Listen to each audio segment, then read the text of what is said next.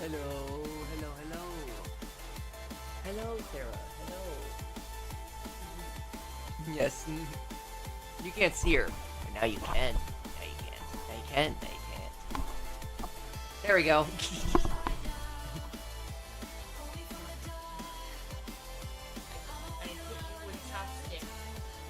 Oh no, my chopstick! Let's pick it up, you. Yes, alright. So let us begin. Let us yawn. Oh. Phew. Alright. Everything seems to be working. Let's move that over here. Alrighty. Let us begin. We're going to listen to the true king. Let's pause this. I'm a living legend. God bless and let's go. But yeah, happy One Kings Movement Day. Cause screw no kings. There's one king on this earth and in heaven, and his name is Jesus Christ. Hang on, sorry, I just gotta stretch. Woo! But today we're picking up where I left off. The Book of Judges, Chapter 1. Now after the death of Joshua, it came to pass that the children of Israel asked the Lord, saying, Who shall go up for us against the Canaanites first, to fight against them? And the Lord said, Judah shall go up. Behold, I have delivered the land into his hand. And Judah said unto Simeon his brother, Come up with me into my lot, that we may fight against the Canaanites, and I likewise will go with thee into thy lot. So Simeon went with him, and Judah went up, and the Lord delivered the Canaanites and the Perizzites into their hand. And they slew of them in Bezek 10,000 men. And they found Adoni-Bezek in Bezek. And they fought against him, and they slew the Canaanites and the Perizzites. But Adoni-Bezek fled, and they pursued after him, and caught him, and cut off his thumbs and his great toes. And Adoni-Bezek said, 70 kings, having their thumbs and their great toes cut off, gathered their meat under my table, as I have done. So God hath requited me. And they brought him to Jerusalem, and there he died. Now the children of Judah had fought against Jerusalem, and had taken it, and smitten it with the edge of the sword, and set the city on fire.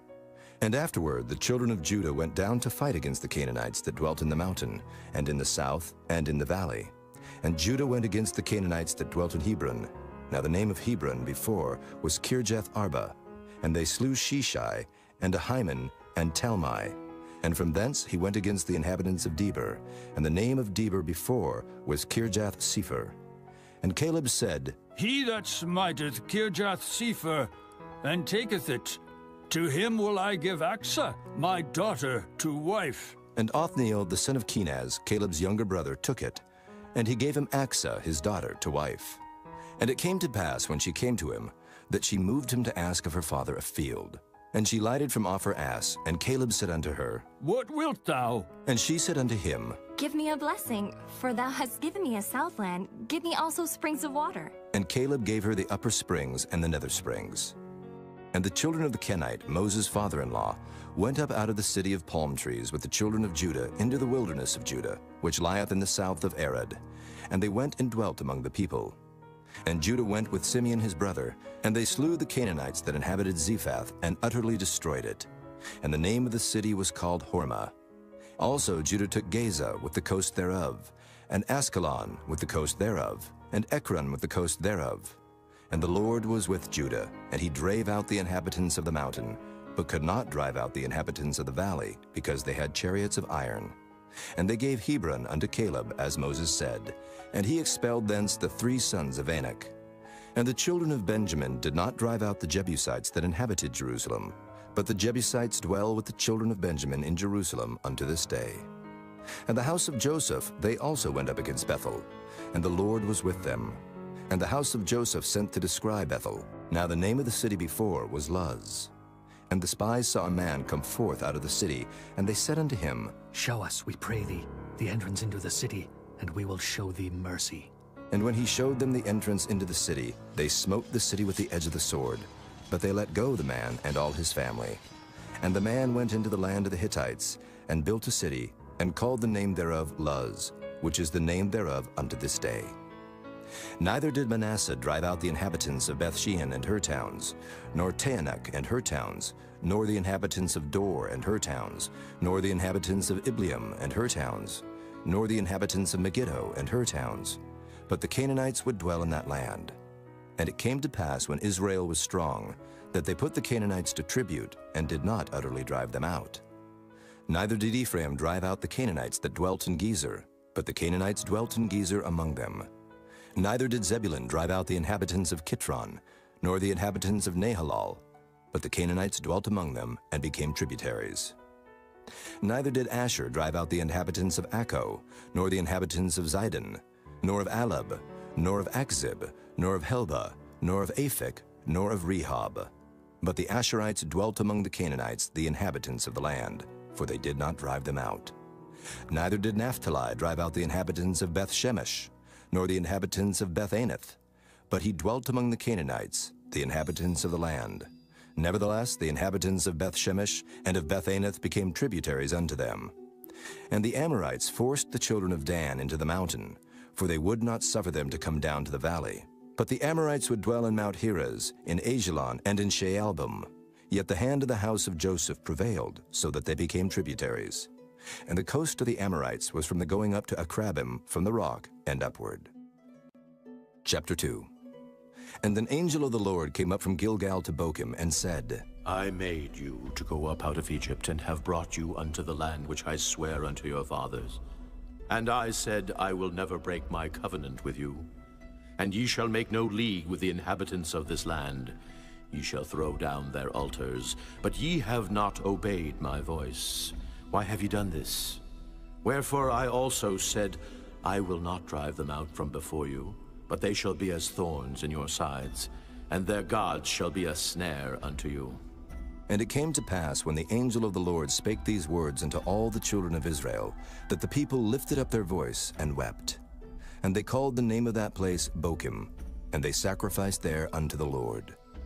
And when Joshua had let the people go, the children of Israel went every man unto his inheritance to possess the land.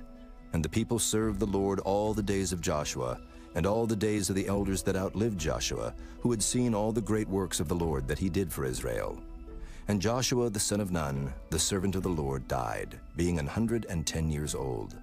And they buried him in the border of his inheritance in Timnath-Heres, in the mount of Ephraim, on the north side of the hill Gaash. And also all that generation were gathered unto their fathers. And there arose another generation after them, which knew not the Lord, nor yet the works which he had done for Israel. And the children of Israel did evil in the sight of the Lord, and served Baalim. And they forsook the Lord God of their fathers, which brought them out of the land of Egypt, and followed other gods, of the gods of the people that were round about them, and bowed themselves unto them, and provoked the Lord to anger. And they forsook the Lord, and served Baal and Ashtaroth. And the anger of the Lord was hot against Israel. And he delivered them into the hands of spoilers that spoiled them. And he sold them into the hands of their enemies round about, so that they could not any longer stand before their enemies. Whithersoever they went out, the hand of the Lord was against them for evil, as the Lord had said, and as the Lord had sworn unto them, and they were greatly distressed. Nevertheless, the Lord raised up judges, which delivered them out of the hand of those that spoiled them. And yet they would not hearken unto their judges, but they went a-whoring after other gods, and bowed themselves unto them. They turned quickly out of the way which their fathers walked in, obeying the commandments of the Lord, but they did not so.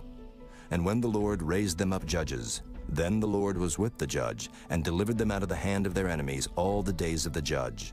For it repented the Lord because of their groanings, by reason of them that oppressed them and vexed them. And it came to pass, when the judge was dead, that they returned, and corrupted themselves more than their fathers, in following other gods to serve them, and to bow down unto them. They ceased not from their own doings, nor from their stubborn way. And the anger of the Lord was hot against Israel, and he said, Because that this people hath transgressed my covenant, which I commanded their fathers, and have not hearkened unto my voice, I also will not henceforth drive out any from before them of the nations which Joshua left when he died, that through them I may prove Israel, whether they will keep the way of the Lord to walk therein, as their fathers did keep it or not. Therefore the Lord left those nations, without driving them out hastily, neither delivered he them into the hand of Joshua. Chapter 3. Now these are the nations which the Lord left, to prove Israel by them, even as many of Israel as had not known all the wars of Canaan. Only that the generations of the children of Israel might know, to teach them war, at the least such as before knew nothing thereof, namely 5 lords of the Philistines, and all the Canaanites, and the Sidonians, and the Hivites that dwelt in Mount Lebanon, from Mount Baal-Hermon unto the entering in of Hamath. And they were to prove Israel by them, to know whether they would hearken unto the commandments of the Lord, which he commanded their fathers by the hand of Moses. And the children of Israel dwelt among the Canaanites, Hittites, and Amorites, and Perizzites, and Hivites, and Jebusites. And they took their daughters to be their wives, and gave their daughters to their sons, and served their gods. And the children of Israel did evil in the sight of the Lord, and forgat the Lord their God, and served Baalim and the groves. Therefore the anger of the Lord was hot against Israel, and he sold them into the hand of Cushan-Rishathaim, king of Mesopotamia. And the children of Israel served Cushan-Rishathaim 8 years. And when the children of Israel cried unto the Lord raised up a deliverer to the children of Israel, who delivered them, even Othniel, the son of Kenaz, Caleb's younger brother.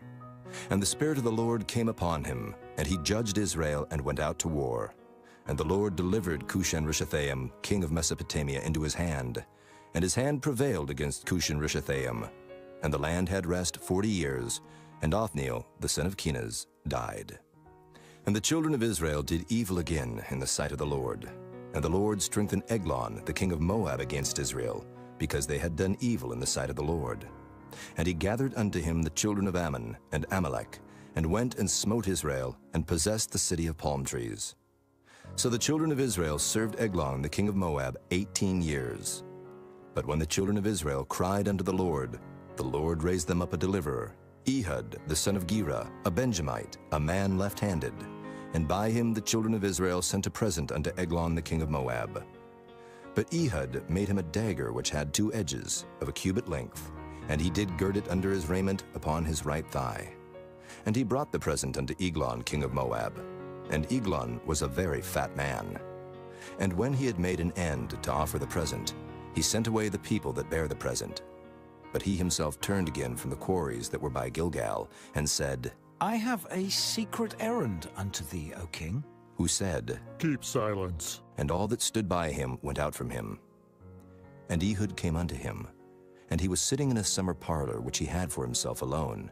And Ehud said, I have a message from God unto thee. And he arose out of his seat, and Ehud put forth his left hand, and took the dagger from his right thigh, and thrust it into his belly.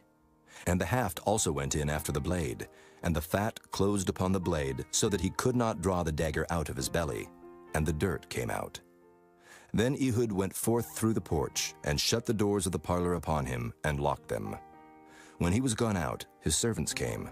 And when they saw that, behold, the doors of the parlor were locked, they said, Surely he covereth his feet in his summer chamber. And they tarried till they were ashamed. And behold, he opened not the doors of the parlor. Therefore they took a key, and opened them. And behold, their lord was fallen down dead on the earth. And Ehud escaped while they tarried, and passed beyond the quarries, and escaped unto Serath. And it came to pass when he was come, that he blew a trumpet in the mountain of Ephraim, and the children of Israel went down with him from the mount, and he before them. And he said unto them, Follow after me, for the Lord hath delivered your enemies, the Moabites, into your hand. And they went down after him, and took the fords of Jordan toward Moab, and suffered not a man to pass over. And they slew of Moab at that time about 10,000 men, all lusty and all men of valor, and there escaped not a man. So Moab was subdued that day under the hand of Israel, and the land had rest 80 years. And after him was Shamgar, the son of Anath, which slew of the Philistines 600 men with an ox goad, and he also delivered Israel. Chapter 4. And the children of Israel again did evil in the sight of the Lord when Ehud was dead. And the Lord sold them into the hand of Jabin, king of Canaan, that reigned in Hazor, the captain of whose host was Sisera, which dwelt in Harosheth of the Gentiles. And the children of Israel cried unto the Lord, for he had 900 chariots of iron, and 20 years he mightily oppressed the children of Israel. And Deborah, a prophetess, the wife of Lapidoth, she judged Israel at that time. And she dwelt under the palm tree of Deborah between Ramah and Bethel in Mount Ephraim. And the children of Israel came up to her for judgment. And she sent and called Barak the son of Abinuam out of Kedesh Naphtali, and said unto him, Hath not the Lord God of Israel commanded, saying, Go and draw toward Mount Tabor, and take with thee 10,000 men of the children of Naphtali, and of the children of Zebulun?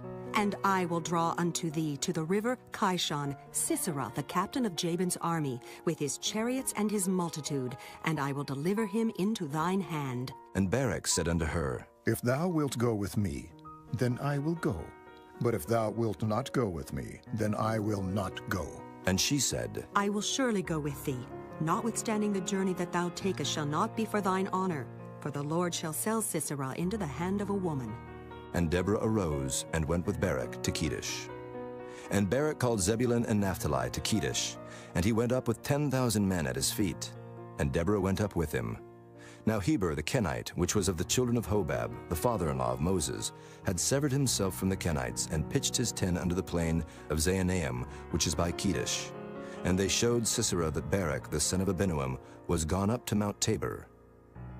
And Sisera gathered together all his chariots, even 900 chariots of iron, and all the people that were with him, from Harosheth of the Gentiles unto the river of Kishon. And Deborah said unto Barak, Up, for this is... The Book of Judges, chapter 1. Now after the death of Joshua and Jebusites, and they took their daughters to be their wives, the ox goad, and he also delivered Israel. Chapter 4. And the children meet for the necks of them that take the Lord made me have until they had destroyed Jabin, king of Canaan. Chapter 5. Then sang Deborah and Barak the Lord made me have dominion over the mighty. Out of Ephraim was there a root of them against the window, and cried through the lattice, Why is years? Chapter 6. And the children of Israel did evil in the sight of the Lord, and the Lord delivered them into the hand of Midian 7 years. And the hand of Midian prevailed against Israel. And because of the Midianites, the children of Israel made them the dens which are in the mountains, and caves, and strongholds. And so it was when Israel had sown, that the Midianites came up, and the Amalekites, and the children of the east, even they came up against them. And they encamped against them, and destroyed the increase of the earth, till thou come unto Gaza, and left no sustenance for Israel, neither sheep, nor ox, nor ass.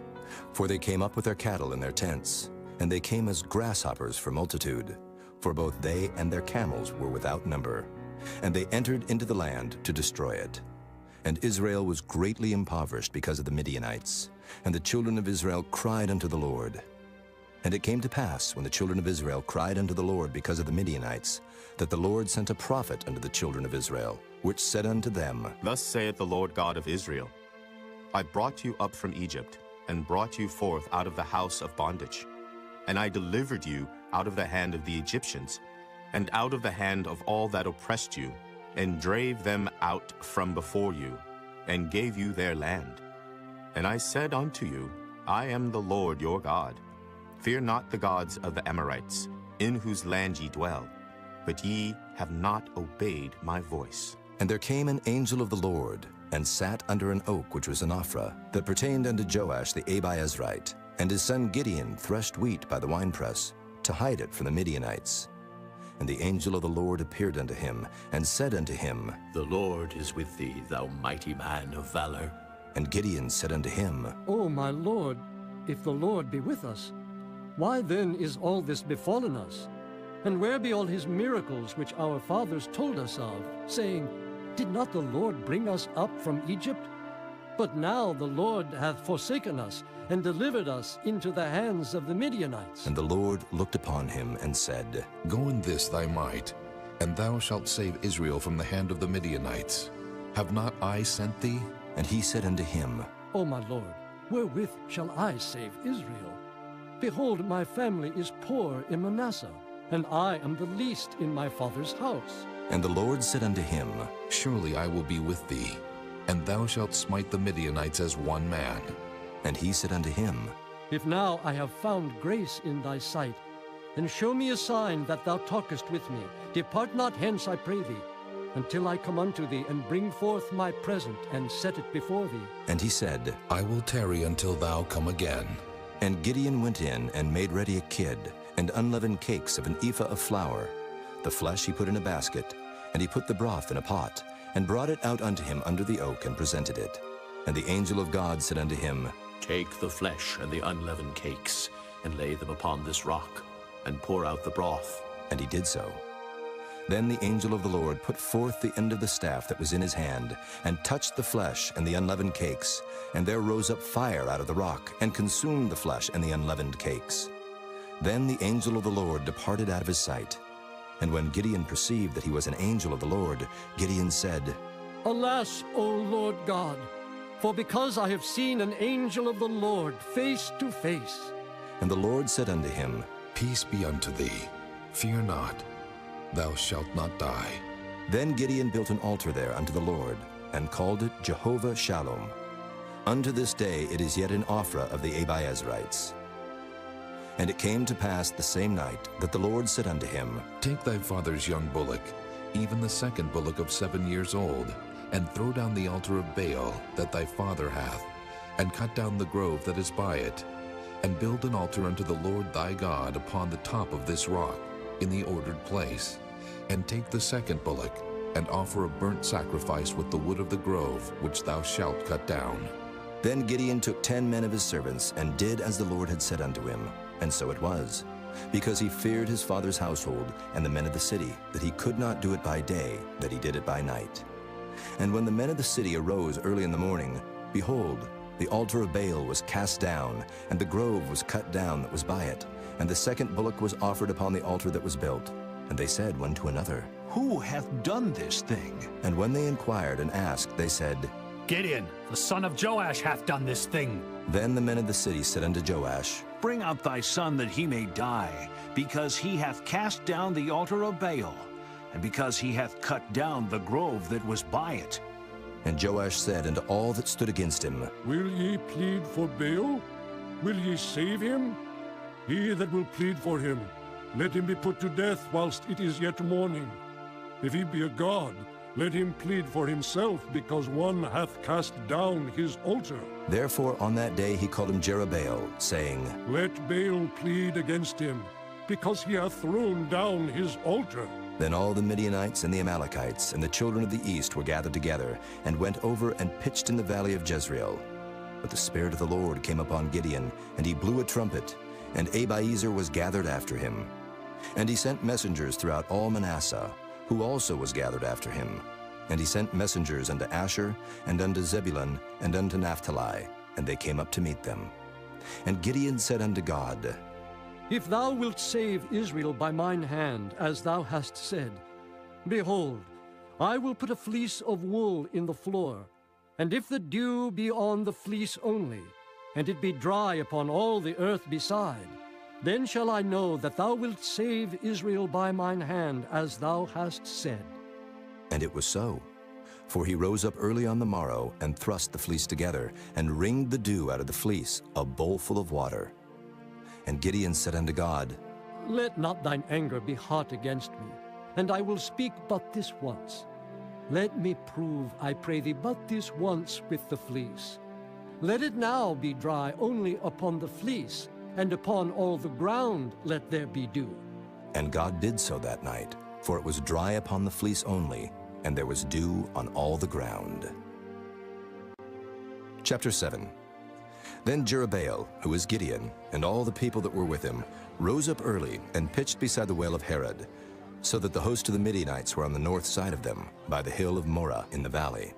And the Lord said unto Gideon, The people that are with thee are too many for me to give to the Midianites into their hands, lest Israel vaunt themselves against me, saying, Mine own hand hath saved me.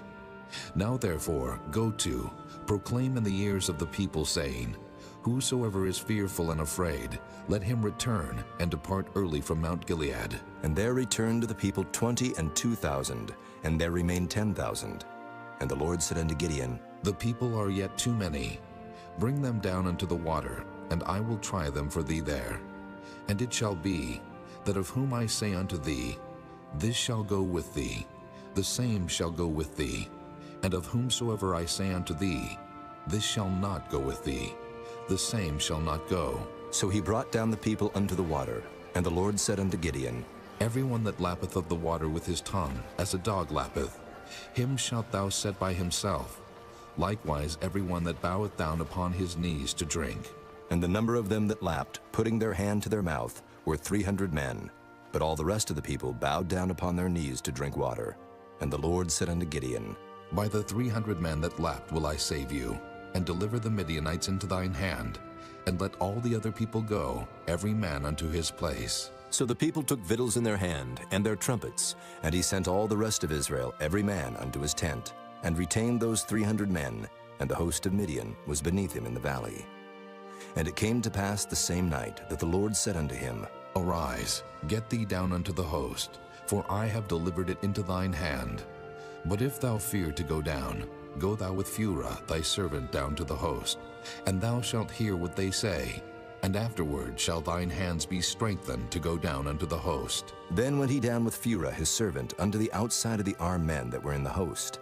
And the Midianites and the Amalekites and all the children of the east lay along in the valley like grasshoppers for multitude. And their camels were without number, as the sand by the seaside for multitude.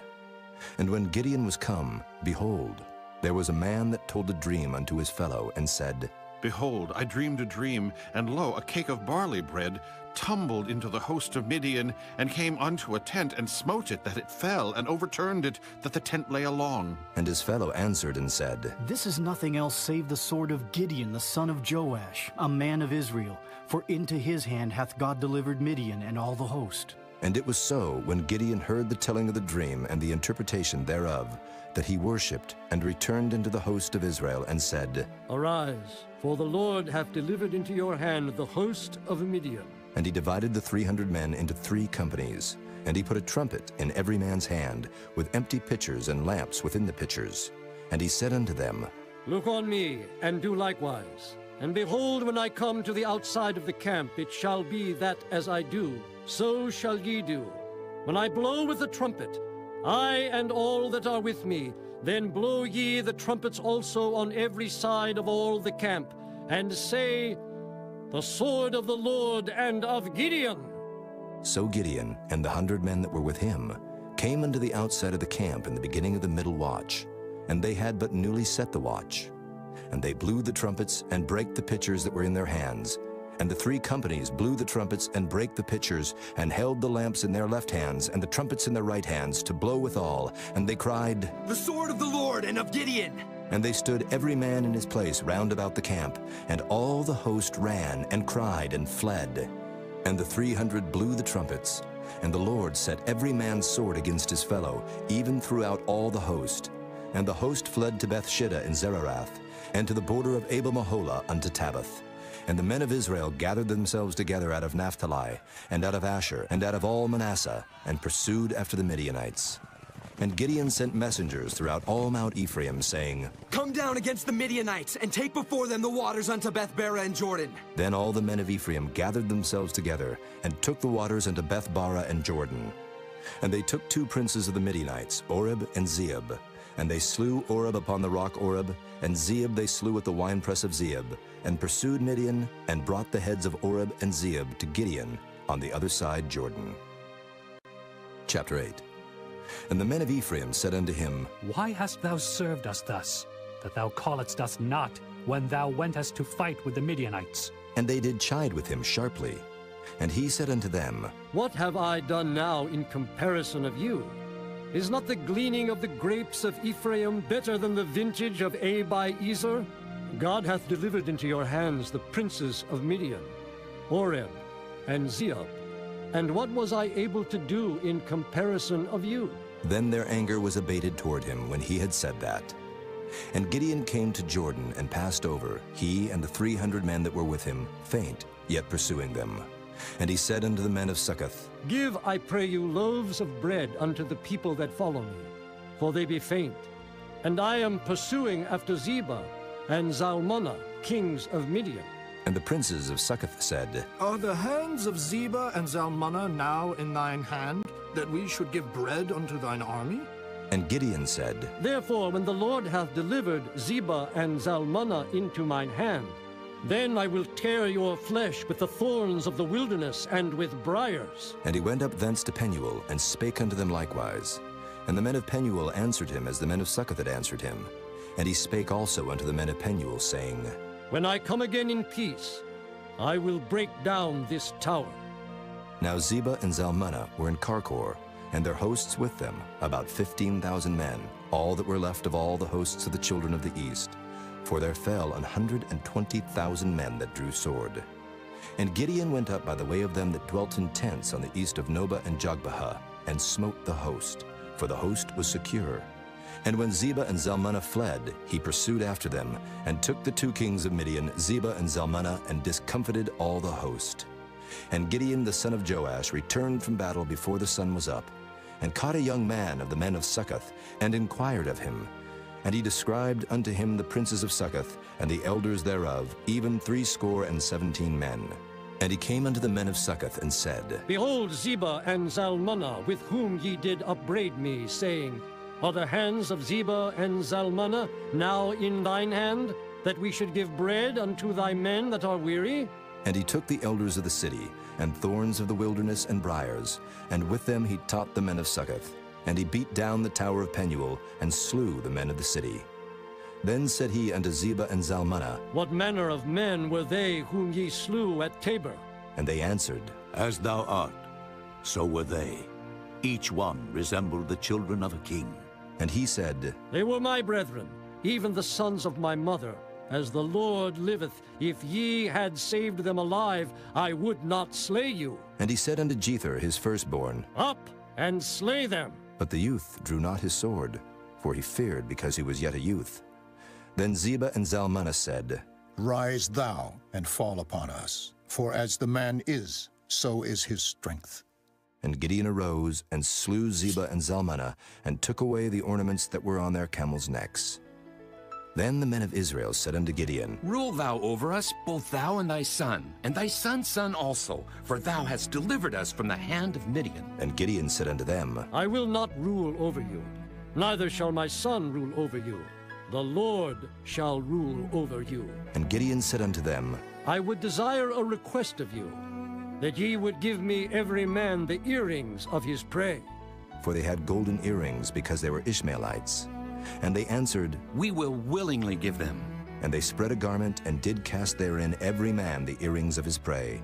And the weight of the golden earrings that he requested was 1,700 shekels of gold, beside ornaments and collars and purple raiment that was on the kings of Midian, and beside the chains that were about their camels' necks.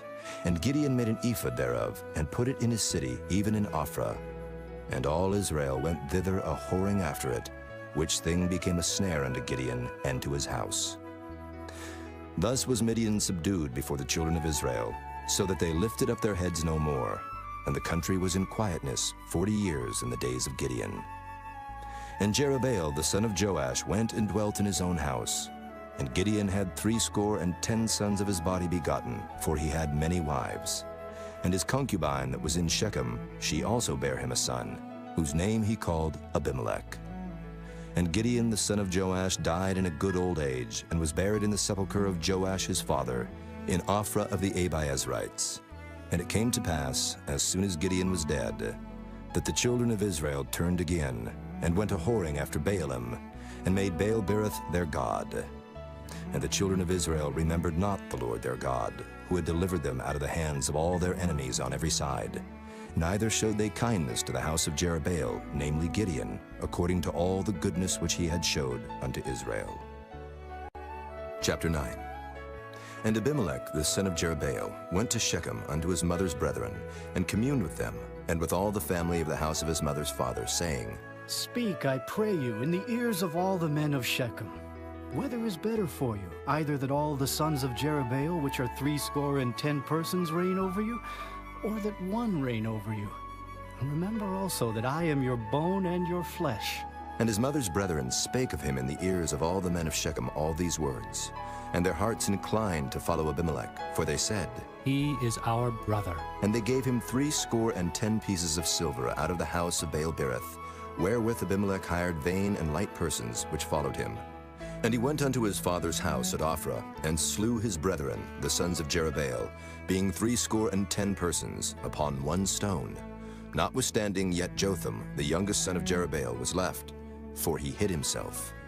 And all the men of Shechem gathered together, and all the house of Millo, and went and made Abimelech king by the plain of the pillar that was in Shechem. And when they told it to Jotham, he went and stood in the top of Mount Gerizim, and lifted up his voice, and cried, and said unto them, Hearken unto me, ye men of Shechem, that God may hearken unto you. The trees went forth on a time to anoint a king over them. And they said unto the olive tree, Reign thou over us.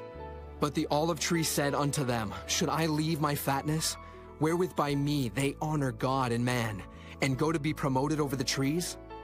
And the tree said to the fig tree, Come thou, and reign over us. But the fig tree said unto them, Should I forsake my sweetness, and my good fruit, and go to be promoted over the trees? Then said the trees unto the vine, Come thou, and reign over us. And the vine said unto them, Should I leave my wine, which cheereth God and man, and go to be promoted over the trees? Then said all the trees unto the bramble, Come thou, and reign over us. And the bramble said unto the trees, If in truth ye anoint me king over you, then come, and put your trust in my shadow. And if not, let fire come out of the bramble, and devour the cedars of Lebanon. Now therefore, if ye have done truly and sincerely, in that ye have made Abimelech king, and if ye have dealt well with Jerubbaal and his house, and have done unto him according to the deserving of his hands, for my father fought for you, and adventured his life far, and delivered you out of the hand of Midian. And ye are risen up against my father's house this day, and have slain his sons, 70 persons upon one stone, and have made Abimelech, the son of his maidservant, king over the men of Shechem, because he is your brother. If ye then have dealt truly and sincerely with Jerubbaal, and with his house this day, then rejoice ye in Abimelech, and let him also rejoice in you. But if not, let fire come out from Abimelech, and devour the men of Shechem, and the house of Millo, and let fire come out from the men of Shechem, and from the house of Millo, and devour Abimelech. And Jotham ran away and fled, and went to Beer, and dwelt there for fear of Abimelech his brother.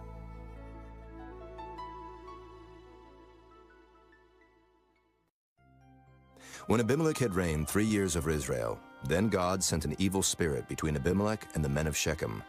And the men of Shechem dealt treacherously with Abimelech, that the cruelty done to the 70 sons of Jerubbaal might come, and their blood be laid upon Abimelech their brother, which slew them, and upon the men of Shechem, which aided him in the killing of his brethren. And the men of Shechem sent liers in wait for him in the top of the mountains, and they robbed all that came along that way by them. And it was told Abimelech. And Gaal, the son of Ebed, came with his brethren, and went over to Shechem, and the men of Shechem put their confidence in him. And they went out into the fields, and gathered their vineyards, and trode their grapes, and made merry, and went into the house of their God, and did eat and drink, and cursed Abimelech. And Gaal, the son of Ebed, said, Who is Abimelech, and who is Shechem, that we should serve him? Is not he the son of Jerubbaal, and Zebul his officer? Serve the men of Hamor, the father of Shechem, for why should we serve him? And would to God this people were under my hand, then would I remove Abimelech. And he said to Abimelech, Increase thine army, and come out. And when Zebul, the ruler of the city, heard the words of Gaal, the son of Ebed, his anger was kindled. And he sent messengers unto Abimelech privily, saying, Behold, Gaal, the son of Ebed, and his brethren be come to Shechem, and behold, they fortify the city against thee. Now therefore up by night, thou and the people that is with thee, and lie in wait in the field. And it shall be that in the morning, as soon as the sun is up, thou shalt rise early, and set upon the city. And behold, when he and the people that is with him come out against thee, then mayest thou do to them as thou shalt find occasion. And Abimelech rose up, and all the people that were with him by night, and they laid wait against Shechem in 4 companies. And Gaal, the son of Ebed, went out, and stood in the entering of the gate of the city. And Abimelech rose up, and the people that were with him, from lying in wait. And when Gaal saw the people, he said to Zebul, Behold, there come people down from the top of the mountains. And Zebul said unto him, Thou seest the shadow of the mountains, as if they were men. And Gaal spake again, and said, See, there come people down by the middle of the land, and another company come along by the plain of Meonanim. Then said Zebul unto him, Where is now thy mouth, wherewith thou saidst, Who is Abimelech, that we should serve him? Is not this the people that thou hast despised? Go out, I pray now, and fight with them. And Gaal went out before the men of Shechem, and fought with Abimelech. And Abimelech chased him, and he fled before him, and many were overthrown and wounded, even unto the entering of the gate. And Abimelech dwelt at Arumah, and Zebul thrust out Gaal and his brethren, that they should not dwell in Shechem. And it came to pass on the morrow, that the people went out into the field, and they told Abimelech. And he took the people, and divided them into 3 companies, and laid wait in the field, and looked, and behold, the people were come forth out of the city. And he rose up against them, and smote them. And Abimelech and the company that was with him rushed forward, and stood in the entering of the gate of the city. And the 2 other companies ran upon all the people that were in the fields, and slew them. And Abimelech fought against the city all that day, and he took the city, and slew the people that was therein, and beat down the city, and sowed it with salt. And when all the men of the tower of Shechem heard that, they entered into and hold of the house of the god Berith. And it was told Abimelech that all the men of the tower of Shechem were gathered together. And Abimelech gat him up to Mount Zalmon, he and all the people that were with him. And Abimelech took an axe in his hand, and cut down a bough from the trees, and took it, and laid it on his shoulder, and said unto the people that were with him, What ye have seen me do, make haste and do as I have done. And all the people likewise cut down every man his bough, and followed Abimelech, and put them to the hold, and set the hold on fire upon them, so that all the men of the tower of Shechem died also, about 1,000 men and women. Then went Abimelech to Thebez, and encamped against Thebez, and took it. But there was a strong tower within the city, and thither fled all the men and women, and all they of the city, and shut it to them, and gat them up to the top of the tower. And Abimelech came unto the tower, and fought against it, and went hard unto the door of the tower to burn it with fire. And a certain woman cast a piece of a millstone upon Abimelech's head, and all to break his skull. Then he called hastily unto the young man his armor-bearer, and said unto him, Draw thy sword and slay me, that men say not of me, A woman slew him. And his young man thrust him through, and he died. And when the men of Israel saw that Abimelech was dead, they departed every man unto his place. Thus God rendered the wickedness of Abimelech, which he did unto his father in slaying his 70 brethren. And all the evil of the men of Shechem did God render upon their heads, and upon them came the curse of Jotham, the son of Jerubbaal. Chapter 10. And after Abimelech there arose to defend Israel Tola, the son of Puah, the son of Dodo, a man of Issachar. And he dwelt in Shamer in Mount Ephraim. And he judged Israel 23 years, and died, and was buried in Shamer. And after him arose Jair, a Gileadite, and judged Israel 22 years. And he had 30 sons that rode on 30 ass colts. And they had 30 cities, which are called Havoth Jair unto this day, which are in the land of Gilead. And Jair died and was buried in Canaan. And the children of Israel did evil again in the sight of the Lord, and served Baalim and Ashtaroth, and the gods of Syria, and the gods of Zidon, and the gods of Moab, and the gods of the children of Ammon, and the gods of the Philistines, and forsook the Lord, and served not him. And the anger of the Lord was hot against Israel, and he sold them into the hands of the Philistines, and into the hands of the children of Ammon. And that year they vexed and oppressed the children of Israel. 18 years, all the children of Israel that were on the other side Jordan, in the land of the Amorites, which is in Gilead. Moreover, the children of Ammon passed over Jordan to fight also against Judah, and against Benjamin, and against the house of Ephraim, so that Israel was sore distressed. And the children of Israel cried unto the Lord, saying, We have sinned against thee, both because we have forsaken our God, and also served Baalim. And the Lord said unto the children of Israel, Did not I deliver you from the Egyptians, and from the Amorites, from the children of Ammon, and from the Philistines, the Zidonians also, and the Amalekites, and the Maonites did oppress you, and ye cried to me, and I delivered you out of their hand. Yet ye have forsaken me, and served other gods, wherefore I will deliver you no more. Go and cry unto the gods which ye have chosen. Let them deliver you in the time of your tribulation. And the children of Israel said unto the Lord, We have sinned. Do thou unto us whatsoever seemeth good unto thee. Deliver us only, we pray thee this day. And they put away the strange gods from among them, and served the Lord. And his soul was grieved for the misery of Israel. Then the children of Ammon were gathered together and encamped in Gilead. And the children of Israel assembled themselves together and encamped in Mizpah. And the people and princes of Gilead said one to another, What man is he that will begin to fight against the children of Ammon? He shall be head over all the inhabitants of Gilead. Chapter 11. Now Jephthah the Gileadite was a mighty man of valor, and he was the son of an harlot. And Gilead begat Jephthah. And Gilead's wife bare him sons, and his wife's sons grew up, and they thrust out Jephthah and said unto him, Thou shalt not inherit in our father's house, for thou art the son of a strange woman. Then Jephthah fled from his brethren, and dwelt in the land of Tob. And there were gathered vain men to Jephthah, and went out with him. And it came to pass in process of time, that the children of Ammon made war against Israel. And it was so that when the children of Ammon made war against Israel, the elders of Gilead went to fetch Jephthah out of the land of Tob. And they said unto Jephthah, Come, and be our captain, that we may fight with the children of Ammon. And Jephthah said unto the elders of Gilead, Did not ye hate me, and expel me out of my father's house? And why are ye come unto me now, when ye are in distress? And the elders of Gilead said unto Jephthah, Therefore we turn again to thee now, that thou mayest go with us, and fight against the children of Ammon, and be our head over all the inhabitants of Gilead.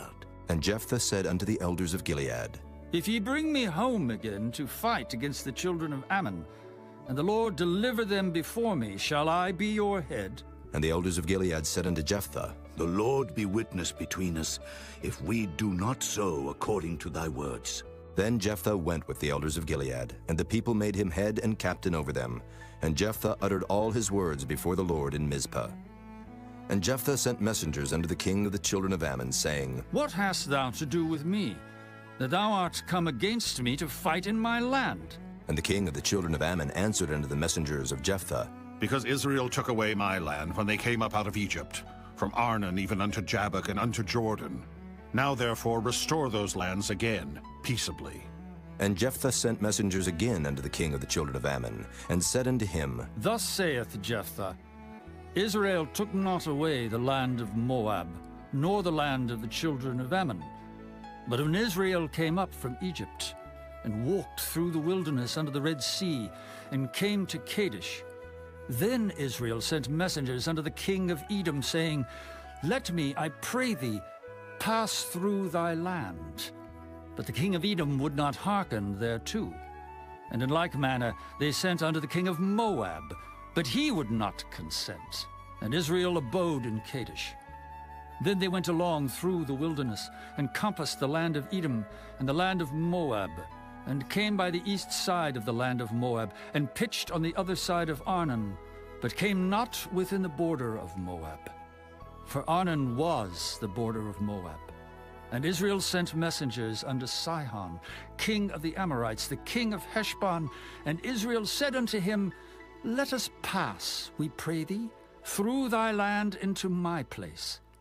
But Sihon trusted not Israel to pass through his coast. But Sihon gathered all his people together, and pitched in Jahaz, and fought against Israel.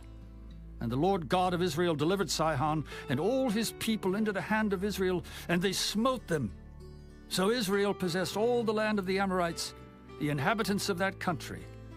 And they possessed all the coasts of the Amorites from Arnon even unto Jabbok, and from the wilderness even unto Jordan. So now the Lord God of Israel hath dispossessed the Amorites from before his people Israel, and shouldest thou possess it? Wilt not thou possess that which Chemosh thy God giveth thee to possess? So whomsoever the Lord our God shall drive out from before us, them will we possess. And now art thou anything better than Balak the son of Zippor, king of Moab? Did he ever strive against Israel, or did he ever fight against them, while Israel dwelt in Heshbon and her towns, and in Aroer and her towns, and in all the cities that be along by the coasts of Arnon 300 years? Why, therefore, did ye not recover them within that time?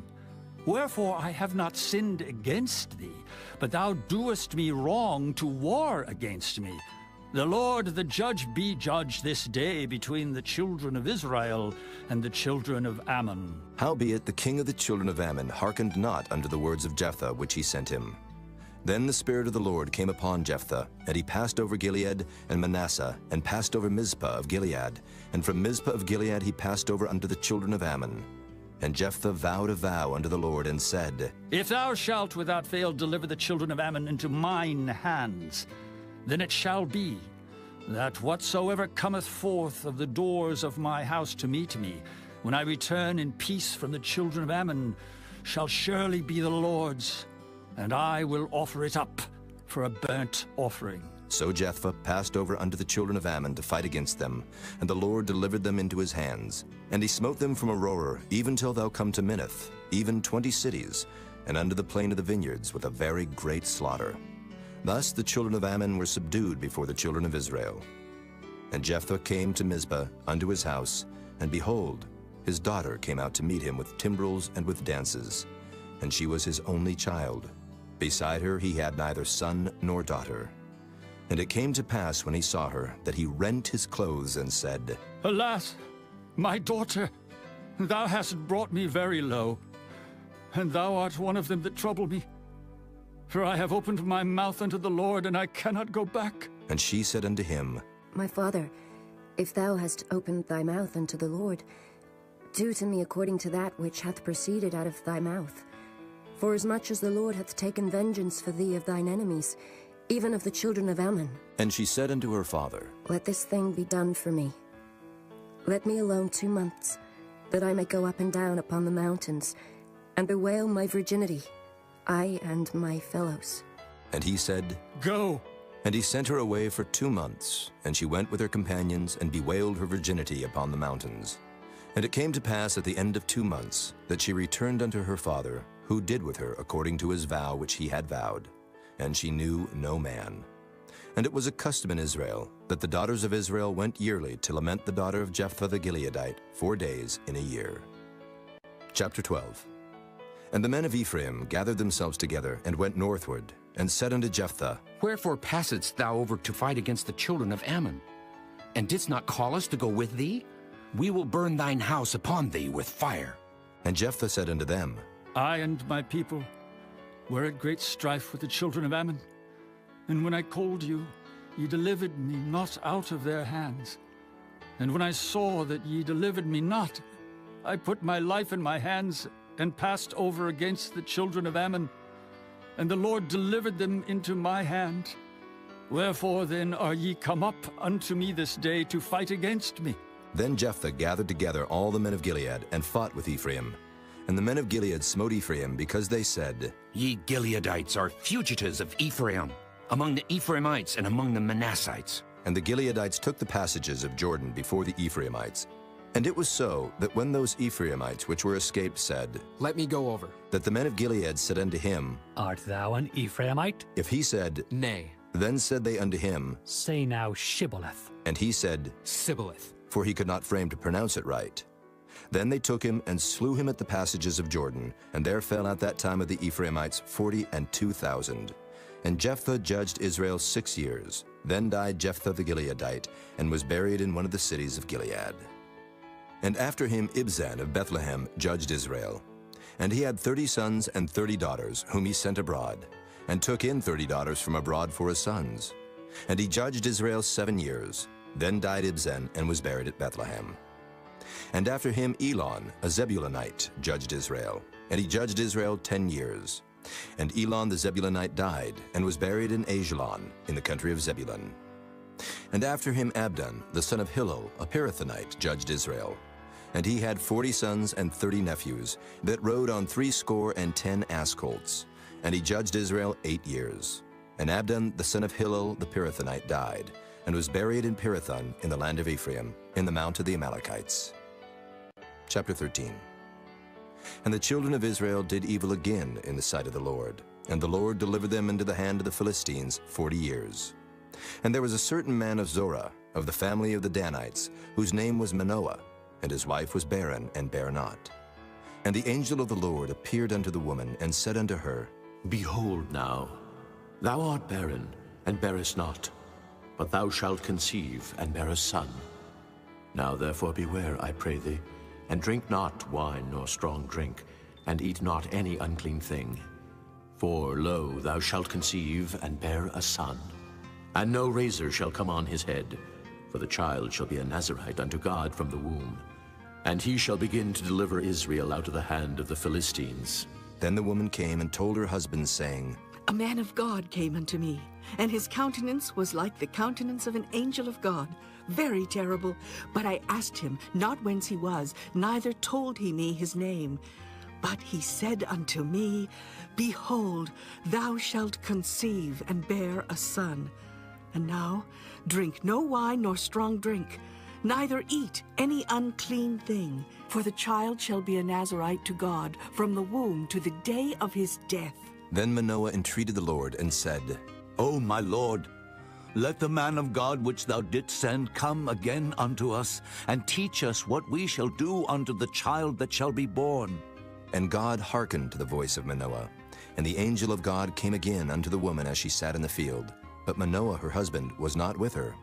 And the woman made haste, and ran, and showed her husband, and said unto him, Behold, the man hath appeared unto me that came unto me the other day. And Manoah arose and went after his wife, and came to the man, and said unto him, Art thou the man that spakest unto the woman? And he said, I am.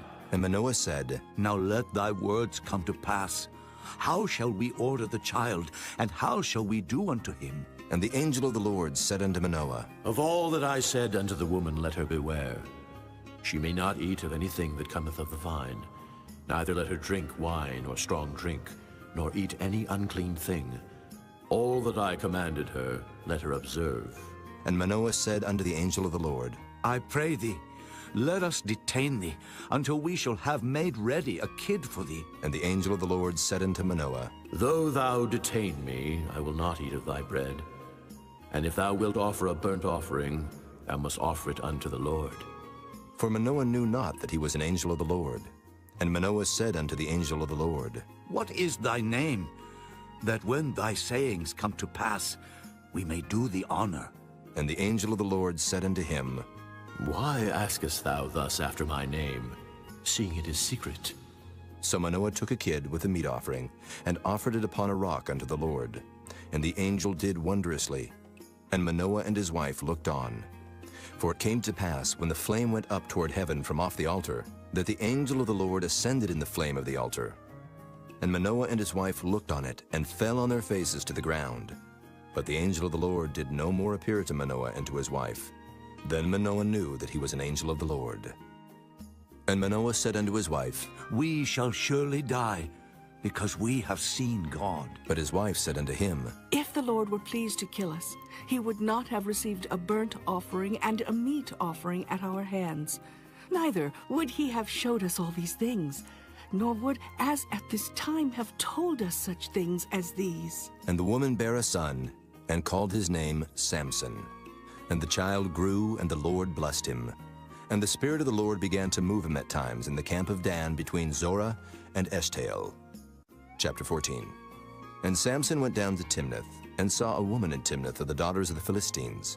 And he came up and told his father and his mother, and said, I have seen a woman in Timnath of the daughters of the Philistines.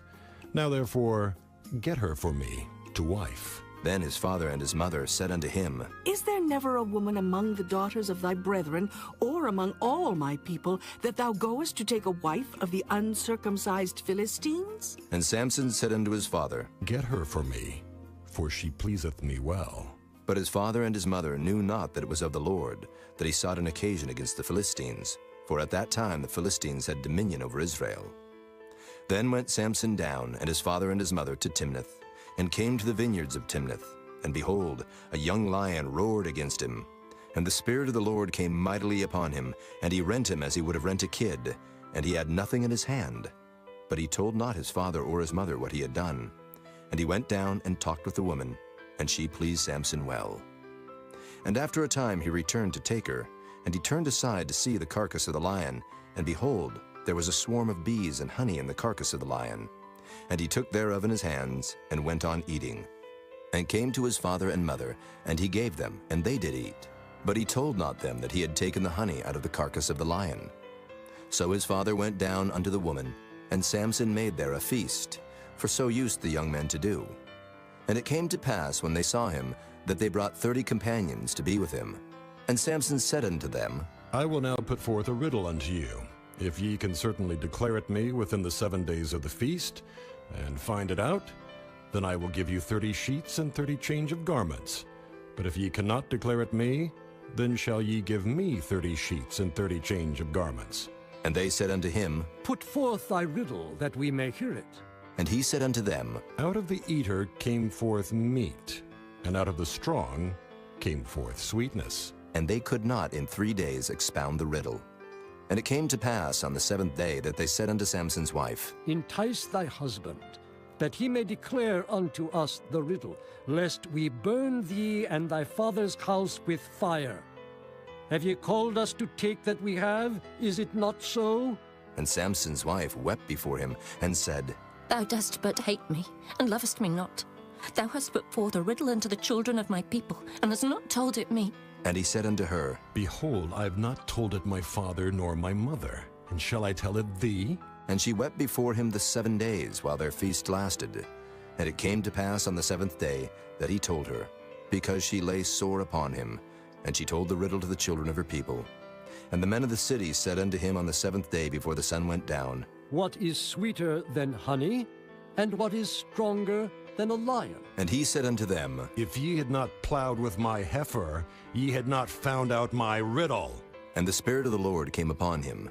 And he went down to Ashkelon, and slew 30 men of them, and took their spoil, and gave change of garments unto them which expounded the riddle. And his anger was kindled, and he went up to his father's house. But Samson's wife was given to his companion, whom he had used as his friend. Chapter 15. But it came to pass within a while after, in the time of wheat harvest, that Samson visited his wife with a kid. And he said, I will go into my wife, into the chamber. But her father would not suffer him to go in. And her father said, I verily thought that thou hadst utterly hated her. Therefore I gave her to thy companion. Is not her younger sister fairer than she? Take her, I pray thee, instead of her. And Samson said concerning them, Now shall I be more blameless than the Philistines, though I do them a displeasure. And Samson went and caught 300 foxes, and took firebrands, and turned tail to tail, and put a firebrand in the midst between 2 tails. And when he had set the brands on fire, he let them go into the standing corn of the Philistines, and burnt up both the shocks and also the standing corn, with the vineyards and olives. Then the Philistines said, Who hath done this? And they answered, Samson, the son-in-law of the Timnite, because he had taken his wife and given her to his companion. And the Philistines came up and burnt her and her father with fire. And Samson said unto them, Though ye have done this, yet will I be avenged of you, and after that I will cease. And he smote them hip and thigh with a great slaughter. And he went down and dwelt in the top of the rock Etam. Then the Philistines went up and pitched in Judah, and spread themselves in Lehi. And the men of Judah said, Why are ye come up against us? And they answered, To bind Samson are we come up, to do to him as he hath done to us. Then 3,000 men of Judah went to the top of the rock Etam, and said to Samson, Knowest thou not that the Philistines are rulers over us? What is this that thou hast done unto us? And he said unto them, As they did unto me, so have I done unto them. And they said unto him, We are come down to bind thee, that we may deliver thee into the hand of the Philistines. And Samson said unto them, Swear unto me that ye will not fall upon me yourselves. And they spake unto him, saying, No, but we will bind thee fast, and deliver thee into their hand. But surely we will not kill thee. And they bound him with 2 new cords, and brought him up from the rock. And when he came unto Lehi, the Philistines shouted against him. And the Spirit of the Lord came mightily upon him, and the cords that were upon his arms became as flax that was burnt with fire, and his bands loosed from off his hands. And he found a new jawbone of an ass, and put forth his hand and took it, and slew 1,000 men therewith. And Samson said, With the jawbone of an ass, heaps upon heaps. With the jaw of an ass have I slain 1,000 men. And it came to pass, when he had made an end of speaking, that he cast away the jawbone out of his hand, and called that place Ramoth Lehi. And he was sore athirst, and called on the Lord, and said, Thou hast given this great deliverance into the hand of thy servant, and now shall I die for thirst, and fall into the hand of the uncircumcised? But God clave an hollow place that was in the jaw, and there came water thereout. And when he had drunk, his spirit came again, and he revived. Wherefore he called the name thereof Enhakkore, which is in Lehi unto this day. And he judged Israel in the days of the Philistines 20 years. Chapter 16. Then went Samson to Gaza, and saw there an harlot, and went in unto her. And it was told the Gazites, saying, Samson is come hither. And they compassed him in, and laid wait for him all night in the gate of the city, and were quiet all the night, saying, In the morning, when it is day, we shall kill him.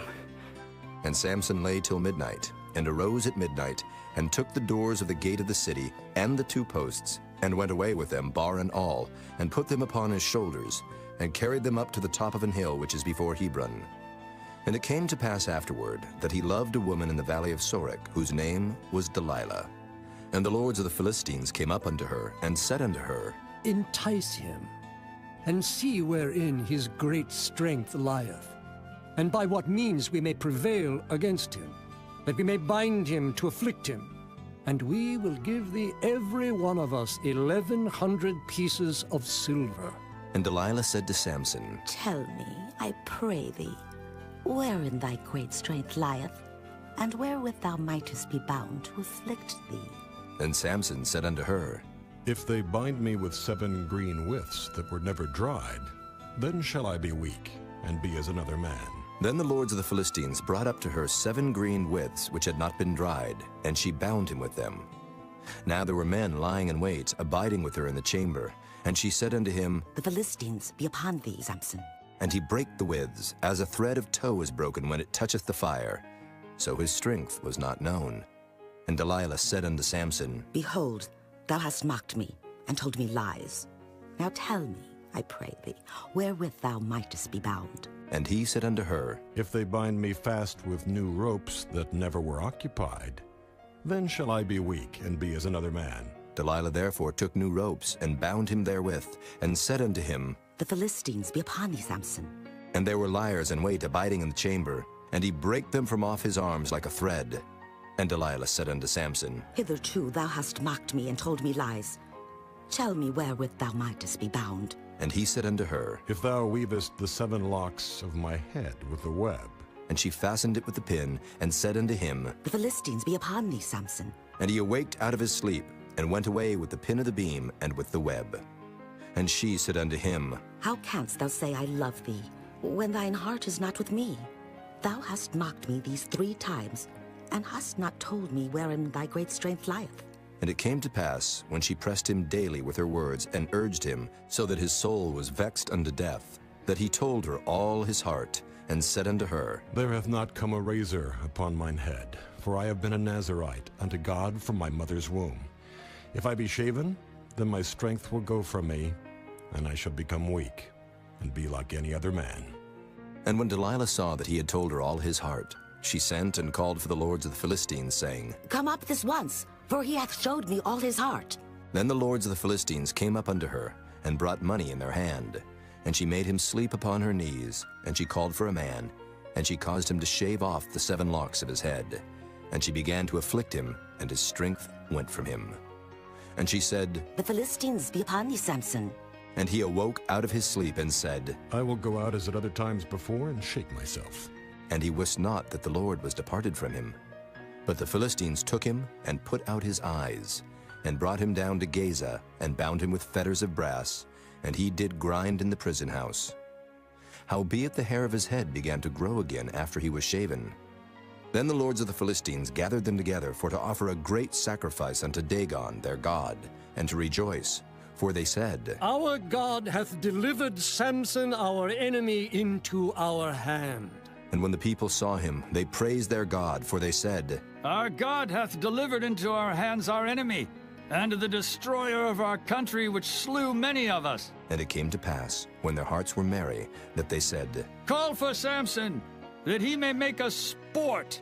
And they called for Samson out of the prison house, and he made them sport, and they set him between the pillars.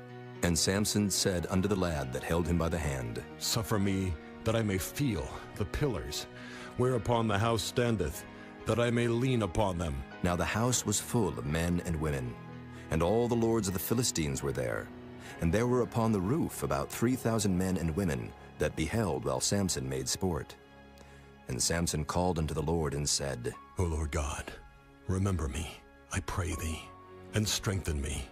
I pray thee only this once, O God, that I may be at once avenged of the Philistines for my 2 eyes. And Samson took hold of the 2 middle pillars upon which the house stood, and on which it was borne up, of the one with his right hand, and of the other with his left. And Samson said, Let me die with the Philistines. And he bowed himself with all his might, and the house fell upon the lords and upon all the people that were therein. So the dead which he slew at his death were more than they which he slew in his life. Then his brethren and all the house of his father came down and took him, and brought him up, and buried him between Zorah and Eshtaol, in the burying place of Manoah his father. And he judged Israel 20 years. Chapter 17. And there was a man of Mount Ephraim, whose name was Micah. And he said unto his mother, The 1,100 shekels of silver that were taken from thee, about which thou cursedst, and spakest of also in mine ears. Behold, the silver is with me. I took it. And his mother said, Blessed be thou of the Lord, my son. And when he had restored the 1,100 shekels of silver to his mother said, I had wholly dedicated the silver unto the Lord from my hand for my son, to make a graven image and a molten image. Now, therefore, I will restore it unto thee. Yet he restored the money unto his mother, and his mother took 200 shekels of silver, and gave them to the founder, who made thereof a graven image and a molten image, and they were in the house of Micah. And the man Micah had an house of gods, and made an ephod, and teraphim, and consecrated one of his sons who became his priest. In those days there was no king in Israel, but every man did that which was right in his own eyes. And there was a young man out of Bethlehem, Judah, of the family of Judah, who was a Levite, and he sojourned there. And the man departed out of the city from Bethlehem, Judah, to sojourn where he could find a place. And he came to Mount Ephraim, to the house of Micah, as he journeyed. And Micah said unto him, Whence comest thou? And he said unto him, I am a Levite of Bethlehem, Judah, and I go to sojourn where I may find a place. And Micah said unto him, Dwell with me, and be unto me a father and a priest, and I will give thee 10 shekels of silver by the year, and a suit of apparel, and thy victuals. So the Levite went in, and the Levite was content to dwell with the man, and the young man was unto him as one of his sons. And Micah consecrated the Levite, and the young man became his priest, and was in the house of Micah. Then said Micah, Now know I that the Lord will do me good, seeing I have a Levite to my priest. Chapter 18. In those days there was no king in Israel, and in those days the tribe of the Danites sought them an inheritance to dwell in, for unto that day all their inheritance had not fallen unto them among the tribes of Israel. And the children of Dan sent of their family 5 men from their coasts, men of valor, from Zorah and from Eshtaol, to spy out the land and to search it. And they said unto them, Go, search the land. Who, when they came to Mount Ephraim, to the house of Micah, they lodged there. When they were by the house of Micah, they knew the voice of the young man the Levite. And they turned in thither, and said unto him, Who brought thee hither? And what makest thou in this place? And what hast thou here? And he said unto them, Thus and thus dealeth Micah with me, and hath hired me, and I am his priest. And they said unto him, Ask counsel, we pray thee, of God, that we may know whether our way which we go shall be prosperous. And the priest said unto them, Go in peace. Before the Lord is your way, wherein ye go. Then the 5 men departed, and came to Laish, and saw the people that were therein, how they dwelt careless after the manner of the Zidonians, quiet and secure. And there was no magistrate in the land that might put them to shame in anything. And they were far from the Zidonians, and had no business with any man. And they came unto their brethren to Zorah and Eshtaol. And their brethren said unto them, What say ye? And they said, Arise, that we may go up against them. For we have seen the land, and behold, it is very good. And are ye still? Be not slothful to go, and to enter to possess the land. When ye go, ye shall come unto a people secure, and to a large land. For God hath given it into your hands, a place where there is no want of anything that is in the earth. And there went from thence of the family of the Danites, out of Zorah and out of Eshtaol, 600 men appointed with weapons of war. And they went up and pitched in Kirjath-jearim in Judah. Wherefore they call that place Mahanadan unto this day. Behold, it is behind Kirjath-jearim. And they passed thence unto Mount Ephraim, and came unto the house of Micah. Then answered the 5 men that went to spy out the country of Laish, and said unto their brethren, Do ye know that there is in these houses an ephod, and teraphim, and a graven image, and a molten image? Now therefore consider what ye have to do. And they turned thitherward, and came to the house of the young man the Levite, even unto the house of Micah, and saluted him. And the 600 men appointed with their weapons of war, which were of the children of Dan, stood by the entering of the gate. And the 5 men that went to spy out the land went up, and came in thither, and took the graven image, and the ephod, and the teraphim, and the molten image. And the priests stood in the entering of the gate with the 600 men that were appointed with weapons of war.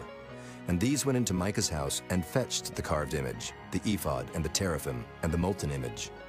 Then said the priest unto them, What do ye? And they said unto him, Hold thy peace, lay thine hand upon thy mouth, and go with us, and be to us a father and a priest.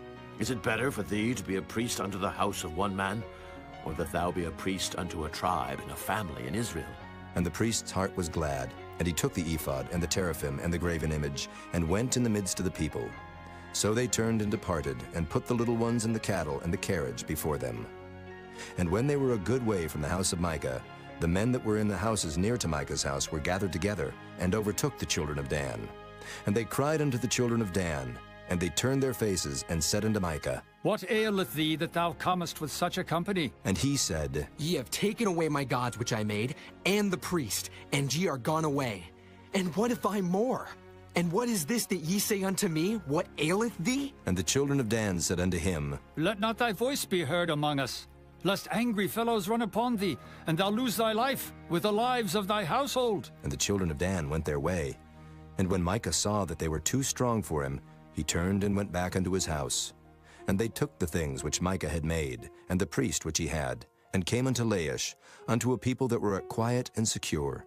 And they smote them with the edge of the sword, and burnt the city with fire.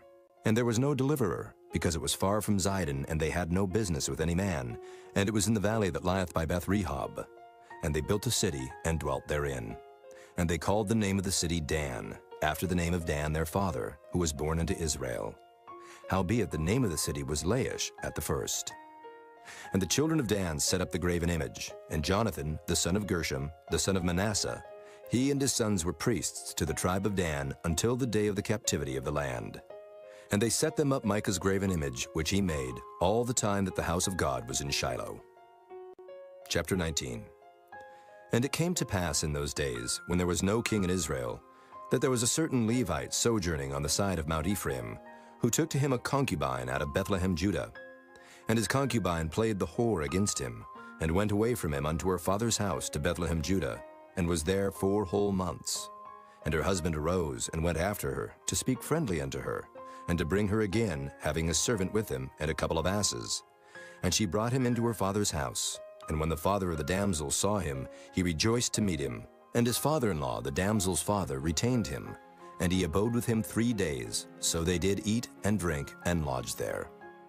And it came to pass on the 4th day, when they arose early in the morning, that he rose up to depart.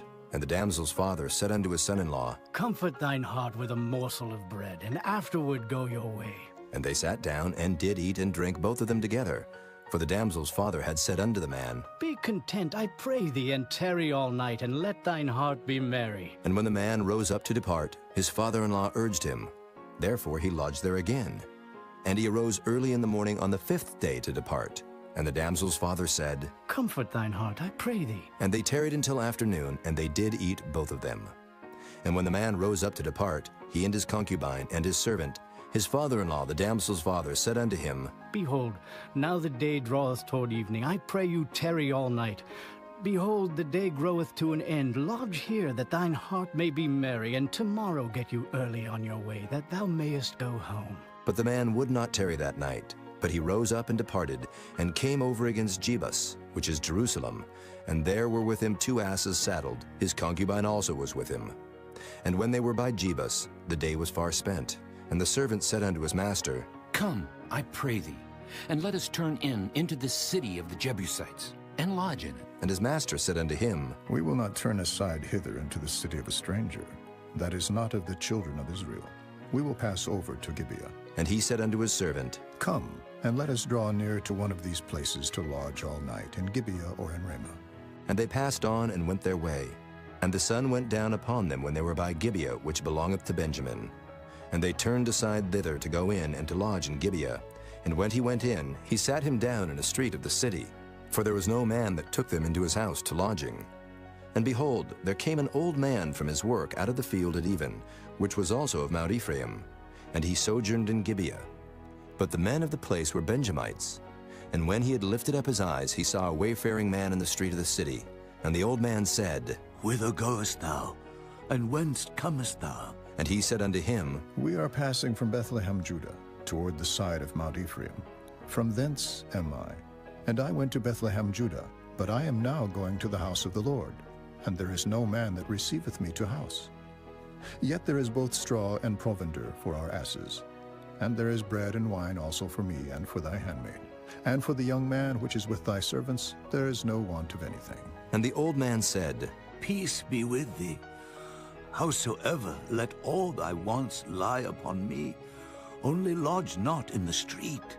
So he brought him into his house, and gave provender unto his asses. And they washed their feet, and did eat and drink. Now as they were making their hearts merry, behold, the men of the city, certain sons of Belial, beset the house round about, and beat at the door, and spake to the master of the house, the old man, saying, Bring forth the man that came into thine house, that we may know him. And the man, the master of the house, went out unto them, and said unto them, Nay, my brethren, nay, I pray you, do not so wickedly. Seeing that this man is come into mine house, do not this folly. Behold, here is my daughter, a maiden, and his concubine. Them I will bring out now, and humble ye them, and do with them what seemeth good unto you. But unto this man do not so vile a thing. But the man would not hearken to him. So the man took his concubine, and brought her forth unto them. And they knew her, and abused her all the night until the morning. And when the day began to spring, they let her go. Then came the woman in the dawning of the day, and fell down at the door of the man's house where her lord was, till it was light. And her lord rose up in the morning, and opened the doors of the house, and went out to go his way. And behold, the woman his concubine was fallen down at the door of the house, and her hands were upon the threshold. And he said unto her, Up, and let us be going. But none answered. Then the man took her up upon an ass, and the man rose up, and gat him unto his place. And when he was come into his house, he took a knife, and laid hold on his concubine, and divided her, together with her bones, into 12 pieces, and sent her into all the coasts of Israel. And it was so, that all that saw it said, There was no such deed done nor seen from the day that the children of Israel came up out of the land of Egypt unto this day.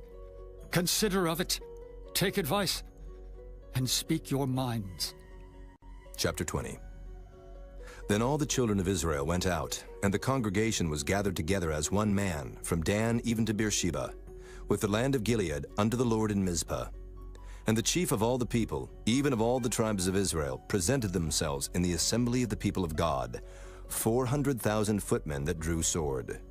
Now the children of Benjamin heard that the children of Israel were gone up to Mizpah.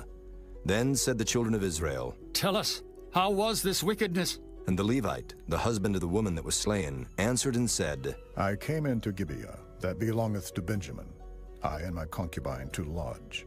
And the men of Gibeah rose against me, and beset the house round about upon me by night, and thought to have slain me. And my concubine have they forced, that she is dead. And I took my concubine and cut her in pieces, and sent her throughout all the country of the inheritance of Israel. For they have committed lewdness and folly in Israel. Behold, ye are all children of Israel. Give here your advice and counsel. And all the people arose as one man, saying, We will not any of us go to his tent, neither will we any of us turn into his house. But now this shall be the thing which we will do to Gibeah. We will go up by lot against it, and we will take 10 men of 100 throughout all the tribes of Israel, and 100 of 1,000, and 1,000 out of 10,000, to fetch victual for the people. that they may do when they come to Gibeah of Benjamin according to all the folly that they have wrought in Israel. So all the men of Israel were gathered against the city, knit together as one man. And the tribes of Israel sent men through all the tribe of Benjamin, saying, What wickedness is this that is done among you? Now therefore deliver us the men, the children of Belial, which are in Gibeah, that we may put them to death, and put away evil from Israel. But the children of Benjamin would not hearken to the voice of their brethren the children of Israel.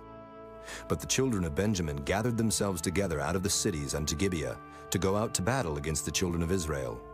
And the children of Benjamin were numbered at that time out of the cities 26,000 men that drew sword, beside the inhabitants of Gibeah, which were numbered 700 chosen men. Among all this people there were 700 chosen men left-handed. Everyone could sling stones at an hair breadth and not miss. And the men of Israel beside Benjamin were numbered 400,000 men that drew sword. All these were men of war. And the children of Israel arose and went up to the house of God and asked counsel of God and said, Which of us shall go up first to the battle against the children of Benjamin? And the Lord said, Judah shall go up first. And the children of Israel rose up in the morning and encamped against Gibeah. And the men of Israel went out to battle against Benjamin. And the men of Israel put themselves in array to fight against them at Gibeah. And the children of Benjamin came forth out of Gibeah and destroyed down to the ground of the Israelites that day 22,000 men. And the people, the men of Israel, encouraged themselves and set their battle again in array in the place where they put themselves in array the first day. And the children of Israel went up and wept before the Lord until even, and asked counsel of the Lord, saying, Shall I go up again to battle against the children of Benjamin, my brother? And the Lord said, Go up against him. And the children of Israel came near against the children of Benjamin the second day. And Benjamin went forth against them out of Gibeah the second day, and destroyed down to the ground of the children of Israel again 18,000 men. All these drew the sword. Then all the children of Israel and all the people went up and came unto the house of God and wept, and sat there before the Lord, and fasted that day until even, and offered burnt offerings and peace offerings before the Lord. And the children of Israel inquired of the Lord, for the ark of the covenant of God was there in those days. And Phinehas, the son of Eleazar, the son of Aaron, stood before it in those days, saying, Shall I yet again go out to battle against the children of Benjamin, my brother, or shall I cease? And the Lord said, Go up, for tomorrow I will deliver them into thine hand. And Israel set liers in wait round about Gibeah.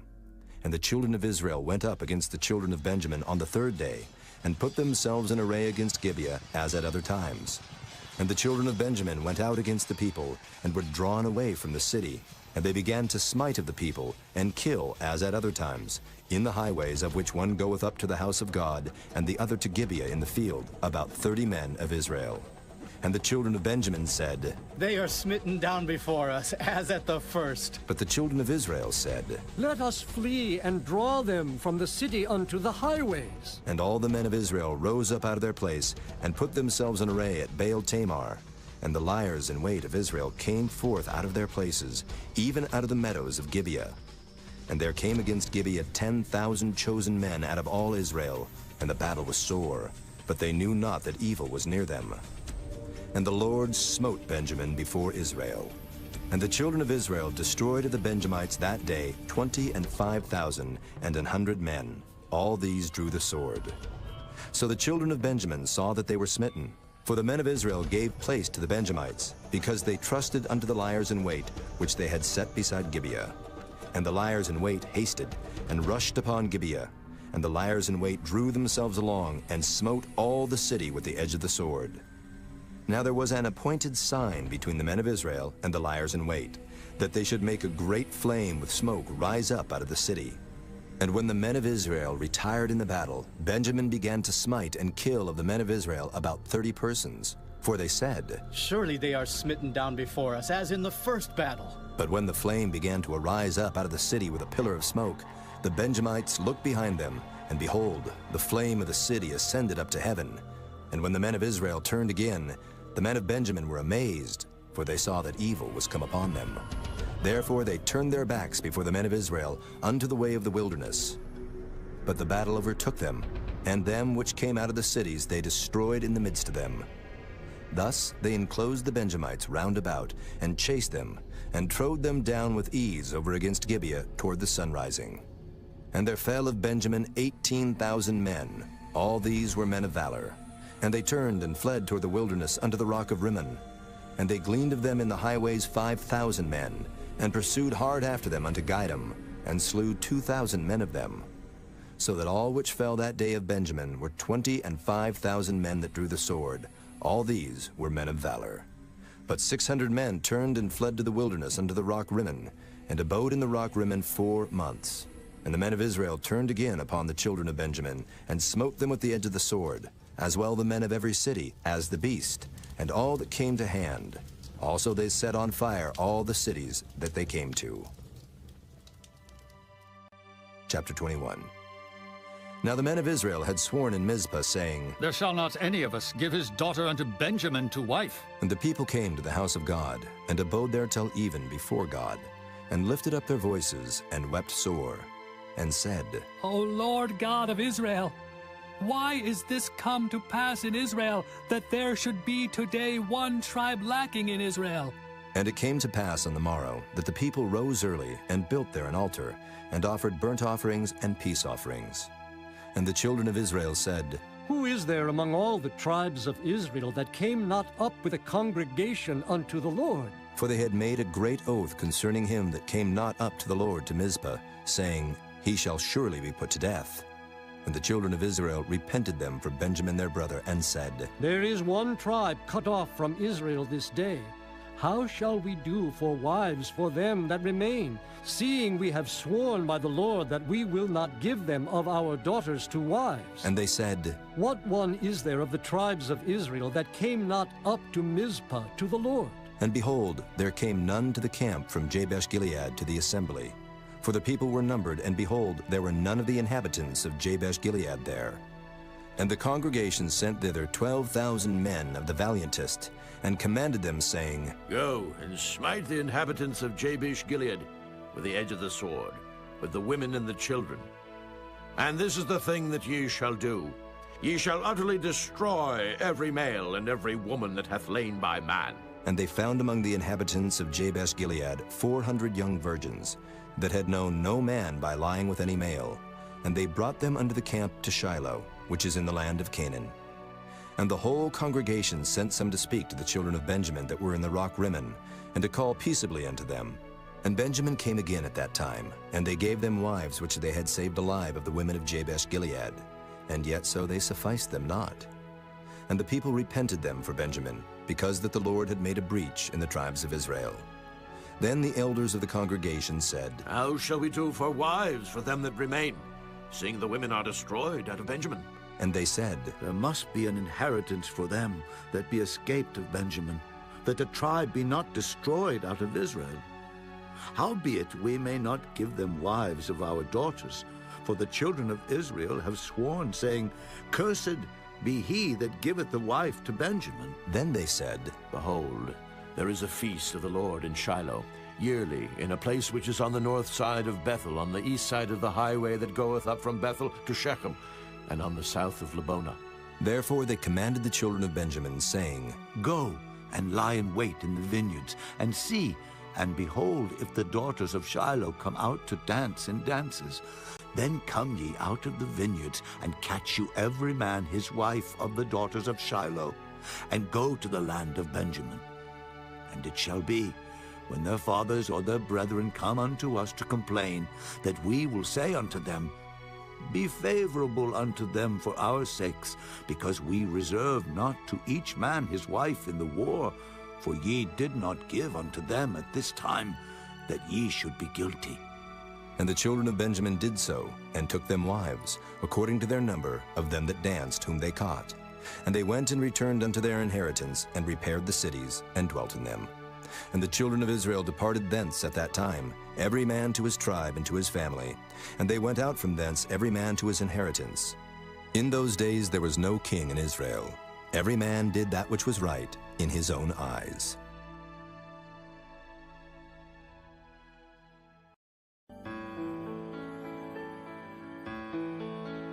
The Book of Ruth, Chapter 1. Now it came to pass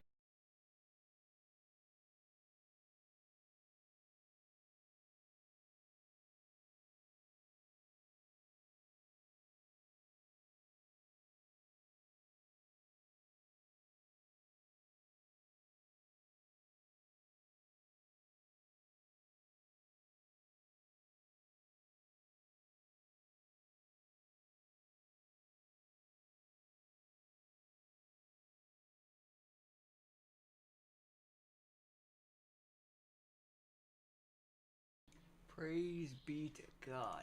Ugh. Book of Judges, everyone.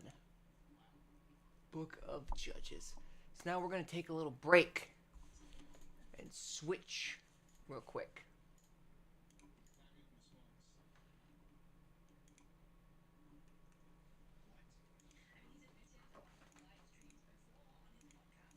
We're going to switch it up. Gonna take a little break. Jesus doesn't want us, endlessly worshiping too. He at least wants us to have a little fun. So I'm gonna have a little fun.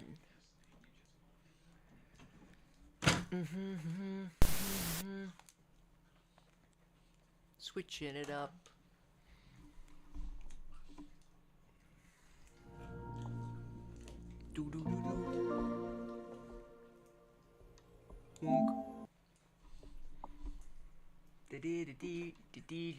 Sarah's face.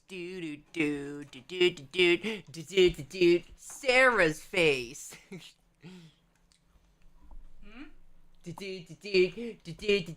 No. We heard yet, you not get the message. From the moment that I stepping in, I get a couple weapons. Yeah, I turn to a beast when I'm repping. I'm a living legend. You ain't heard yet, you not get the message. From the moment that I'm stepping in, I get a couple weapons. Yeah, I turn to a beast when I'm repping. You are now watching the legend, so sit back and let the show begin. The pro is in, you know it's in, but go and get me loaded in. And no offense, but the suckers ain't get close to no chance. I'm gonna win, my flow is so much doper than an opiate. Oh my lord, here we go again, it's going on and on, though. Dippy in my butthole. Sarah wants to fuck, yo.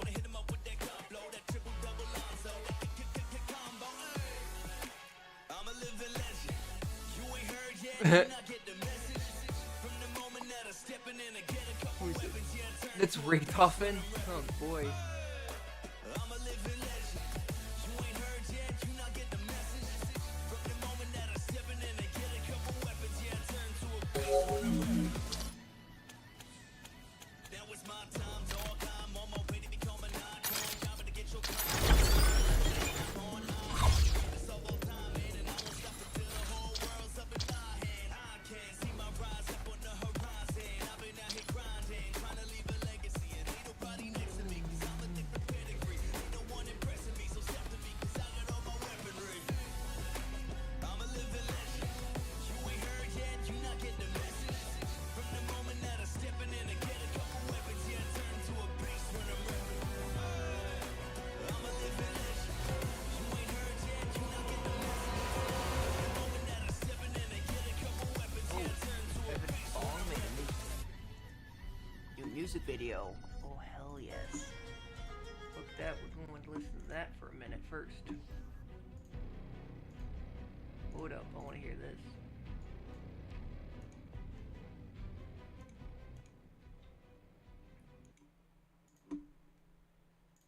Hear this.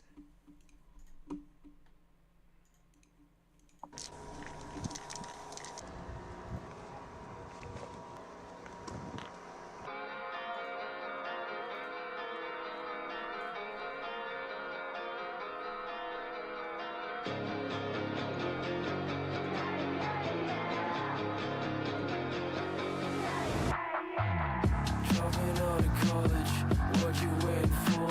Another city goddess that I met you before. You say you came for change, you're in the scene. The games we play, the way you drag your jeans. And I got pesos, I don't need a peso. Losing my head, smoke till it's done. But I got pesos, and I got pesos. Losing my life, so you send in there. You let this slow down, my brain just fell out. I can't remember your name, it's alright. You talk about it, it's all decided. One day we'll part it, tonight is not it.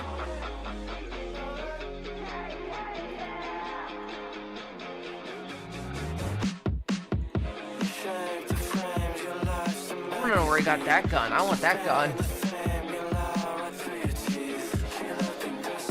Look at these women. dying leaves on your clover. Oh! Wait, is that Marcel?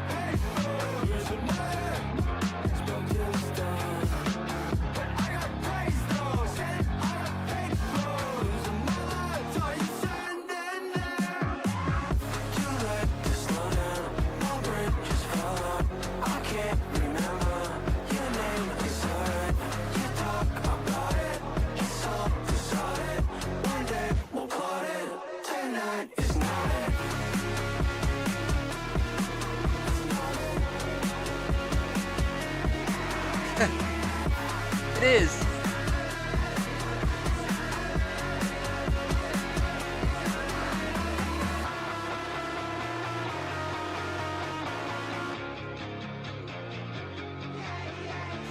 The syrup.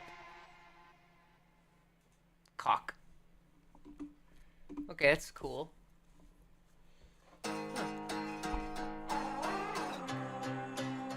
Preview.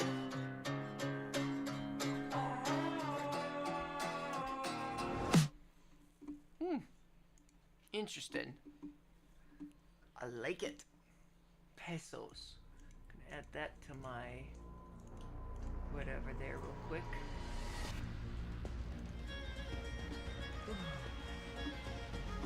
Awesome. I like it. I'm actually glad this stuff is being brought to light. So this female debater. Oi! Ah.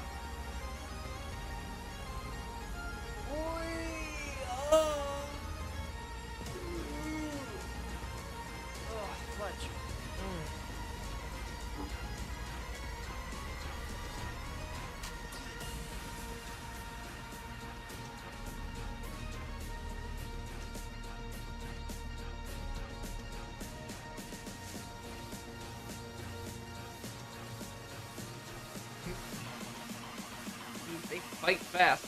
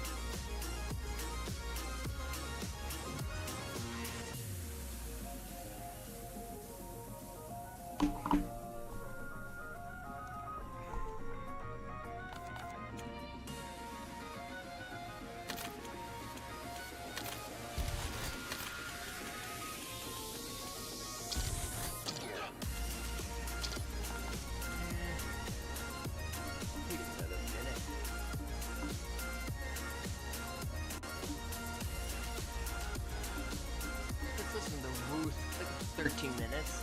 That's 13 more minutes with the Lord.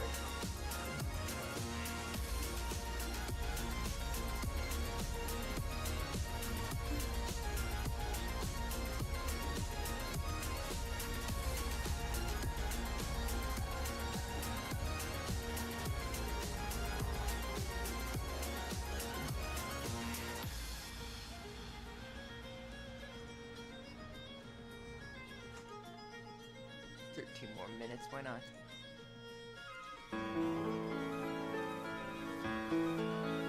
The Book of Ruth, Chapter 1. Now it came to pass in the days when the judges ruled, that there was a famine in the land. And a certain man of Bethlehem, Judah, went to sojourn in the country of Moab, he and his wife and his 2 sons. And the name of the man was Elimelech, and the name of his wife Naomi, and the name of his 2 sons Mahlon and Kilion, Ephrathites of Bethlehem, Judah. And they came into the country of Moab and continued there. And Elimelech, Naomi's husband, died, and she was left and her 2 sons. And they took them wives of the women of Moab. The name of the one was Orpah, and the name of the other Ruth. And they dwelled there about 10 years. And Mahlon and Kilion died also, both of them. And the woman was left of her 2 sons and her husband. Then she arose with her daughters-in-law, that she might return from the country of Moab. For she had heard in the country of Moab how that the Lord had visited his people in giving them bread.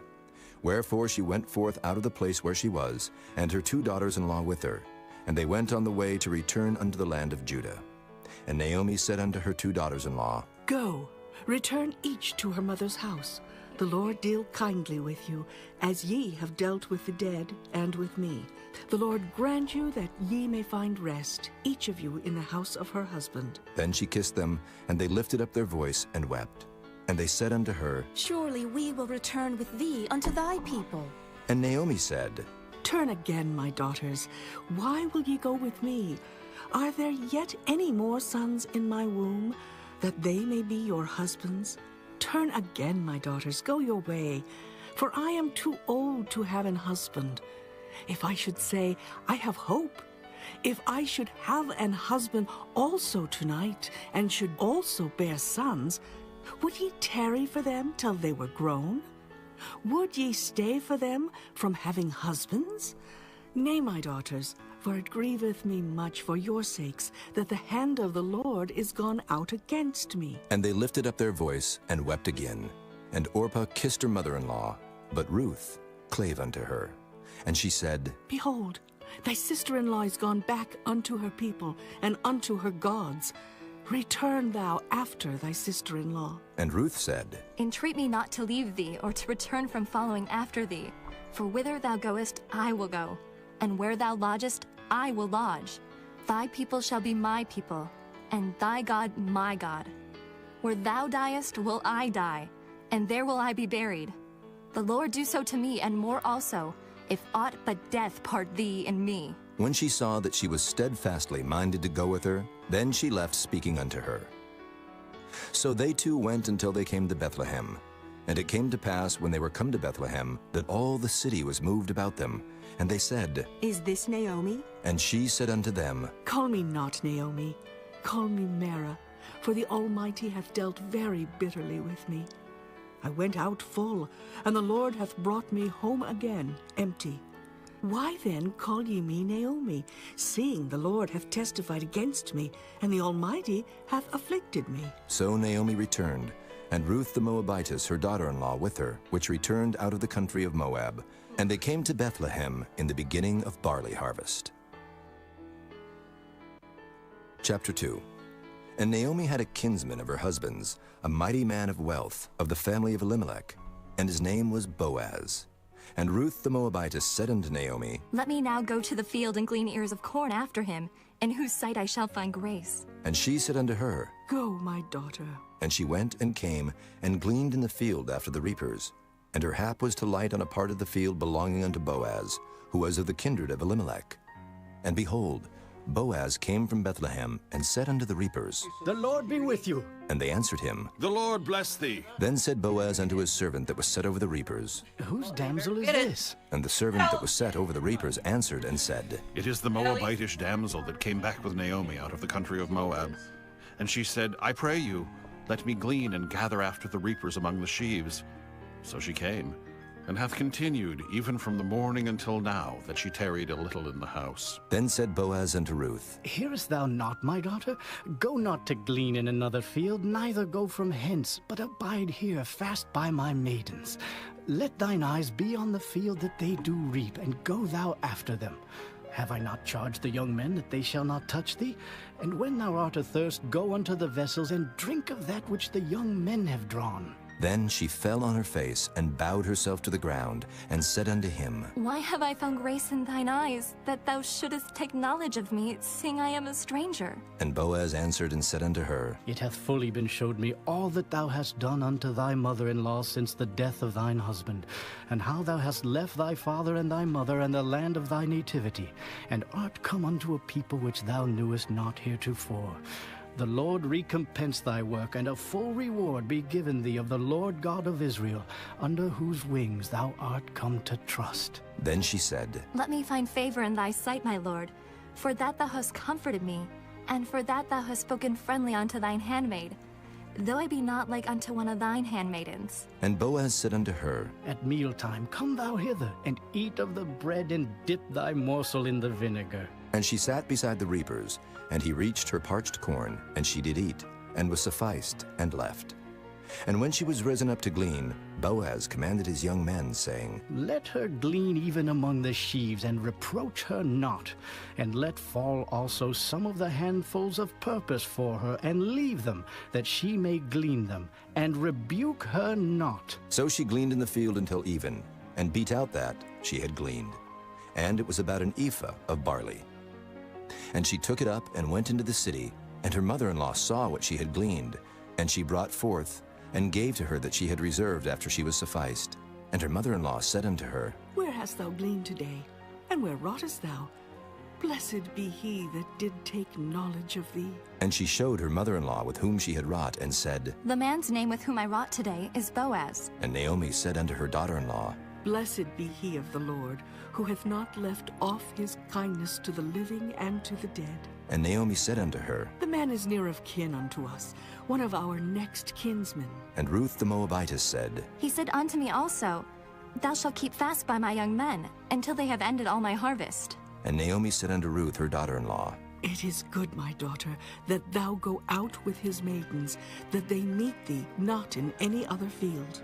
So she kept fast by the maidens of Boaz to glean unto the end of barley harvest and of wheat harvest, and dwelt with her mother-in-law. Chapter 3.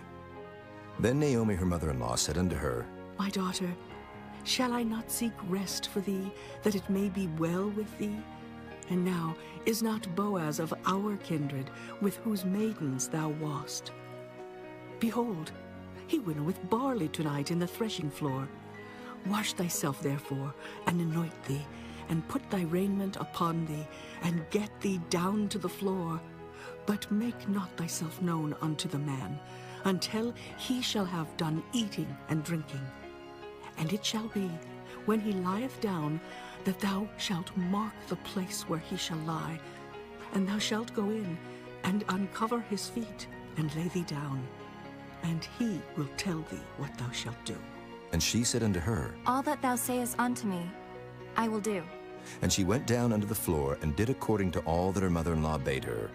And when Boaz had eaten and drunk, and his heart was merry, he went to lie down at the end of the heap of corn.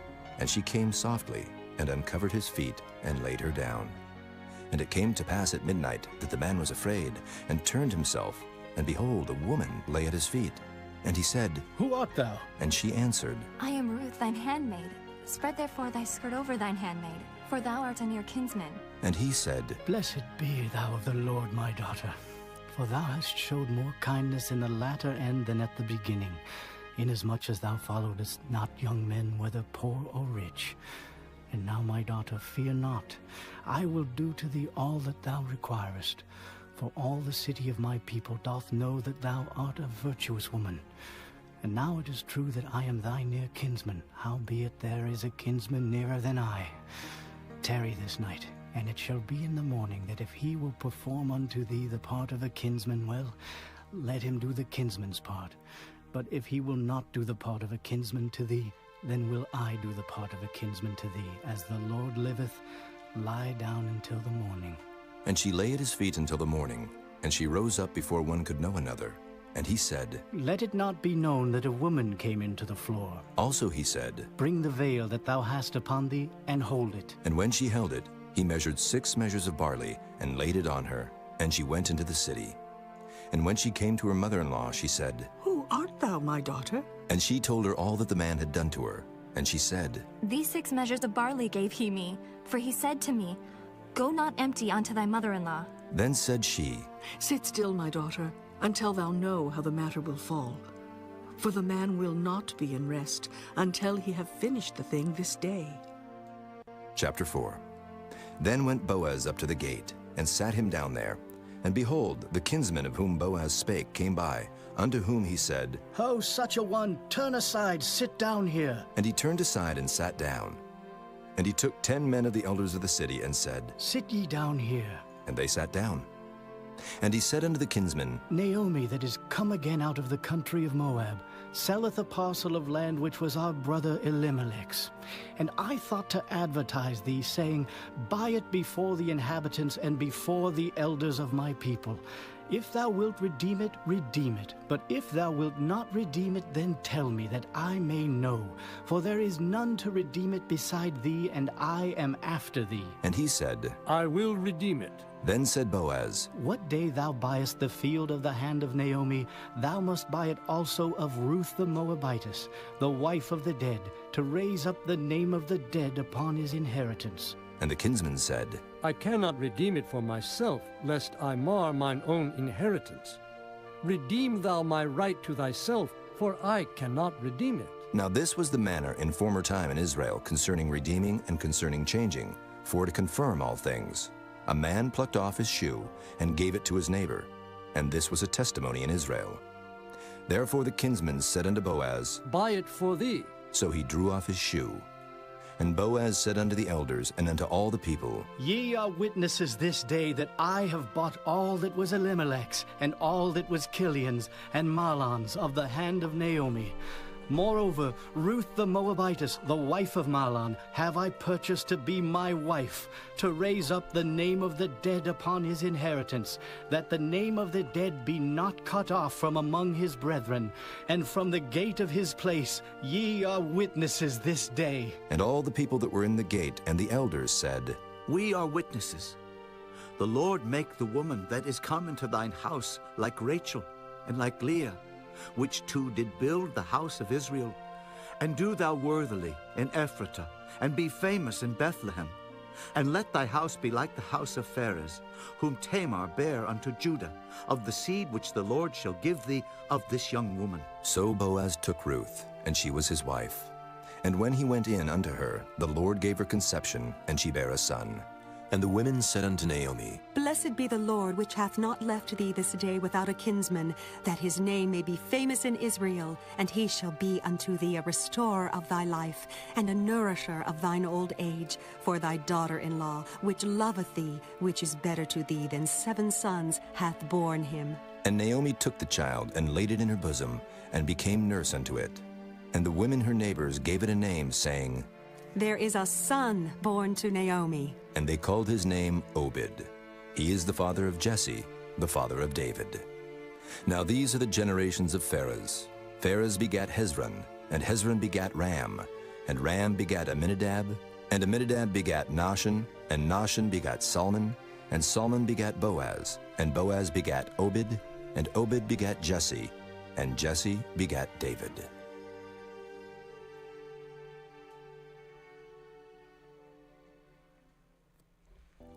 The first book of Samuel, chapter 1.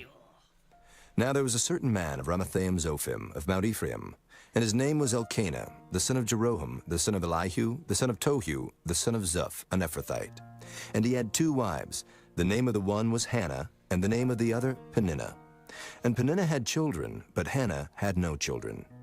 And this man went up out of his city yearly to worship and to sacrifice unto the Lord of hosts in Shiloh. And the 2 sons of Eli, Hophni and Phinehas, the priests of the Lord, were there.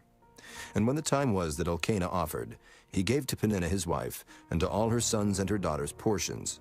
But unto Hannah he gave a worthy portion, for he loved Hannah. But the Lord had shut up her womb.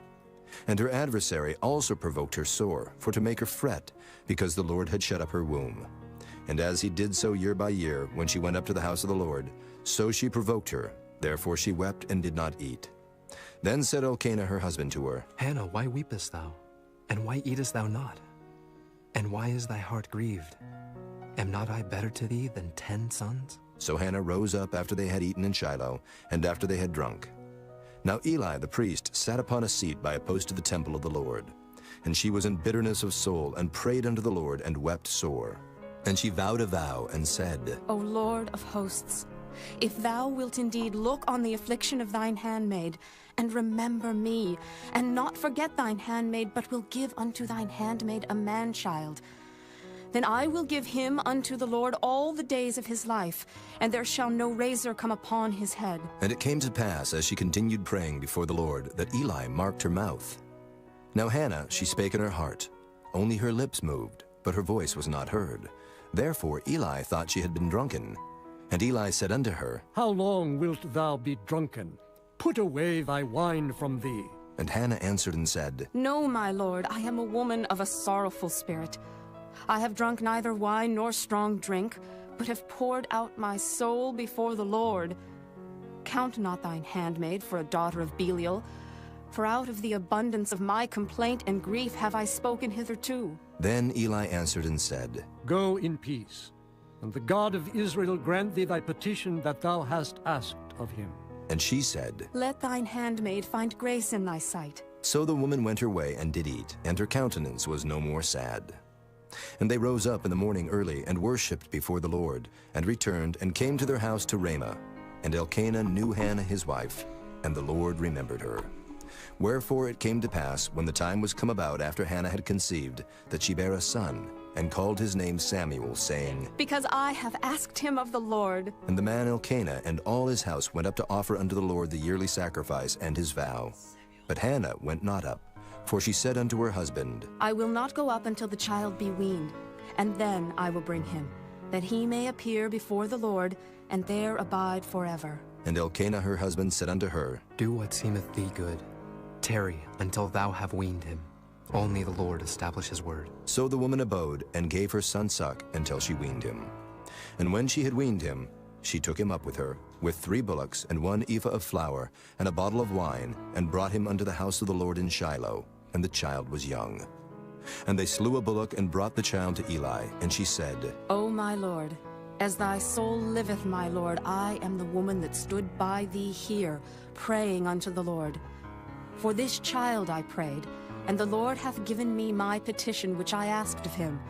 Therefore also I have lent him to the Lord. As long as he liveth, he shall be lent to the Lord. And he worshipped the Lord there. Chapter 2. And Hannah prayed and said, My heart rejoiceth in the Lord, mine horn is exalted in the Lord. My mouth is enlarged over mine enemies, because I rejoice in thy salvation. There is none holy as the Lord, for there is none beside thee, neither is there any rock like our God. Talk no more so exceeding proudly. Let not arrogancy come out of your mouth, for the Lord is a God of knowledge, and by him actions are weighed. The bows of the mighty men are broken, and they that stumbled are girded with strength. They that were full have hired out themselves for bread, and they that were hungry ceased. So that the barren hath borne 7, and she that hath many children is waxed feeble. The Lord killeth, and maketh alive. He bringeth down to the grave, and bringeth up.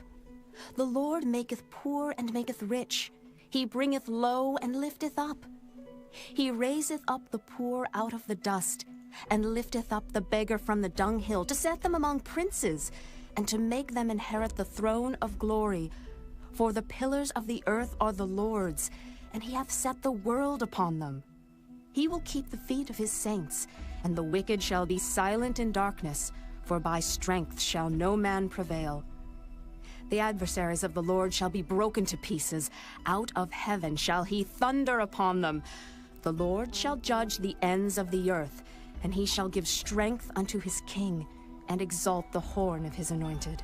And Elkanah went to Ramah to his house, and the child did minister unto the Lord before Eli the priest. Now the sons of Eli were sons of Belial. They knew not the Lord. And the priest's custom with the people was, that when any man offered sacrifice, the priest's servant came, while the flesh was in seething, with a flesh hook of 3 teeth in his hand. And he struck it into the pan, or kettle, or cauldron, or pot. All that the flesh hook brought up, the priest took for himself. So they did in Shiloh unto all the Israelites that came thither. Also, before they burnt the fat, the priest's servant came and said to the man that sacrificed, Give flesh to roast for the priest, for he will not have sodden flesh of thee, but raw. And if any man said unto him, Let them not fail to burn the fat presently, and then take as much as thy soul desireth. Then he would answer him, Nay, but thou shalt give it me now, and if not, I will take it by force. Wherefore the sin of the young men was very great before the Lord, for men abhorred the offering of the Lord. But Samuel ministered before the Lord, being a child, girded with a linen ephod. Moreover, his mother made him a little coat, and brought it to him from year to year, when she came up with her husband to offer the yearly sacrifice. And Eli blessed Elkanah and his wife, and said, The Lord give thee seed of this woman for the loan which is lent to the Lord. And they went unto their own home. And the Lord visited Hannah, so that she conceived and bare 3 sons and 2 daughters. And the child Samuel grew before the Lord. Now Eli was very old, and heard all that his sons did unto all Israel, and how they lay with the women that assembled at the door of the tabernacle of the congregation. And he said unto them, Why do ye such things? For I hear of your evil dealings by all this people. Nay, my sons, for it is no good report that I hear. Ye make the Lord's people to transgress. If one man sin against another, the judge shall judge him. But if a man sin against the Lord, who shall entreat for him? Notwithstanding, they hearkened not unto the voice of their father, because the Lord would slay them. And the child Samuel grew on, and was in favor both with the Lord and also with men. And there came a man of God unto Eli, and said unto him, Thus saith the Lord, Did I plainly appear unto the house of thy father when they were in Egypt in Pharaoh's house? And did I choose him out of all the tribes of Israel to be my priest, to offer upon mine altar, to burn incense, to wear an ephod before me? And did I give unto the house of thy father all the offerings made by fire of the children of Israel? Wherefore kick ye at my sacrifice and at mine offering, which I have commanded in my habitation, and honorest thy sons above me, to make yourselves fat with the chiefest of all the offerings of Israel my people? Wherefore the Lord God of Israel saith, I said indeed that thy house and the house of thy father should walk before me forever. But now the Lord saith, Be it far from me, for them that honor me I will honor, and they that despise me shall be lightly esteemed. Behold, the days come that I will cut off thine arm, and the arm of thy father's house, that there shall not be an old man in thine house. And thou shalt see an enemy in my habitation, in all the wealth which God shall give Israel, and there shall not be an old man in thine house forever. And the man of thine, whom I shall not cut off from mine altar, shall be to consume thine eyes, and to grieve thine heart, and all the increase of thine house shall die in the flower of their age. And this shall be a sign unto thee, that shall come upon thy 2 sons, on Hophni and Phinehas. In one day they shall die, both of them. And I will raise me up a faithful priest, that shall do according to that which is in mine heart and in my mind. And I will build him a sure house, and he shall walk before mine anointed forever. And it shall come to pass, that every one that is left in thine house shall come, and crouch to him for a piece of silver and a morsel of bread, and shall say, Put me, I pray thee, into one of the priest's offices, that I may eat a piece of bread. Chapter 3. And the child Samuel ministered unto the Lord before Eli. And the word of the Lord was precious in those days. There was no open vision. And it came to pass at that time, when Eli was laid down in his place, and his eyes began to wax dim, that he could not see. And ere the lamp of God went out in the temple of the Lord, where the ark of God was, and Samuel was laid down to sleep, that the Lord called Samuel, and he answered, Here am I. And he ran unto Eli and said, Here am I, for thou calledst me. And he said, I called not. Lie down again. And he went and lay down. And the Lord called yet again, Samuel. And Samuel arose and went to Eli and said, Here am I, for thou didst call me. And he answered, I called not, my son. Lie down again. Now Samuel did not yet know the Lord, neither was the word of the Lord yet revealed unto him. And the Lord called Samuel again the 3rd time. And he arose and went to Eli and said, Here am I, for thou didst call me. And Eli perceived that the Lord had called the child. Therefore Eli said unto Samuel, Go, lie down, and it shall be, if he call thee, that thou shalt say, Speak, Lord, for thy servant heareth. So Samuel went and lay down in his place. And the Lord came and stood and called as at other times, Samuel, Samuel. Then Samuel answered, Speak, for thy servant heareth. And the Lord said to Samuel, Behold, I will do a thing in Israel, at which both the ears of everyone that heareth it shall tingle. In that day I will perform against Eli all things which I have spoken concerning his house. When I begin, I will also make an end. For I have told him that I will judge his house forever for the iniquity which he knoweth, because his sons made themselves vile, and he restrained them not. And therefore I have sworn unto the house of Eli, that the iniquity of Eli's house shall not be purged with sacrifice nor offering forever. And Samuel lay until the morning, and opened the doors of the house of the Lord. And Samuel feared to show Eli the vision. Then Eli called Samuel and said, Samuel, my son. And he answered, Here am I. And he said, What is the thing that the Lord hath said unto thee? I pray thee, hide it not from me. God do so to thee, and more also, if thou hide anything from me of all the things that he said unto thee. And Samuel told him every whit, and hid nothing from him. And he said, It is the Lord. Let him do what seemeth him good. And Samuel grew, and the Lord was with him, and did let none of his words fall to the ground. And all Israel, from Dan even to Beersheba, knew that Samuel was established to be a prophet of the Lord. And the Lord appeared again in Shiloh, for the Lord revealed himself to Samuel in Shiloh by the word of the Lord. Chapter 4. And the word of Samuel came to all Israel. Now Israel went out against the Philistines to battle, and pitched beside Ebenezer. And the Philistines pitched in Aphek. And the Philistines put themselves in array against Israel. And when they joined battle, Israel was smitten before the Philistines, and they slew of the army in the field about 4,000 men.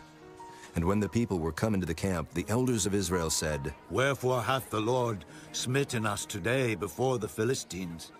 Let us fetch the ark of the covenant of the Lord out of Shiloh unto us, that when it cometh among us, it may save us out of the hand of our enemies. So the people sent to Shiloh, that they might bring from thence the ark of the covenant of the Lord of hosts, which dwelleth between the cherubims. And the two sons of Eli, Hophni and Phinehas, were there with the ark of the covenant of God. And when the ark of the covenant of the Lord came into the camp, all Israel shouted with a great shout, so that the earth rang again. And when the Philistines heard the noise of the shout, they said, What meaneth the noise of this great shout in the camp of the Hebrews? And they understood that the ark of the Lord was come into the camp. And the Philistines were afraid, for they said, God is come into the camp. And they said, Woe unto us, for there hath not been such a thing heretofore. Woe unto us! Who shall deliver us out of the hand of these mighty gods? These are the gods that smote the Egyptians with all the plagues in the wilderness. Be strong, and quit yourselves like men, O ye Philistines, that ye be not servants unto the Hebrews, as they have been to you. Quit yourselves like men, and fight. And the Philistines fought, and Israel was smitten. And they fled every man into his tent, and there was a very great slaughter, for there fell of Israel 30,000 footmen. And the ark of God was taken, and the two sons of Eli, Hophni and Phinehas, were slain. And there ran a man of Benjamin out of the army, and came to Shiloh the same day with his clothes rent, and with earth upon his head.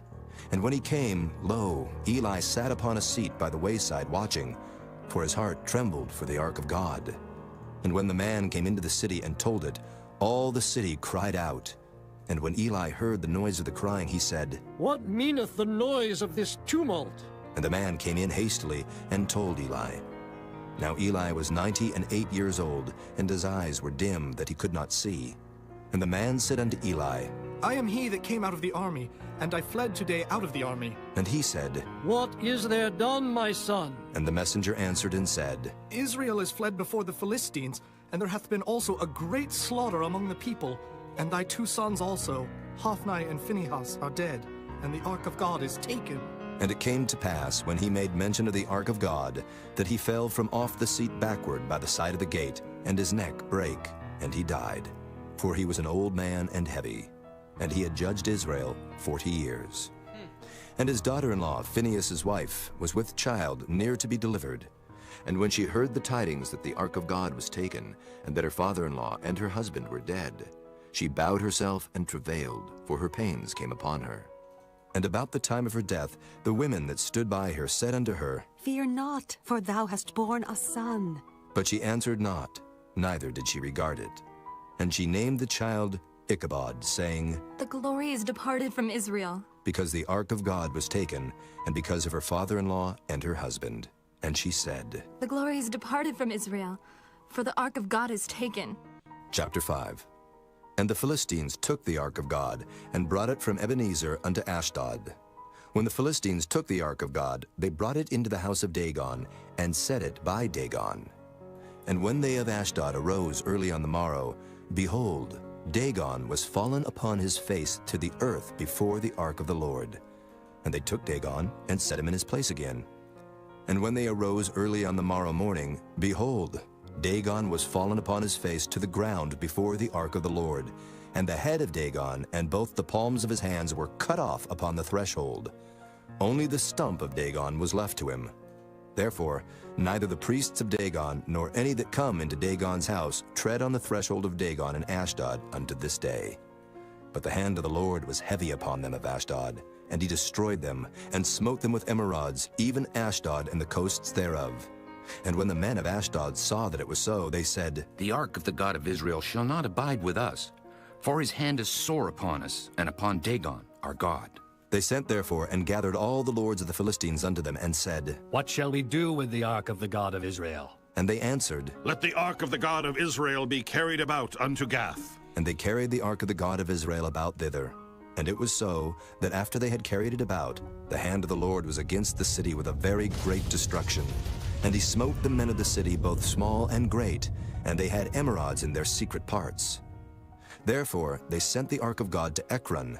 And it came to pass, as the ark of God came to Ekron, that the Ekronites cried out, saying, They have brought about the ark of the God of Israel to us, to slay us and our people. So they sent and gathered together all the lords of the Philistines, and said, Send away the ark of the God of Israel, and let it go again to his own place, that it slay us not and our people. For there was a deadly destruction throughout all the city. The hand of God was very heavy there. And the men that died not were smitten with the emerods, and the cry of the city went up to heaven. They're already moving there. What the heck? Chapter 6. Oh, no, they're coming. And the ark of the Lord was in the country of the Philistines 7 months. And the Philistines called for the priests and the diviners, saying, What shall we do to the ark of the Lord? Tell us wherewith we shall send it to his place.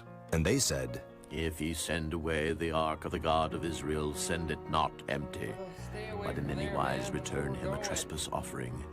Then ye shall be healed, and it shall be known to you why his hand is not removed from you. Then said they, What shall be the trespass offering, which we shall return to him? They answered, 5 golden emerods, and 5 golden mice, according to the number of the lords of the Philistines. For 1 plague was on you all, and on your lords.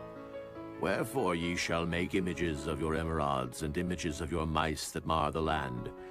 And ye shall give glory unto the God of Israel. Peradventure he will lighten his hand from off you, and from off your gods, and from off your land. Wherefore then do ye harden your hearts, as the Egyptians and Pharaoh hardened their hearts? When he had wrought wonderfully among them, did they not let the people go, and they departed?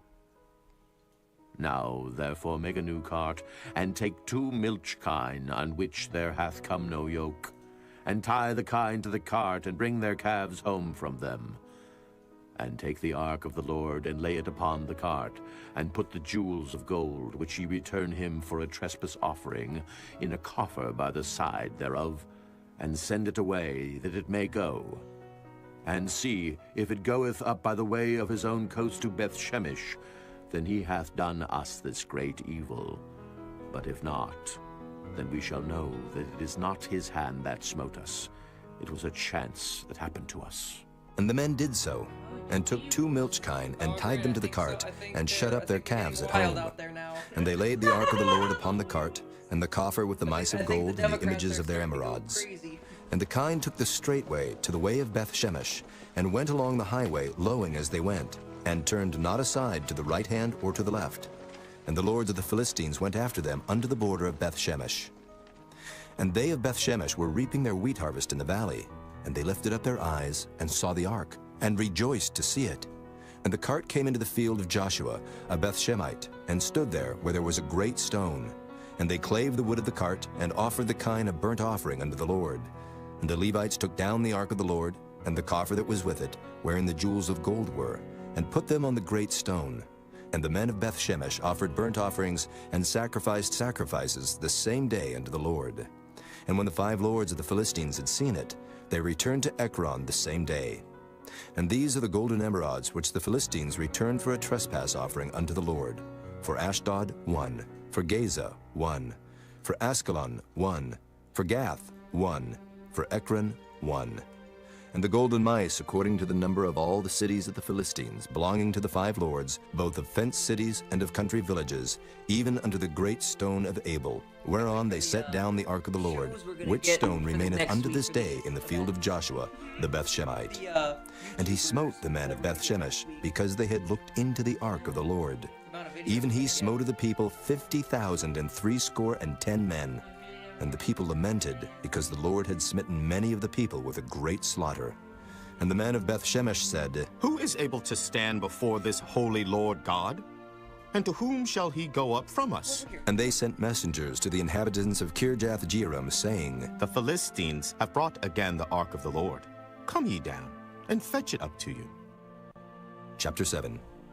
And the men of Kirjath-jearim came and fetched up the ark of the Lord, and brought it into the house of Abinadab in the hill, and sanctified Eleazar his son to keep the ark of the Lord. And it came to pass, while the ark abode in Kirjath-jearim, that the time was long, for it was 20 years, and all the house of Israel lamented after the Lord. And Samuel spake unto all the house of Israel, saying, If ye do return unto the Lord with all your hearts, then put away the strange gods and Ashtaroth from among you. And prepare your hearts unto the Lord, and serve him only, and he will deliver you out of the hand of the Philistines. Then the children of Israel did put away Baalim and Ashtaroth, and served the Lord only. And Samuel said, Gather all Israel to Mizpah, and I will pray for you unto the Lord. And they gathered together to Mizpah, and drew water, and poured it out before the Lord, and fasted on that day, and said there, We have sinned against the Lord. And Samuel judged the children of Israel in Mizpah. And when the Philistines heard that the children of Israel were gathered together to Mizpah, the lords of the Philistines went up against Israel. And when the children of Israel heard it, they were afraid of the Philistines.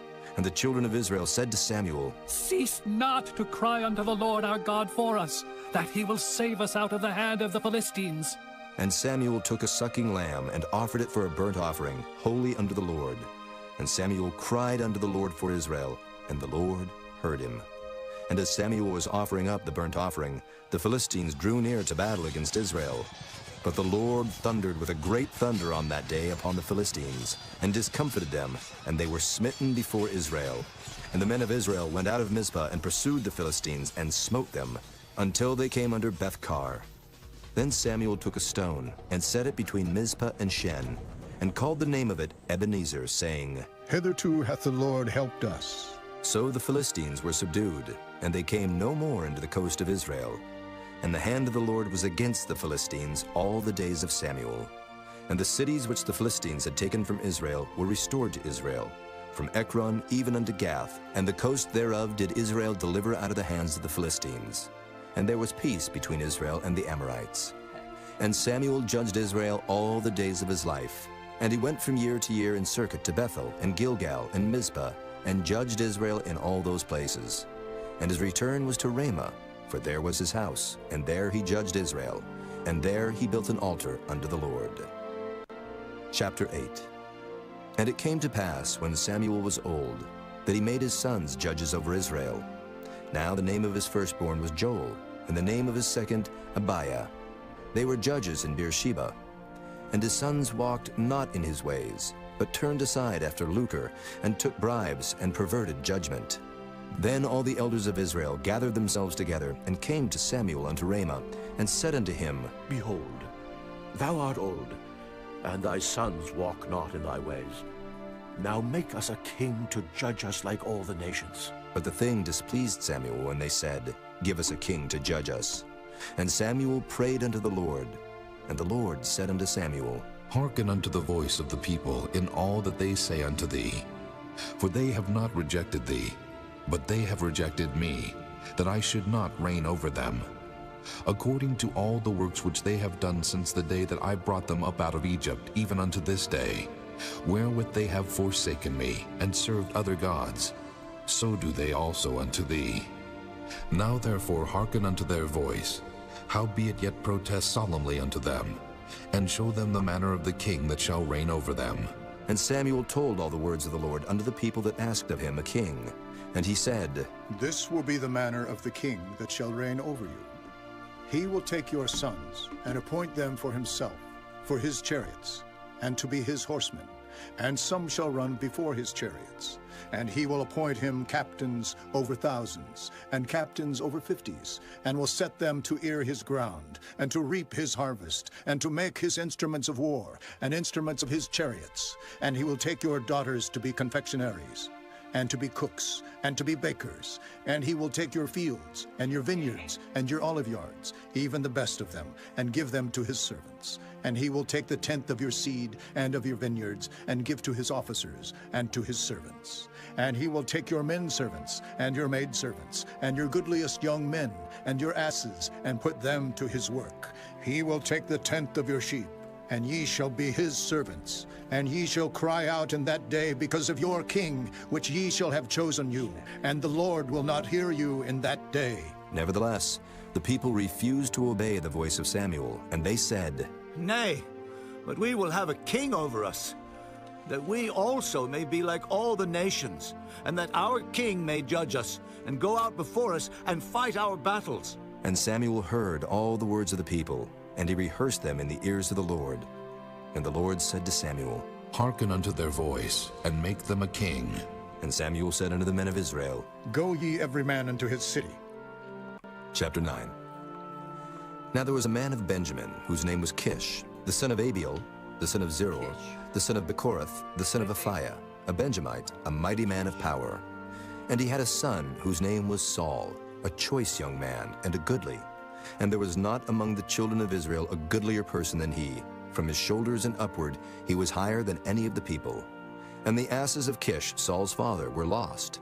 And Kish said to Saul his son, Take now one of the servants with thee, and arise. Go seek the asses. And he passed through Mount Ephraim, and passed through the land of Shalisha, but they found them not. Then they passed through the land of Shalem, and there they were not. And he passed through the land of the Benjamites, but they found them not. And when they were come to the land of Zuph, Saul said to his servant that was with him, Come and let us return, lest my father leave caring for the asses, and take thought for us. And he said unto him, Behold now, there is in this city a man of God, and he is an honorable man. All that he saith cometh surely to pass. Now let us go thither, peradventure he can show us our way that we should go. Then said Saul to his servant, But behold, if we go, what shall we bring the man? For the bread is spent in our vessels, and there is not a present to bring to the man of God. What have we? And the servant answered Saul again, and said, Behold, I have here at hand the 4th part of a shekel of silver. That will I give to the man of God, to tell us our way. Before time in Israel, when a man went to inquire of God, thus he spake, Come, and let us go to the seer. For he that is now called a prophet was before time called a seer. Then said Saul to his servant, Well said. Come, let us go. So they went unto the city where the man of God was. And as they went up the hill to the city, they found young maidens going out to draw water, and said unto them, Is the seer here? And they answered them and said, He is. Behold, he is before you. Make haste now, for he came today to the city. For there is a sacrifice of the people today in the high place. As soon as ye be come into the city, ye shall straightway find him, before he go up to the high place to eat. For the people will not eat until he come, because he doth bless the sacrifice. And afterwards they eat that be bidden. Now therefore get you up, for about this time ye shall find him. And they went up into the city. And when they were come into the city, behold, Samuel came out against them, for to go up to the high place. Now the Lord had told Samuel in his ear a day before Saul came, saying, Tomorrow about this time I will send thee a man out of the land of Benjamin, and thou shalt anoint him to be captain over my people Israel, that he may save my people out of the hand of the Philistines. For I have looked upon my people, because their cry is come unto me. And when Samuel saw Saul, the Lord said unto him, Behold the man whom I spake to thee of. This same shall reign over my people. Then Saul drew near to Samuel in the gate and said, Tell me, I pray thee, where the seer's house is. And Samuel answered Saul and said, I am the seer. Go up before me unto the high place, for ye shall eat with me today, and tomorrow I will let thee go, and will tell thee all that is in thine heart. And as for thine asses that were lost 3 days ago, set not thy mind on them, for they are found. And on whom is all the desire of Israel? Is it not on thee, and on all thy father's house? And Saul answered and said, Am not I a Benjamite of the smallest of the tribes of Israel, and my family the least of all the families of the tribe of Benjamin? Wherefore then speakest thou so to me? And Samuel took Saul and his servant, and brought them into the parlor, and made them sit in the chiefest place among them that were bidden, which were about 30 persons. And Samuel said unto the cook, Bring the portion which I gave thee, of which I said unto thee, Set it by thee. And the cook took up the shoulder, and that which was upon it, and set it before Saul. And Samuel said, Behold that which is left, set it before thee, and eat. For unto this time hath it been kept for thee, since I said, I have invited the people. So Saul did eat with Samuel that day. And when they were come down from the high place into the city, Samuel communed with Saul upon the top of the house. And they arose early, and it came to pass about the spring of the day, that Samuel called Saul to the top of the house, saying, Up, that I may send thee away. And Saul arose, and they went out both of them, he and Samuel, abroad.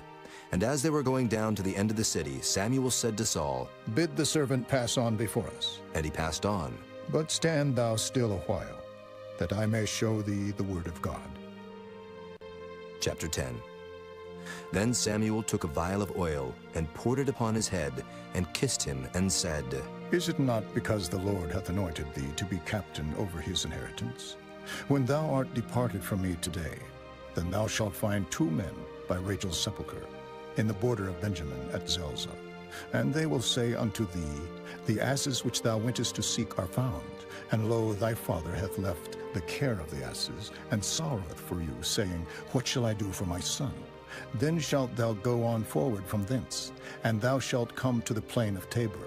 And there shall meet thee 3 men going up to God to Bethel, one carrying 3 kids, and another carrying 3 loaves of bread, and another carrying a bottle of wine. And they will salute thee, and give thee 2 loaves of bread, which thou shalt receive of their hands. After that thou shalt come to the hill of God, where is the garrison of the Philistines. And it shall come to pass, when thou art come thither to the city, that thou shalt meet a company of prophets coming down from the high place with a psaltery and a tabret, and a pipe, and a harp, before them. And they shall prophesy. And the Spirit of the Lord will come upon thee, and thou shalt prophesy with them, and shalt be turned into another man. And let it be, when these signs are come unto thee, that thou do as occasion serve thee, for God is with thee. And thou shalt go down before me to Gilgal, and behold, I will come down unto thee, to offer burnt offerings, and to sacrifice sacrifices of peace offerings. 7 days shalt thou tarry till I come to thee, and show thee what thou shalt do. And it was so, that when he had turned his back to go from Samuel, God gave him another heart. And all those signs came to pass that day. And when they came thither to the hill, behold, a company of prophets met him, and the Spirit of God came upon him, and he prophesied among them. And it came to pass, when all that knew him beforetime saw that, behold, he prophesied among the prophets. Then the people said one to another, What is this that is come unto the son of Kish? Is Saul also among the prophets? And one of the same place answered and said, But who is their father? Therefore it became a proverb, Is Saul also among the prophets? And when he had made an end of prophesying, he came to the high place. And Saul's uncle said unto him and to his servant, Whither went ye? And he said, To seek the asses, and when we saw that they were nowhere, we came to Samuel. And Saul's uncle said, Tell me, I pray thee, what Samuel said unto you. And Saul said unto his uncle, He told us plainly that the asses were found. But of the matter of the kingdom whereof Samuel spake, he told him not. And Samuel called the people together unto the Lord to Mizpah, and said unto the children of Israel, Thus saith the Lord God of Israel, I brought up Israel out of Egypt, and delivered you out of the hand of the Egyptians, and out of the hand of all kingdoms, and of them that oppressed you. And ye have this day rejected your God, who himself saved you out of all your adversities and your tribulations. And ye have said unto him, Nay, but set a king over us. Now, therefore, present yourselves before the Lord by your tribes, and by your thousands. And when Samuel had caused all the tribes of Israel to come near, the tribe of Benjamin was taken. When he had caused the tribe of Benjamin to come near by their families, the family of Matri was taken. And Saul, the son of Kish, was taken. And when they sought him, he could not be found. Therefore they inquired of the Lord further, if the man should yet come thither. And the Lord answered, Behold, he hath hid himself among the stuff. And they ran and fetched him thence. And when he stood among the people, he was higher than any of the people from his shoulders and upward. And Samuel said to all the people, See ye him whom the Lord hath chosen, that there is none like him among all the people? And all the people shouted and said, God save the king! Then Samuel told the people the manner of the kingdom, and wrote it in a book, and laid it up before the Lord. And Samuel sent all the people away, every man to his house. And Saul also went home to Gibeah, and there went with him a band of men whose hearts God had touched. But the children of Belial said, "How shall this man save us?" And they despised him, and brought him no presents, but he held his peace. Chapter 11. Then Nahash the Ammonite came up and encamped against Jabesh-Gilead. And all the men of Jabesh said unto Nahash, "Make a covenant with us, and we will serve thee." And Nahash the Ammonite answered them, "On this condition will I make a covenant with you, that I may thrust out all your right eyes, and lay it for a reproach upon all Israel." And the elders of Jabesh said unto him, "Give us 7 days' respite, that we may send messengers unto all the coasts of Israel. And then if there be no man to save us, we will come out to thee." Then came the messengers to Gibeah of Saul, and told the tidings in the ears of the people. And all the people lifted up their voices and wept. And behold, Saul came after the herd out of the field. And Saul said, "What aileth the people that they weep?" And they told him the tidings of the men of Jabesh. And the Spirit of God came upon Saul when he heard those tidings, and his anger was kindled greatly. And he took a yoke of oxen, and hewed them in pieces, and sent them throughout all the coasts of Israel by the hands of messengers, saying, "Whosoever cometh not forth after Saul and after Samuel, so shall it be done unto his oxen." And the fear of the Lord fell on the people, and they came out with one consent. And when he numbered them in Bezek, the children of Israel were 300,000, and the men of Judah 30,000. And they said unto the messengers that came, "Thus shall ye say unto the men of Jabesh-Gilead, Tomorrow, by that time the sun be hot, ye shall have help." And the messengers came and showed it to the men of Jabesh, and they were glad. Therefore the men of Jabesh said, "Tomorrow we will come out unto you, and ye shall do with us all that seemeth good unto you." And it was so on the morrow that Saul put the people in 3 companies, and they came into the midst of the host in the morning watch, and slew the Ammonites until the heat of the day. And it came to pass that they which remained were scattered, so that 2 of them were not left together. And the people said unto Samuel, "Who is he that said, Shall Saul reign over us? Bring the men, that we may put them to death." And Saul said, "There shall not a man be put to death this day, for today the Lord hath wrought salvation in Israel." Then said Samuel to the people, "Come, and let us go to Gilgal, and renew the kingdom there." And all the people went to Gilgal, and there they made Saul king before the Lord in Gilgal. And there they sacrificed sacrifices of peace offerings before the Lord. And there Saul and all the men of Israel rejoiced greatly. Chapter 12. And Samuel said unto all Israel, "Behold, I have hearkened unto your voice in all that ye said unto me, and have made a king over you. And now, behold, the king walketh before you. And I am old and gray-headed, and behold, my sons are with you, and I have walked before you from my childhood unto this day. Behold, here I am, witness against me before the Lord, and before his anointed. Whose ox have I taken? Or whose ass have I taken? Or whom have I defrauded? Whom have I oppressed? Or of whose hand have I received any bribe to blind mine eyes therewith? And I will restore you." And they said, "Thou hast not defrauded us, nor oppressed us, neither hast thou taken aught of any man's hand." And he said unto them, "The Lord is witness against you, and his anointed is witness this day, that ye have not found aught in my hand." And they answered, "He is witness." And Samuel said unto the people, "It is the Lord that advanced Moses and Aaron, and that brought your fathers up out of the land of Egypt. Now therefore stand still, that I may reason with you before the Lord of all the righteous acts of the Lord, which he did to you and to your fathers. When Jacob was come into Egypt, and your fathers cried unto the Lord, then the Lord sent Moses and Aaron, which brought forth your fathers out of Egypt, and made them dwell in this place.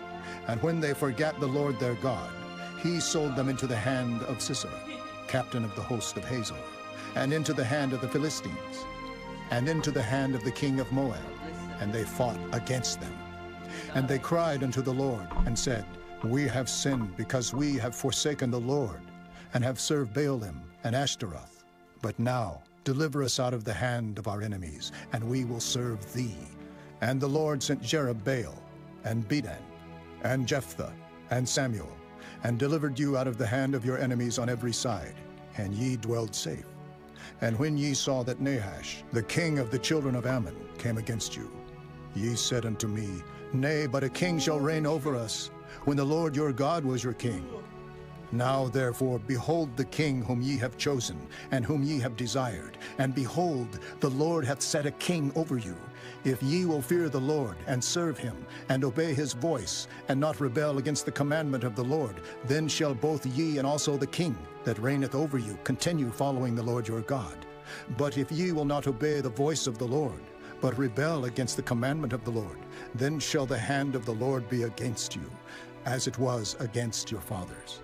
Now, therefore stand and see this great thing which the Lord will do before your eyes. Is it not wheat harvest today?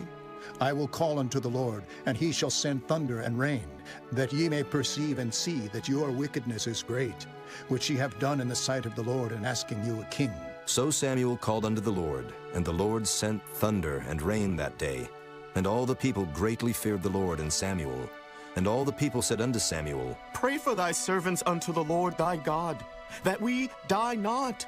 For we have added unto all our sins this evil, to ask us a king. And Samuel said unto the people, Fear not, ye have done all this wickedness, yet turn not aside from following the Lord, but serve the Lord with all your heart. And turn ye not aside, for then should ye go after vain things, which cannot profit nor deliver, for they are vain. For the Lord will not forsake his people for his great name's sake, because it hath pleased the Lord to make you his people. Moreover, as for me, God forbid that I should sin against the Lord in ceasing to pray for you, but I will teach you the good and the right way. Only fear the Lord and serve him in truth with all your heart. For consider how great things he hath done for you. But if ye shall still do wickedly, ye shall be consumed, both ye and your king. Chapter 13. Saul reigned 1 year, and when he had reigned 2 years over Israel, Saul chose him 3,000 men of Israel, whereof 2,000 were with Saul in Michmash and in Mount Bethel, and 1,000 were with Jonathan in Gibeah of Benjamin. And the rest of the people he sent every man to his tent. And Jonathan smote the garrison of the Philistines that was in Geba, and the Philistines heard of it. And Saul blew the trumpet throughout all the land, saying, Let the Hebrews hear! And all Israel heard say that Saul had smitten a garrison of the Philistines, and that Israel also was had an abomination with the Philistines. And the people were called together after Saul to Gilgal. And the Philistines gathered themselves together to fight with Israel, 30,000 chariots and 6,000 horsemen, and people as the sand which is on the seashore in multitude. And they came up and pitched in Michmash eastward from Bethaven. When the men of Israel saw that they were in a strait, for the people were distressed, then the people did hide themselves in caves, and in thickets, and in rocks, and in high places, and in pits. And some of the Hebrews went over Jordan to the land of Gad and Gilead. As for Saul, he was yet in Gilgal, and all the people followed him trembling. And he tarried 7 days, according to the set time that Samuel had appointed. But Samuel came not to Gilgal, and the people were scattered from him. And Saul said, Bring hither a burnt offering to me, and peace offerings. And he offered the burnt offering. And it came to pass that as soon as he had made an end of offering the burnt offering, behold, Samuel came, and Saul went out to meet him that he might salute him. And Samuel said, What hast thou done? And Saul said, Because I saw that the people were scattered from me, and that thou camest not within the days appointed, and that the Philistines gathered themselves together at Michmash. Therefore said I, the Philistines will come down now upon me to Gilgal, and I have not made supplication unto the Lord. I forced myself therefore, and offered a burnt offering. And Samuel said to Saul, Thou hast done foolishly. Thou hast not kept the commandments of the Lord thy God, which he commanded thee. For now would the Lord have established thy kingdom upon Israel forever.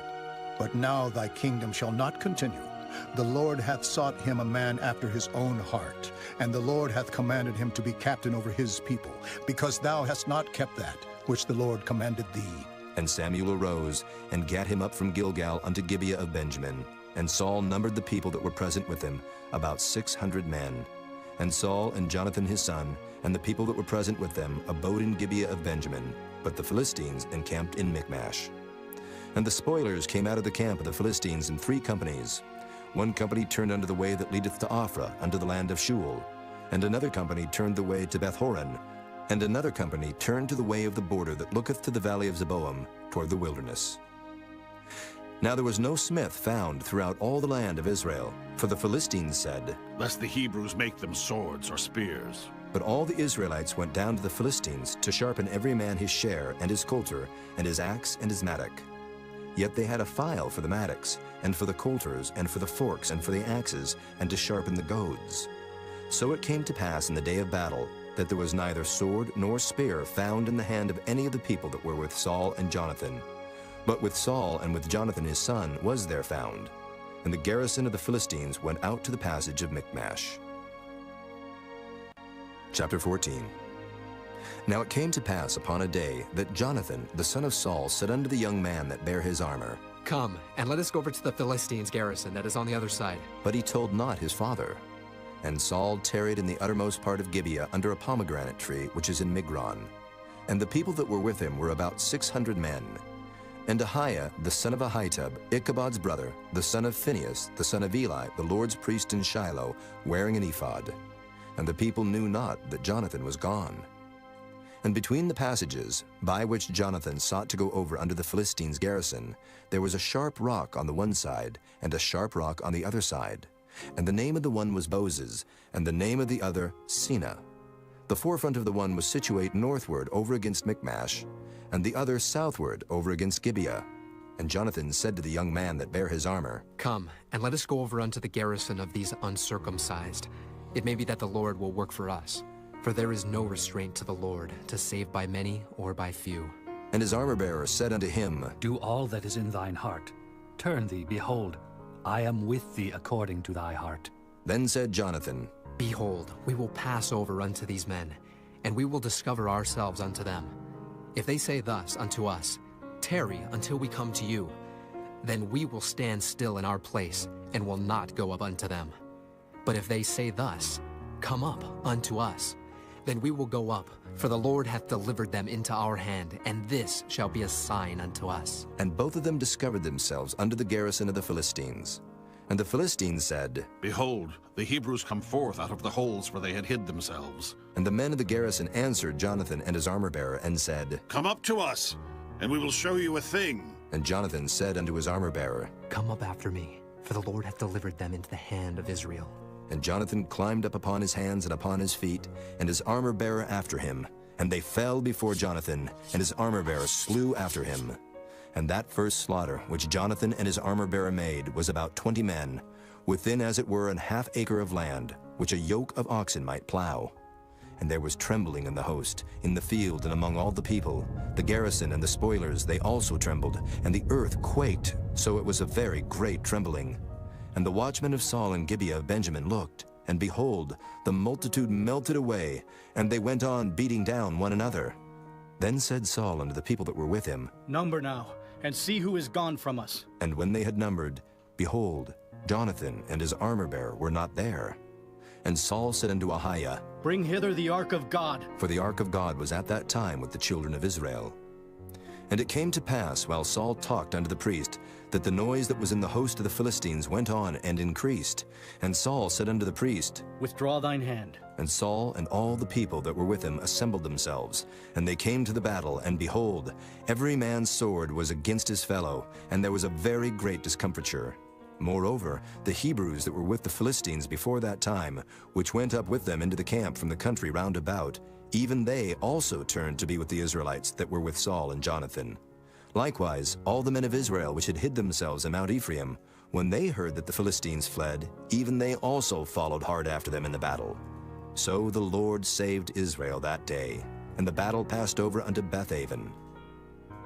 And the men of Israel were distressed that day, for Saul had adjured the people, saying, Cursed be the man that eateth any food until evening, that I may be avenged on mine enemies. So none of the people tasted any food.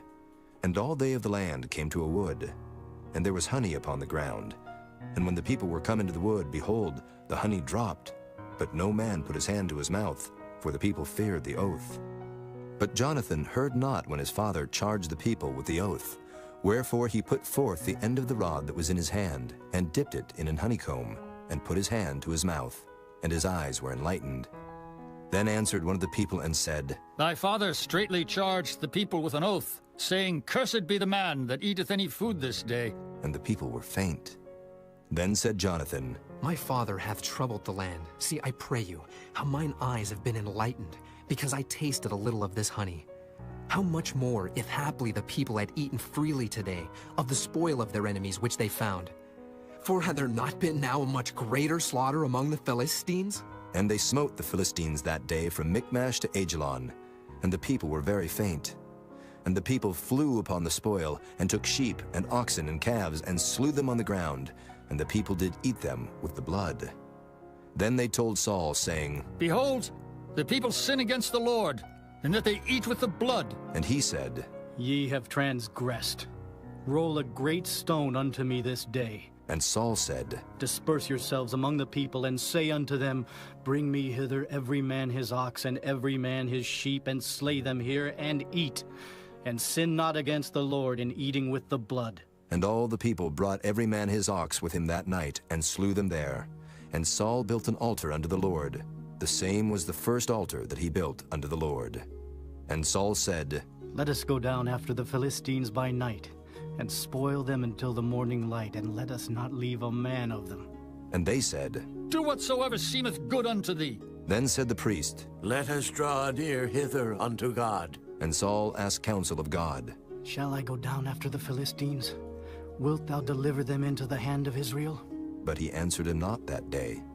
And Saul said, Draw ye near hither, all the chief of the people, and know and see wherein this sin hath been this day. For as the Lord liveth, which saveth Israel, though it be in Jonathan my son, he shall surely die. But there was not a man among all the people that answered him. Then said he unto all Israel, Be ye on one side, and I and Jonathan my son will be on the other side. And the people said unto Saul, Do what seemeth good unto thee. Therefore Saul said unto the Lord God of Israel, Give a perfect lot. And Saul and Jonathan were taken, but the people escaped. And Saul said, Cast lots between me and Jonathan my son. And Jonathan was taken. Then Saul said to Jonathan, Tell me what thou hast done. And Jonathan told him and said, I did but taste a little honey with the end of the rod that was in mine hand, and lo, I must die. And Saul answered, God do so and more also, for thou shalt surely die, Jonathan. And the people said unto Saul, Shall Jonathan die, who hath wrought this great salvation in Israel? God forbid. As the Lord liveth, there shall not one hair of his head fall to the ground, for he hath wrought with God this day. So the people rescued Jonathan, that he died not. Then Saul went up from following the Philistines, and the Philistines went to their own place. So Saul took the kingdom over Israel, and fought against all his enemies on every side, against Moab, and against the children of Ammon, and against Edom, and against the kings of Zobah, and against the Philistines. And whithersoever he turned himself, he vexed them. And he gathered an host, and smote the Amalekites, and delivered Israel out of the hands of them that spoiled them. Now the sons of Saul were Jonathan, and Ishuai, and Melchishua, and the names of his two daughters were these, the name of the firstborn Merab, and the name of the younger Michal. And the name of Saul's wife was Ahinoam, the daughter of Ahimaaz. And the name of the captain of his host was Abner, the son of Ner, Saul's uncle. And Kish was the father of Saul, and Ner, the father of Abner, was the son of Abiel. And there was sore war against the Philistines all the days of Saul. And when Saul saw any strong man or any valiant man, he took him unto him. Chapter 15. Samuel also said unto Saul, The Lord sent me to anoint thee to be king over his people, over Israel. Now, therefore hearken thou unto the voice of the words of the Lord. Thus saith the Lord of hosts, I remember that which Amalek did to Israel, how he laid wait for him in the way, when he came up from Egypt.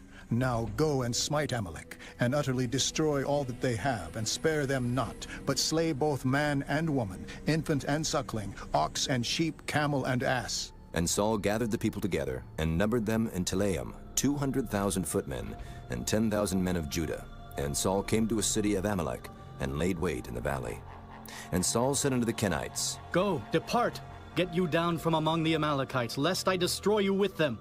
For ye showed kindness to all the children of Israel when they came up out of Egypt. So the Kenites departed from among the Amalekites, and Saul smote the Amalekites from Havilah until thou comest to Shur, that is over against Egypt. And he took Agag, the king of the Amalekites, alive, and utterly destroyed all the people with the edge of the sword. But Saul and the people spared Agag, and the best of the sheep, and of the oxen, and of the fatlings, and the lambs, and all that was good, and would not utterly destroy them, but everything that was vile and refuse, that they destroyed utterly. Then came the word of the Lord unto Samuel, saying, It repenteth me that I have set up Saul to be king, for he is turned back from following me, and hath not performed my commandments. And it grieved Samuel, and he cried unto the Lord all night. And when Samuel rose early to meet Saul in the morning, it was told Samuel, saying, Saul came to Carmel, and behold, he set him up a place, and is gone about and passed on, and gone down to Gilgal. And Samuel came to Saul, and Saul said unto him, Blessed be thou of the Lord. I have performed the commandment of the Lord. And Samuel said, What meaneth then this bleating of the sheep in mine ears, and the lowing of the oxen which I hear? And Saul said, They have brought them from the Amalekites, for the people spared the best of the sheep and of the oxen to sacrifice unto the Lord thy God, and the rest we have utterly destroyed. Then Samuel said unto Saul, Stay, and I will tell thee what the Lord hath said to me this night. And he said unto him, Say on. And Samuel said, When thou wast little in thine own sight, wast thou not made the head of the tribes of Israel? And the Lord anointed thee king over Israel? And the Lord sent thee on a journey, and said, Go and utterly destroy the sinners the Amalekites, and fight against them until they be consumed. Wherefore then didst thou not obey the voice of the Lord, but didst fly upon the spoil, and didst evil in the sight of the Lord? And Saul said unto Samuel, Yea, I have obeyed the voice of the Lord, and have gone the way which the Lord sent me, and have brought Agag the king of Amalek, and have utterly destroyed the Amalekites. But the people took of the spoil sheep and oxen, the chief of the things which should have been utterly destroyed, to sacrifice unto the Lord thy God in Gilgal. And Samuel said, Hath the Lord as great delight in burnt offerings and sacrifices as in obeying the voice of the Lord? Behold, to obey is better than sacrifice, and to hearken than the fat of rams. For rebellion is as the sin of witchcraft, and stubbornness is as iniquity and idolatry. Because thou hast rejected the word of the Lord, he hath also rejected thee from being king. And Saul said unto Samuel, I have sinned, for I have transgressed the commandment of the Lord and thy words, because I feared the people and obeyed their voice. Now therefore I pray thee pardon my sin, and turn again with me, that I may worship the Lord. And Samuel said unto Saul, I will not return with thee, for thou hast rejected the word of the Lord, and the Lord hath rejected thee from being king over Israel. And as Samuel turned about to go away, he laid hold upon the skirt of his mantle, and it rent. And Samuel said unto him, The Lord hath rent the kingdom of Israel from thee this day, and hath given it to a neighbor of thine that is better than thou. And also the strength of Israel will not lie nor repent, for he is not a man that he should repent. Then he said, I have sinned, yet honor me now, I pray thee, before the elders of my people, and before Israel, and turn again with me, that I may worship the Lord thy God. So Samuel turned again after Saul, and Saul worshipped the Lord. Then said Samuel, Bring ye hither to me Agag, the king of the Amalekites. And Agag came unto him delicately. And Agag said, Surely the bitterness of death is past? And Samuel said, As thy sword hath made women childless, so shall thy mother be childless among women. And Samuel hewed Agag in pieces before the Lord in Gilgal. Then Samuel went to Ramah, and Saul went up to his house to Gibeah of Saul. And Samuel came no more to see Saul until the day of his death. Nevertheless Samuel mourned for Saul, and the Lord repented that he had made Saul king over Israel. Chapter 16. And the Lord said unto Samuel, How long wilt thou mourn for Saul, seeing I have rejected him from reigning over Israel? Fill thine horn with oil, and go. I will send thee to Jesse, the Bethlehemite, for I have provided me a king among his sons. And Samuel said, How can I go? If Saul hear it, he will kill me. And the Lord said, Take an heifer with thee, and say, I am come to sacrifice to the Lord, and call Jesse to the sacrifice. And I will show thee what thou shalt do, and thou shalt anoint unto me him whom I name unto thee. And Samuel did that which the Lord spake, and came to Bethlehem. And the elders of the town trembled at his coming, and said, Comest thou peaceably? And he said, Peaceably. I am come to sacrifice unto the Lord. Sanctify yourselves, and come with me to the sacrifice. And he sanctified Jesse and his sons, and called them to the sacrifice. And it came to pass when they were come, that he looked on Eliab, and said, Surely the Lord's anointed is before him. But the Lord said unto Samuel, Look not on his countenance, or on the height of his stature, because I have refused him. For the Lord seeth not as man seeth. For man looketh on the outward appearance, but the Lord looketh on the heart. Then Jesse called Abinadab, and made him pass before Samuel. And he said, Neither hath the Lord chosen this.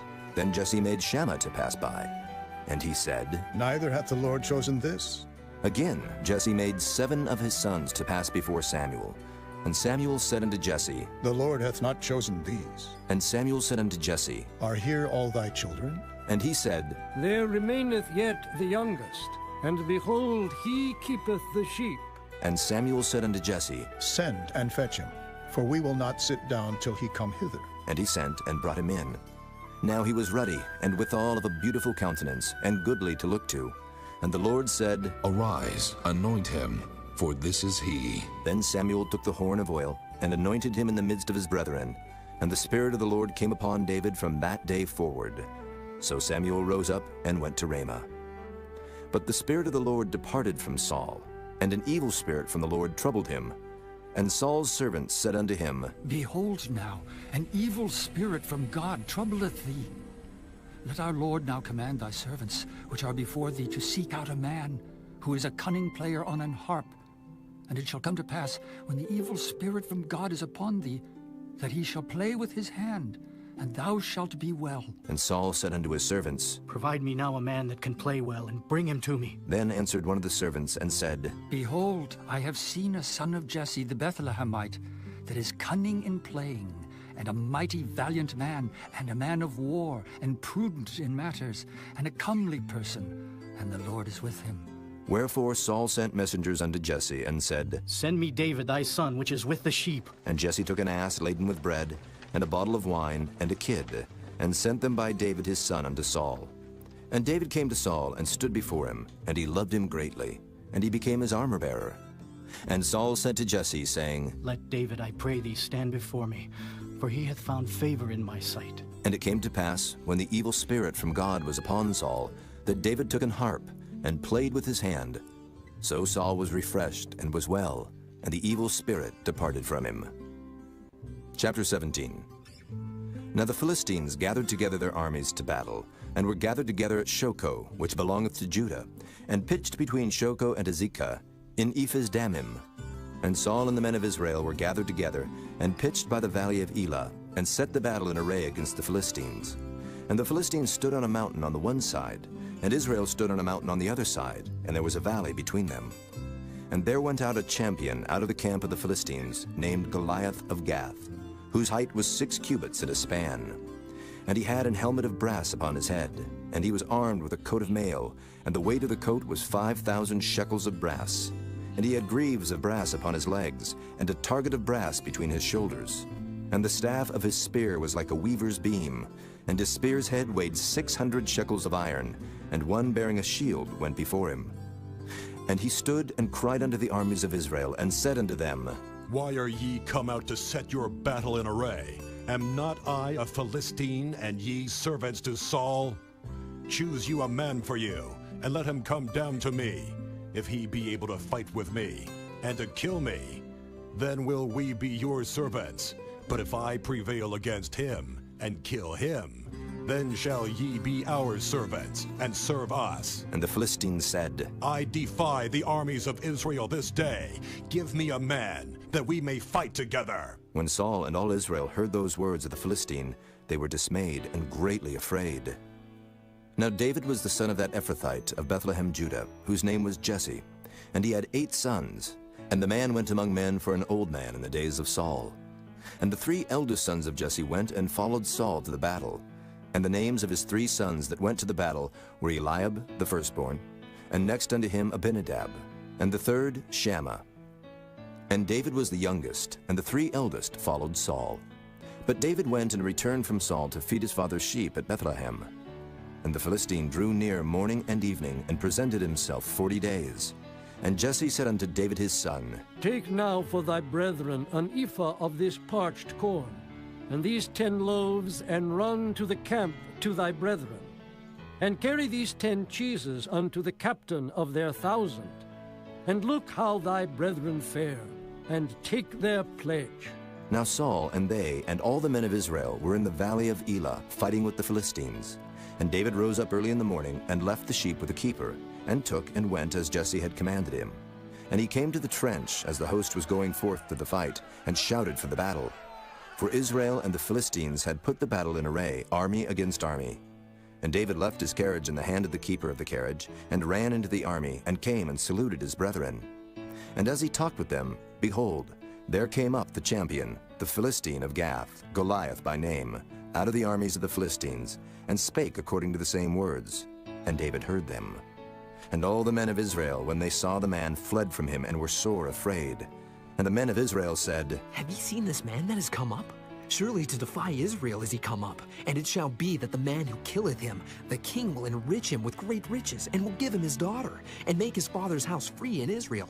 And David spake to the men that stood by him, saying, What shall be done to the man that killeth this Philistine, and taketh away the reproach from Israel? For who is this uncircumcised Philistine, that he should defy the armies of the living God? And the people answered him after this manner, saying, So shall it be done to the man that killeth him. And Eliab his eldest brother heard when he spake unto the men. And Eliab's anger was kindled against David, and he said, Why camest thou down hither? And with whom hast thou left those few sheep in the wilderness? I know thy pride, and the naughtiness of thine heart, for thou art come down that thou mightest see the battle. And David said, What have I now done? Is there not a cause? And he turned from him toward another, and spake after the same manner. And the people answered him again after the former manner. And when the words were heard which David spake, they rehearsed them before Saul, and he sent for him. And David said to Saul, Let no man's heart fail because of him. Thy servant will go and fight with this Philistine. And Saul said to David, Thou art not able to go against this Philistine to fight with him, for thou art but a youth, and he a man of war from his youth. And David said unto Saul, Thy servant kept his father's sheep. And there came a lion and a bear, and took a lamb out of the flock. And I went out after him, and smote him, and delivered it out of his mouth. And when he rose against me, I caught him by his beard, and smote him, and slew him. Thy servant slew both the lion and the bear. And this uncircumcised Philistine shall be as one of them, seeing he hath defied the armies of the living God. David said moreover, The Lord that delivered me out of the paw of the lion, and out of the paw of the bear, he will deliver me out of the hand of this Philistine. And Saul said unto David, Go, and the Lord be with thee. And Saul armed David with his armor, and he put an helmet of brass upon his head. Also he armed him with a coat of mail. And David girded his sword upon his armor, and he essayed to go, for he had not proved it. And David said unto Saul, I cannot go with these, for I have not proved them. And David put them off him. And he took his staff in his hand, and chose him 5 smooth stones out of the brook, and put them in a shepherd's bag which he had, even in a scrip. And his sling was in his hand. And he drew near to the Philistine. And the Philistine came on, and drew near unto David. And the man that bare the shield went before him. And when the Philistine looked about, and saw David, he disdained him, for he was but a youth, and ruddy, and of a fair countenance. And the Philistine said unto David, Am I a dog that thou comest to me with staves? And the Philistine cursed David by his gods. And the Philistine said to David, Come to me, and I will give thy flesh unto the fowls of the air, and to the beasts of the field. Then said David to the Philistine, Thou comest to me with a sword, and with a spear, and with a shield. But I come to thee in the name of the Lord of hosts, the God of the armies of Israel, whom thou hast defied. This day will the Lord deliver thee into mine hand, and I will smite thee, and take thine head from thee. And I will give the carcasses of the host of the Philistines this day unto the fowls of the air, and to the wild beasts of the earth, that all the earth may know that there is a God in Israel. And all this assembly shall know that the Lord saveth not with sword and spear, for the battle is the Lord's, and he will give you into our hands. And it came to pass, when the Philistine arose, and came and drew nigh to meet David, that David hasted and ran toward the army to meet the Philistine. And David put his hand in his bag, and took thence a stone, and slang it, and smote the Philistine in his forehead, that the stone sunk into his forehead. and he fell upon his face to the earth. So David prevailed over the Philistine with a sling and with a stone, and smote the Philistine and slew him. But there was no sword in the hand of David. Therefore David ran, and stood upon the Philistine, and took his sword, and drew it out of the sheath thereof, and slew him, and cut off his head therewith. And when the Philistines saw their champion was dead, they fled. And the men of Israel and of Judah arose, and shouted, and pursued the Philistines, until thou come to the valley, and to the gates of Ekron. And the wounded of the Philistines fell down by the way to Shaaraim, even unto Gath, and unto Ekron. And the children of Israel returned from chasing after the Philistines, and they spoiled their tents. And David took the head of the Philistine, and brought it to Jerusalem, but he put his armor in his tent. And when Saul saw David go forth against the Philistine, he said unto Abner, the captain of the host, Abner, whose son is this youth? And Abner said, As thy soul liveth, O king, I cannot tell. And the king said, Inquire thou whose son the stripling is. And as David returned from the slaughter of the Philistine, Abner took him and brought him before Saul with the head of the Philistine in his hand. And Saul said to him, Whose son art thou, thou young man? And David answered, I am the son of thy servant, Jesse the Bethlehemite.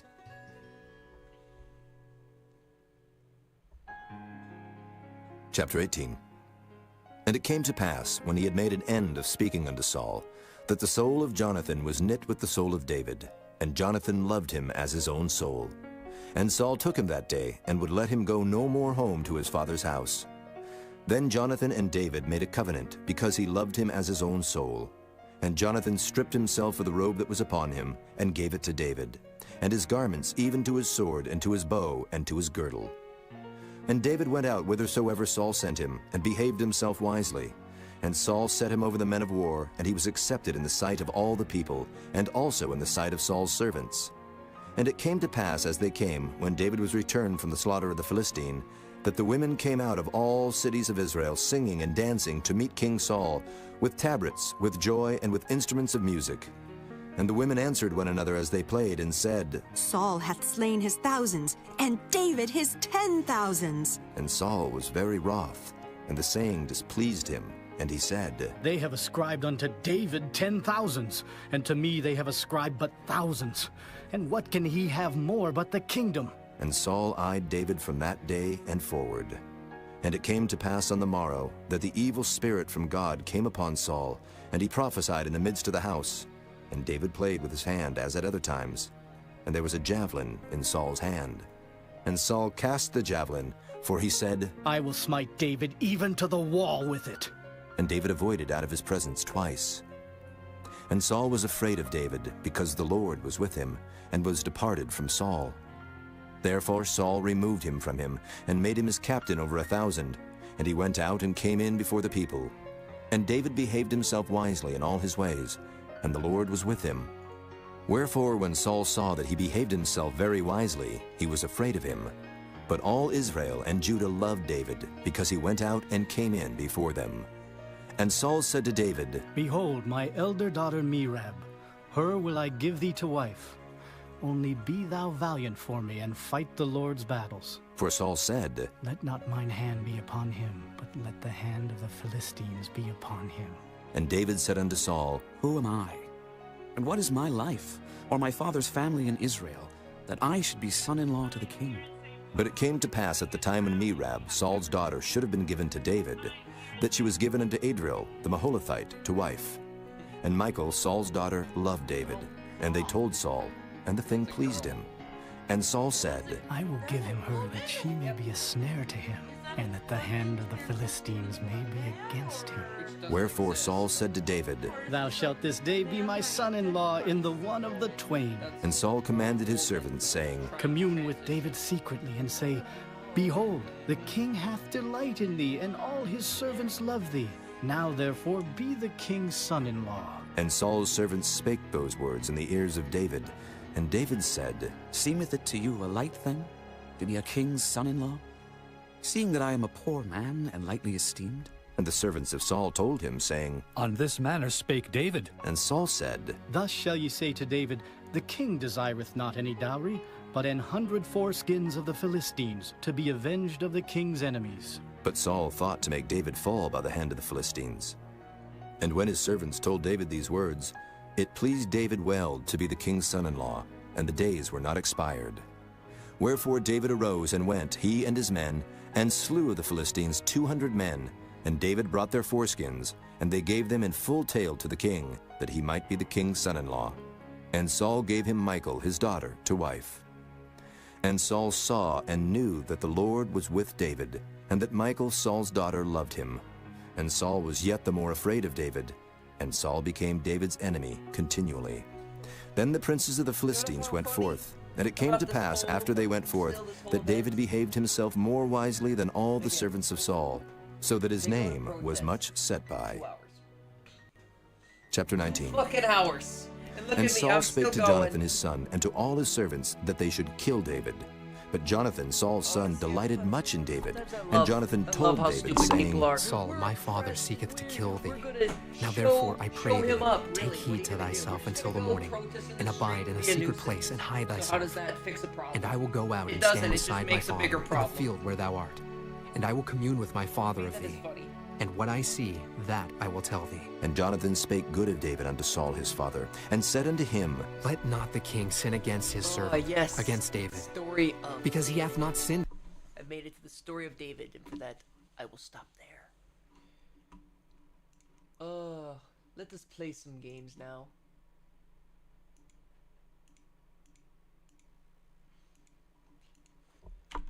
Honestly, though, it's pretty funny to me about these whole protests that go on. It's just, they all just do the same fucking thing. Go out there, wave a bunch of banners around, and then disappear into the basement. They call us the basement dwellers, yet I'm pretty sure it's the Democrats who are the basement dwellers. Ah, so the basement dwellers return to the basements?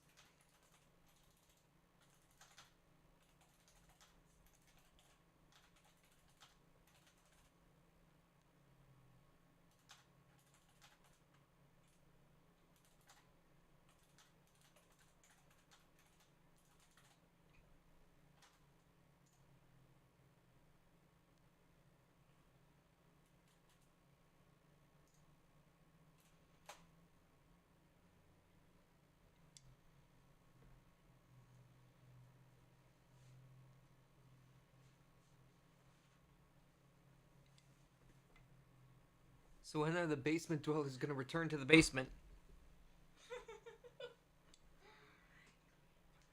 First thing is, every time I see all these things, you can just smell the pictures. You can just smell the unemployment. You could smell it, Sarah. Can you not smell it? Can you not smell what the cock is cooking? No? Ah, der. Yes.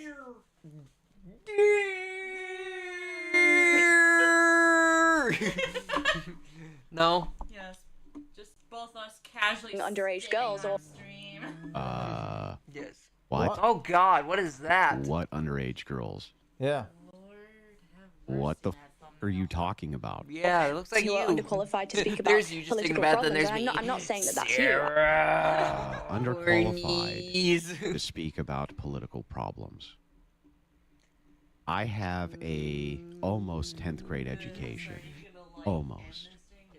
Let's see how that stacks up against these Yeah, I was listening to who are the underqualified to speak Bible. about these What do you mean I problems. wasn't doing anything? Not so erudite. She has an undergraduate in psychology and a graduate diploma in psychometrics. They can. I have the desktop on so they can hear it. Yeah, this whole time we were just listening. Now I'm playing Call of Duty. Why? Why? You didn't like that? You don't like what I'm doing? Are you one of those naysayers now? No. Do you not want to listen to the Bible with me? Tickle. Beat. Fist. No. He's like, guys, no. It's just funny. Ooh. You play some games to wake me up. Yes. Still, though, it was just funny.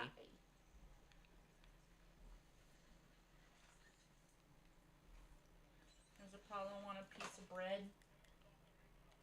Want a piece of toast? Yum, yum,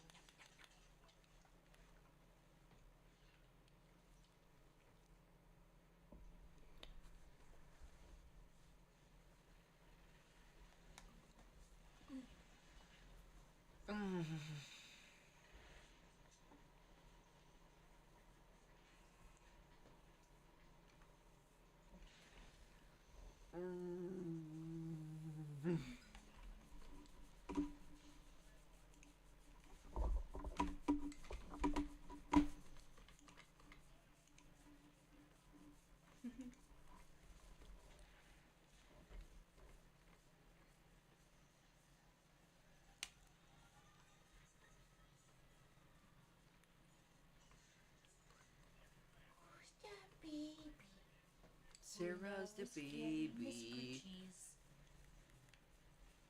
Oh, is that a good spot? Is that Holy a good shit. spot?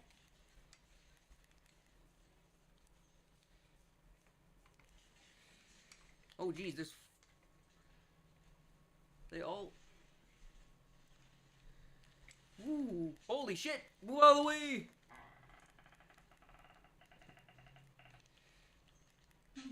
Jeez Louise.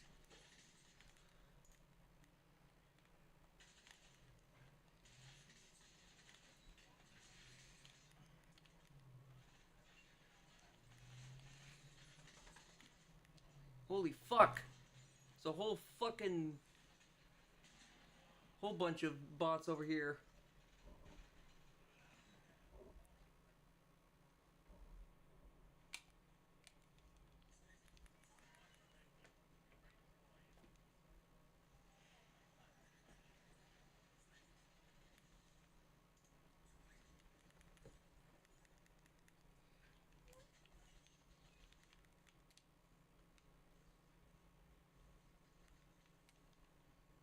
Grab me.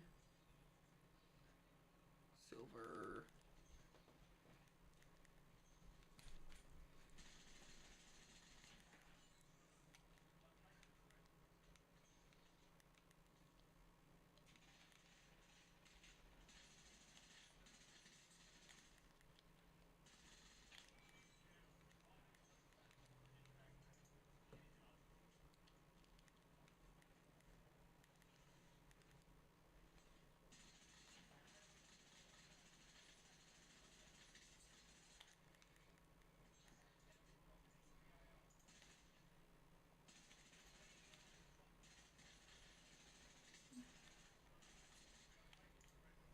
Fucking rum, bitch.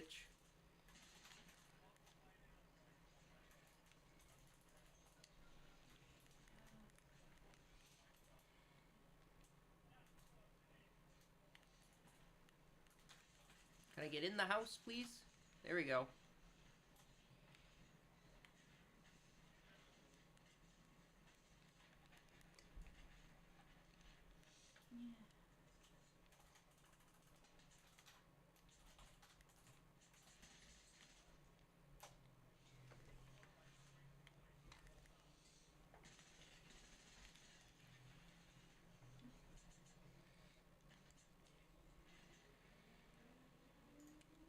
That's right, bitch, run.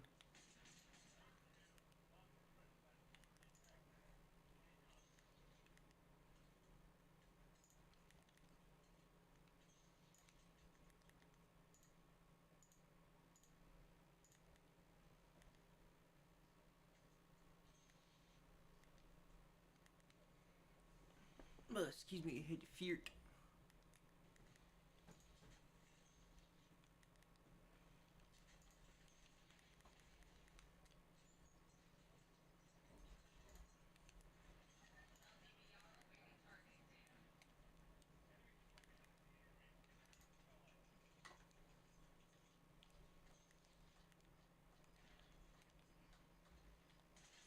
Fuck you, Blaine David.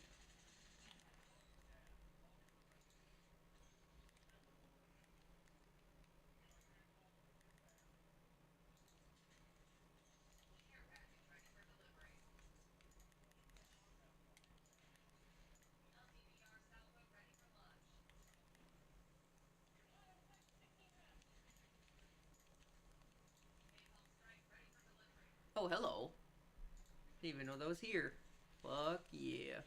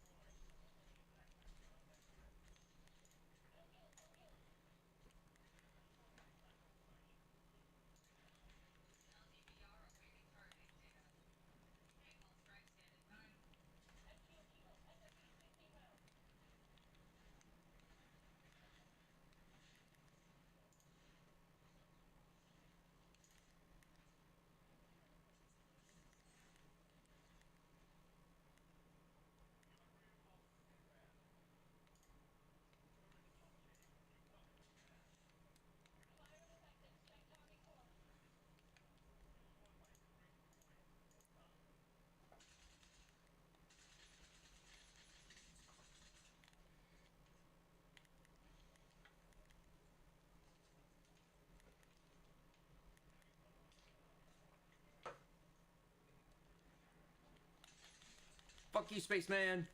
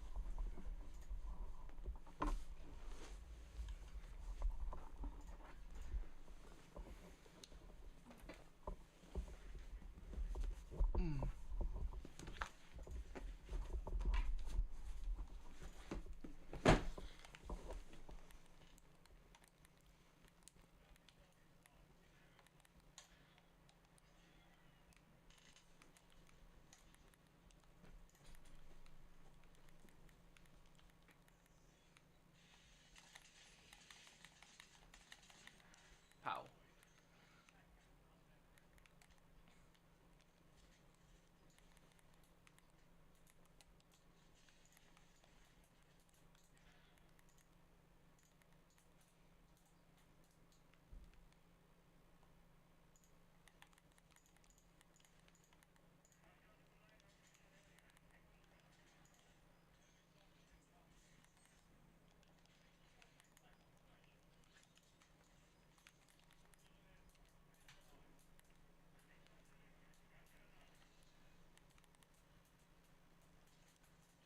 Oh, hell yeah. That was a big fucking thing.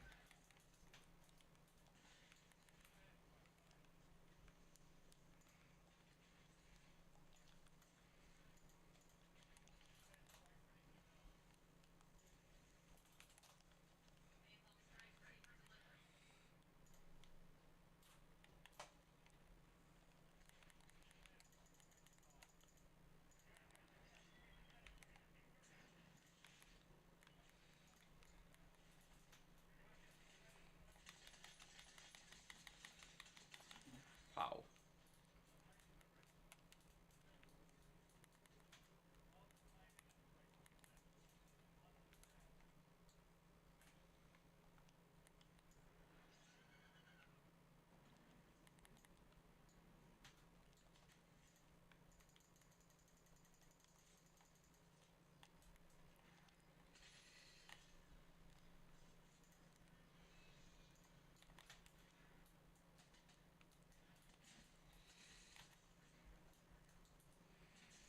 Hell yeah.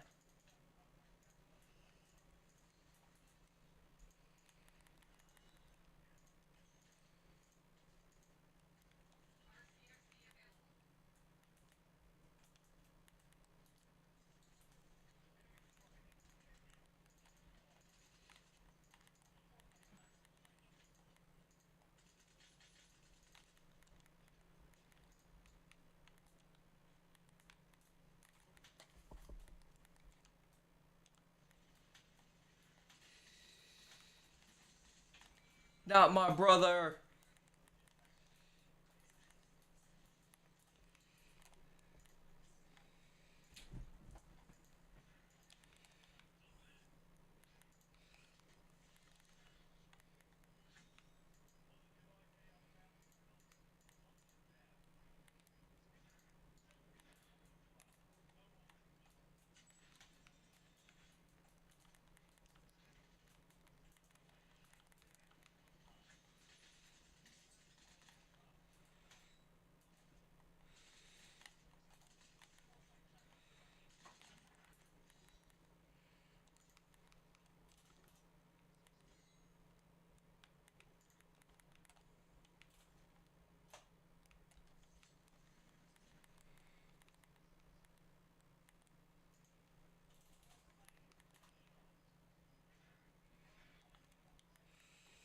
Shit. Jeez, these guys are just fucking dying, man.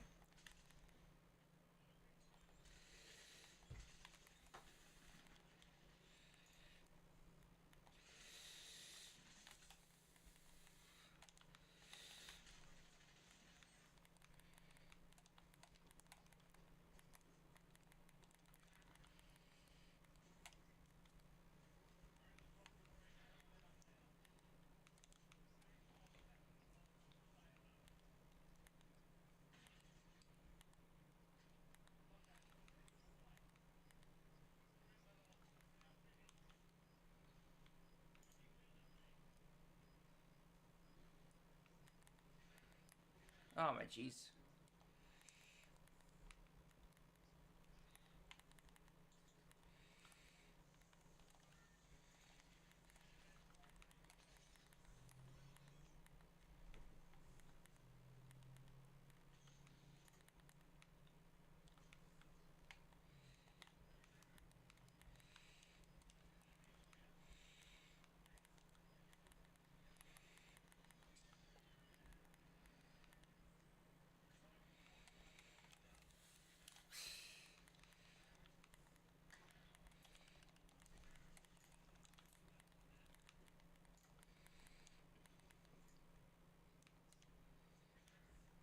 Are you fucking serious, man?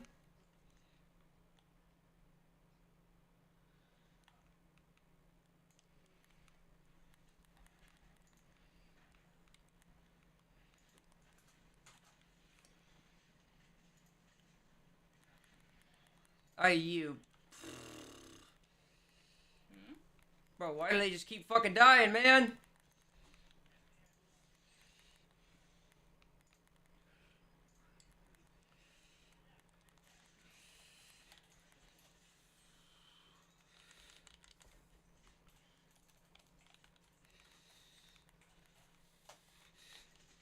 Oh no! Wait, did they just shoot me through a wall? I just saw that. Holy shit, they shot me through a wall. Oh no, they just came up the other stairs. Forgot that there's another stairs. Bro, how do I survive longer than my own fucking team? This is sad.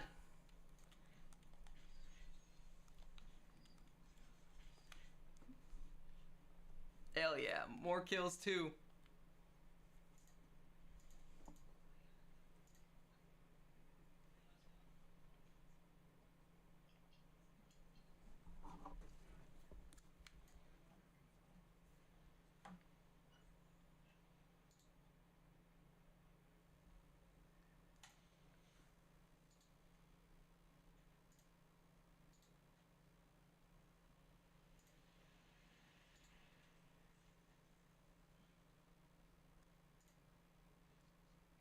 Yeah, clearly, Sarah, clearly we should listen to these people because they know what they're talking about, right? You ready? We should clearly listen to people that dress like this at protests. Yeah. Does that look like a trustworthy person? No. I wouldn't trust that around my grandma. Around my grandma. And they wonder why we don't take them seriously. That's the funny part. Why don't you take us seriously? Don't you understand we're trying to save democracy as you're dressed up as fucking Ghost from Call of Duty? You're dressed up as Ghost from Call of Duty at a protest talking about stupid shit?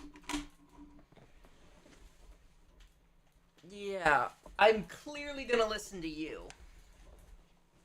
Versus, you know, our actual president who dresses up in a nice suit every day, clearly has millions of dollars under his name and knows what he's doing. Hell, I'd listen to me. I mean, look at me, Sarah. If I was at a no protest rally, who would you go to? That person dressed like that or a person dressed like me? Honestly, someone dressed like you because you dress normally. Yeah, I'm just wearing all black clothes, just, you know, enjoying my day. Obviously, even I may not have the general face of someone who you should listen to, but at the same time, at least I'm dressed way more reasonable than someone looking like they're at a fucking Halloween party in the middle of whatever. Like, bro, it's literally the end of March. Nowhere near Halloween. So why are we dressed up like this? There's a kid in the mic, too. Geez, someone better feed that kid.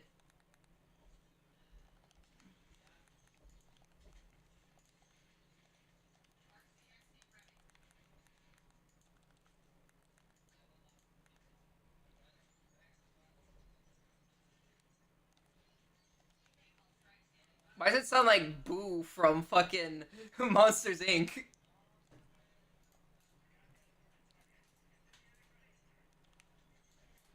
Someone shut up, Boo, please. No?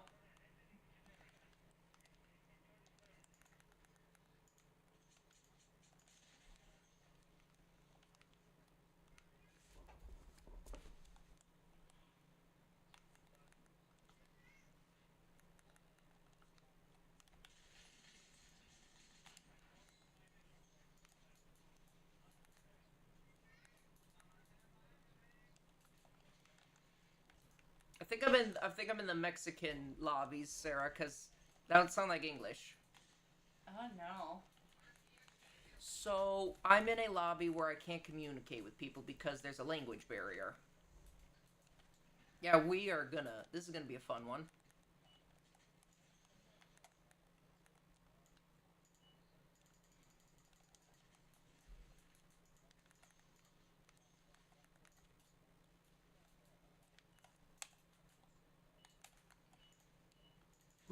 Who's playing games at a fucking supermarket? You hear that?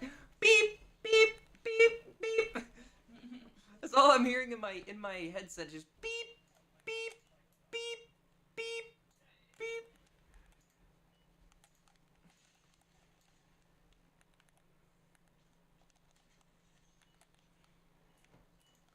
Yeah, someone's clearly playing in the middle of a fucking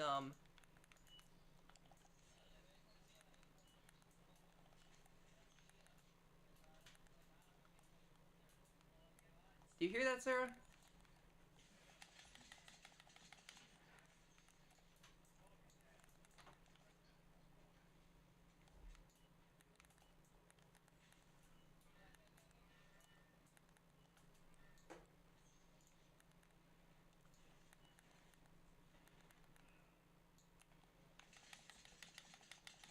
Fuck you, orange boy.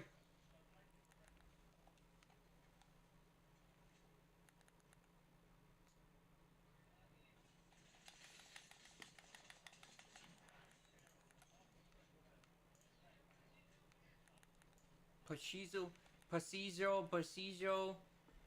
That's all I'm hearing. Pasillo, pasillo.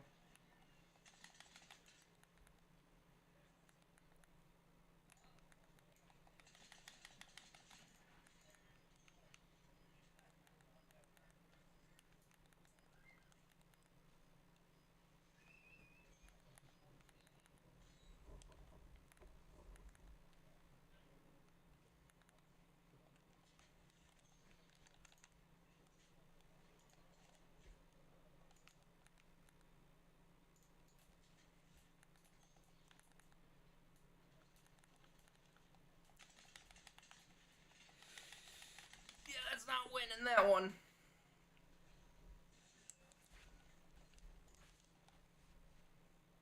It's too far.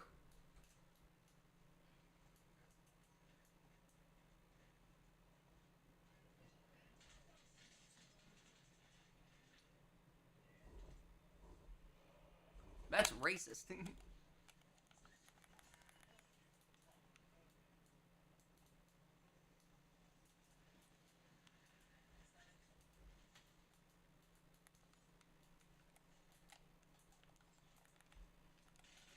Are you serious? Jeez Louise.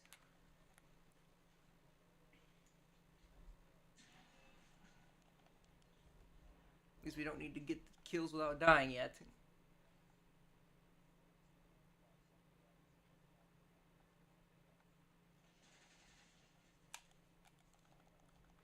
And I get free weapon, and I get free ammo too?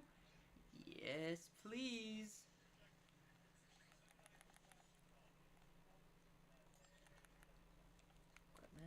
Grab that.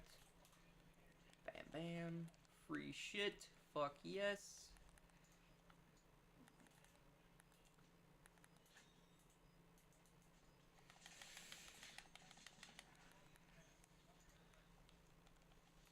Reload.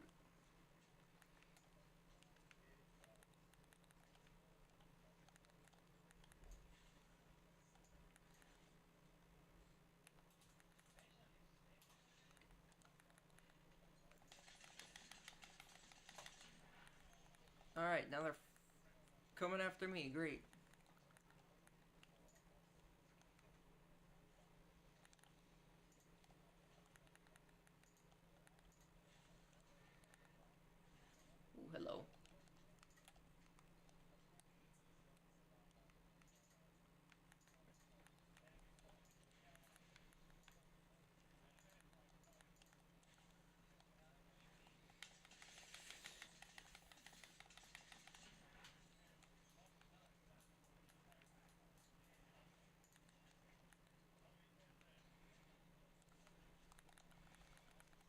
Oh, hello.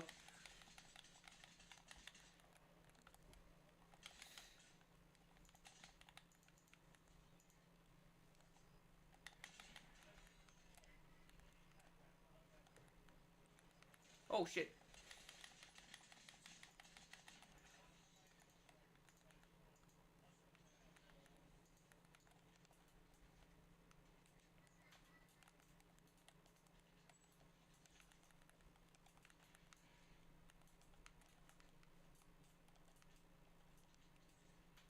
Oh, hello. He dropped something for me.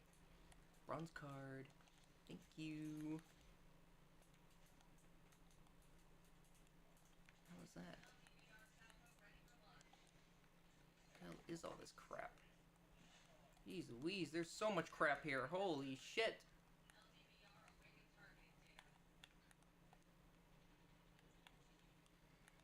That. Saw you.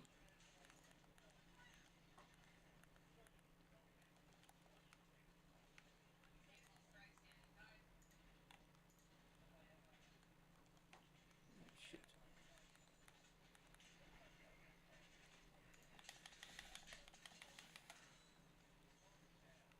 There we go. Now I got the good one.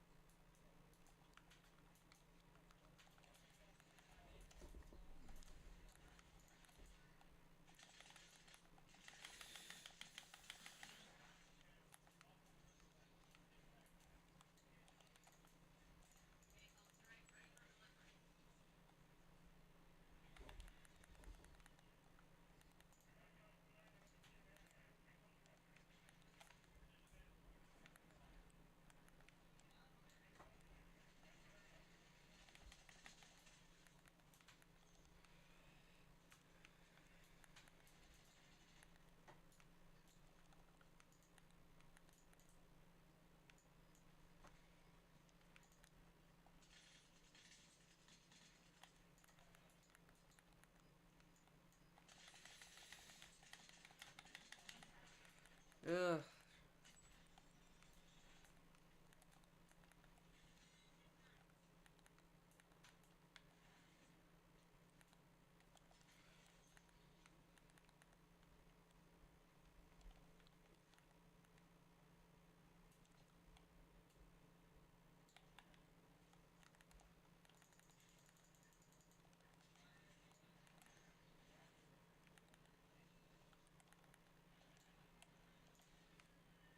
Give me some money.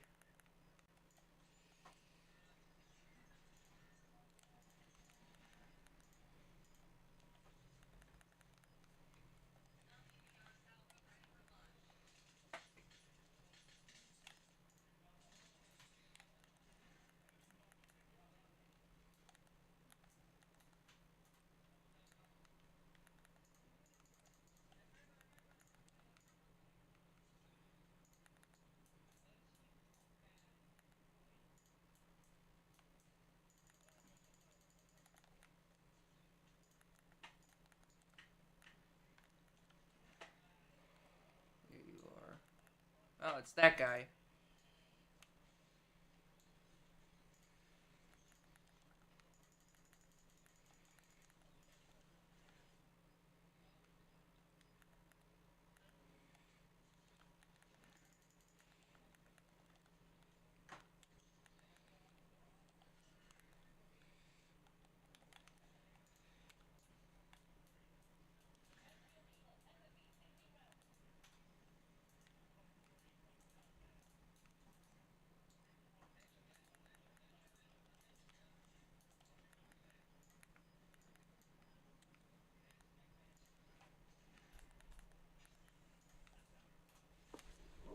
Jeez Louise. Jeez, what is this aim?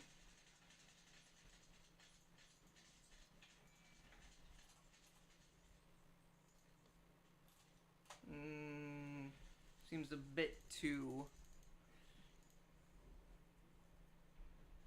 Something seems a bit off about that.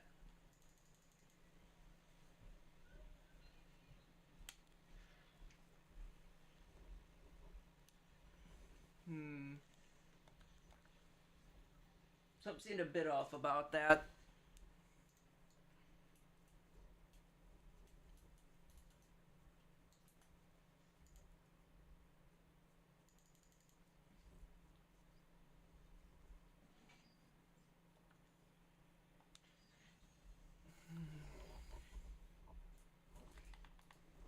Excuse me.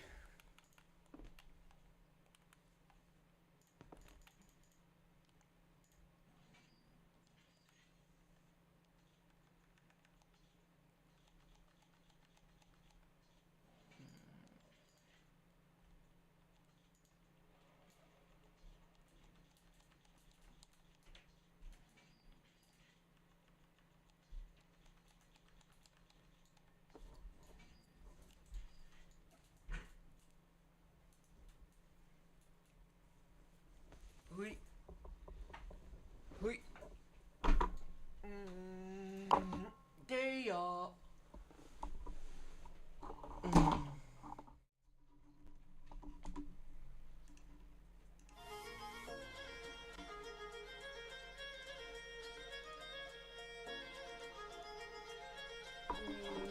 Oh, big stretch.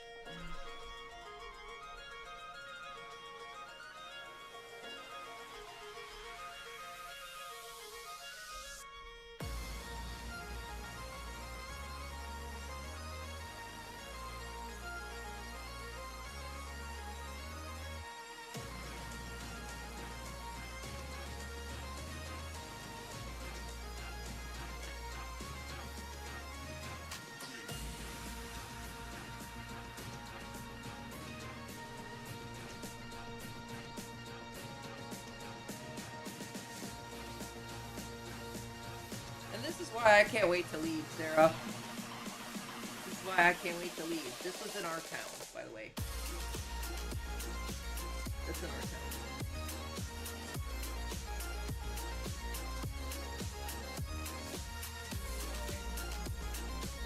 Yeah. You know what I find funny about all these people? They think they're doing something. That's why I really want to understand, like, these people really think they're doing something.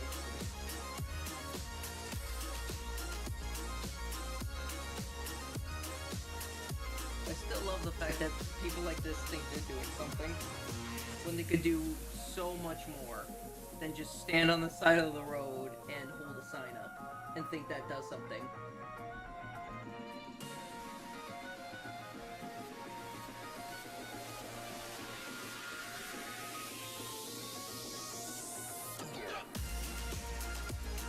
Looks like the retirement home took a field trip today. That's a good one. No brains rally.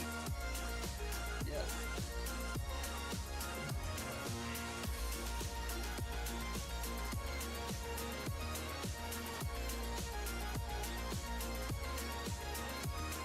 My poor mother's town.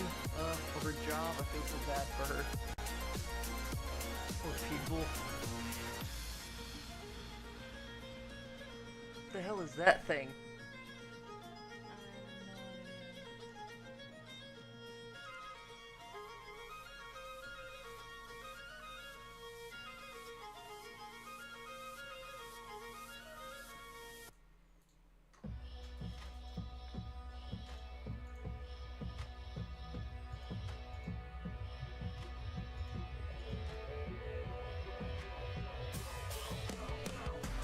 Animating Sarah's butthole.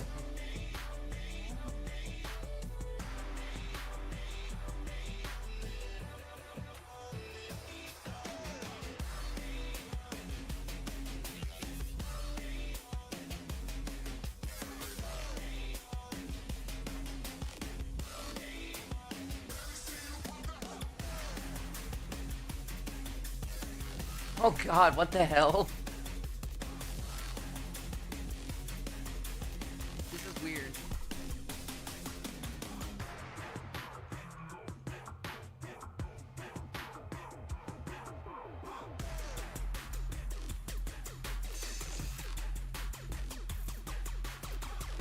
Oh god! Yeah.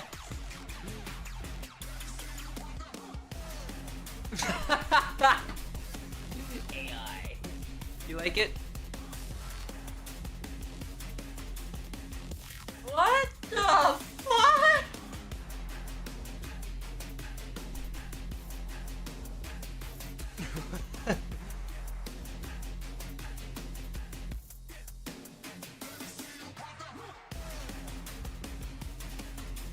Spider-Man.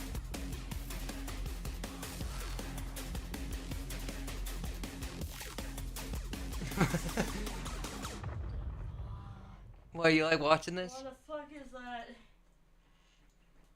Do you like it? No. Make you feel uncomfortable? Yes.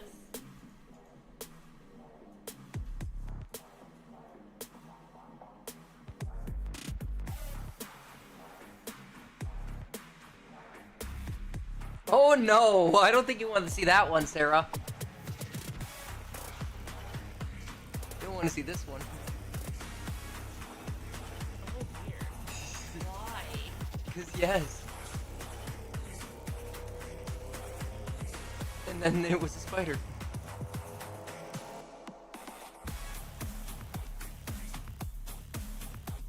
What is happening? Yeah, AI does ruin shit.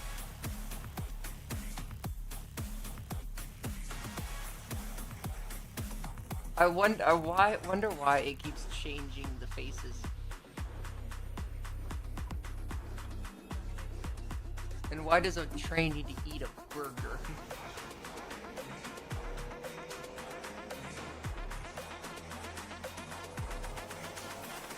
Do you think a 12-year-old deserves to get a tattoo?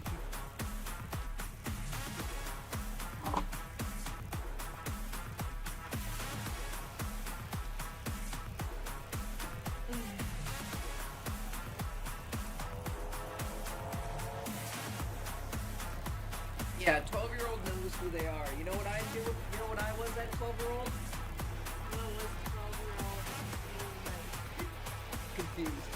Confused. Everything. Everything. Yeah, life was just confusing at that point. Like seriously, that's the middle of where, again, that's right when you start going into middle school where all of a sudden, you know, the kindergarten, hey, recess time, coloring, you know, the nice little nap times you get, and then you go into, and then all of a sudden 12 comes around, you go into middle school. Hey, wake up! Guess what? The world is not happy fun time. Where you go? Middle school. Lock the fuck in, motherfucker. You're about to get fucked up. Socially, emotionally, hormonally. Literally everything. Just the minute you get into middle school. Hey, you remember how you had recess and nap time and just relaxation time? Yeah. This is how life is gonna be. Don't wake up, motherfucker! Here, assignment. Test. What? Oh, did you want to go home and play your video games? No, you got assignment. Test. Final exam. Do I get time to just sleep? Woo, sleep? This guy talking about sleep over here. Wait, who has time to sleep? At sixth grade, you lose everything. So yeah, I was confused. So really, you really think that a 12-year-old knows anything about themselves? No, they're just discovering the world for themselves. Where they're finally finding out, oh, the world is actually is actually full of evil.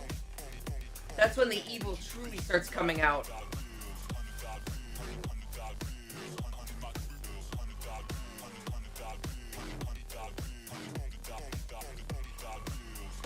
Fuck!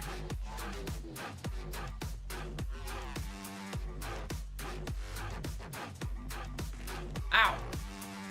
Through a wall? Missed the fucking landing.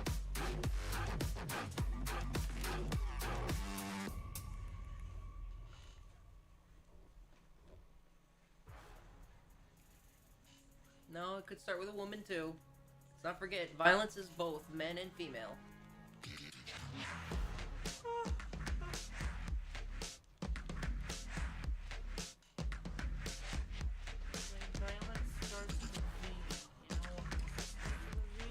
What? That is true. That guy seemed a bit too. We hit that guy. Oh yeah, he heard me. That was the loudest fucking smashes.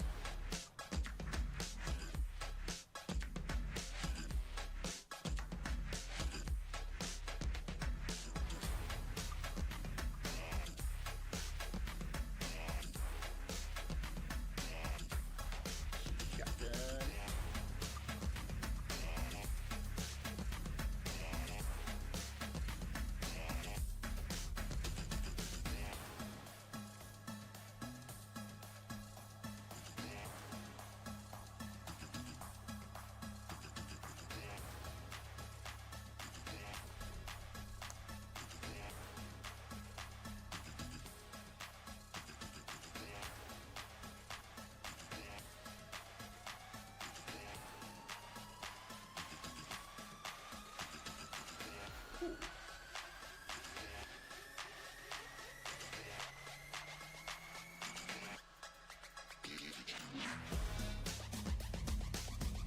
Appropriate.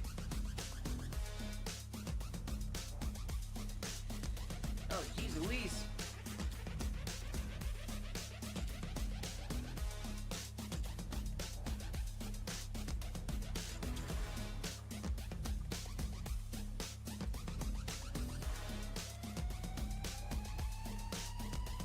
Exactly. You can.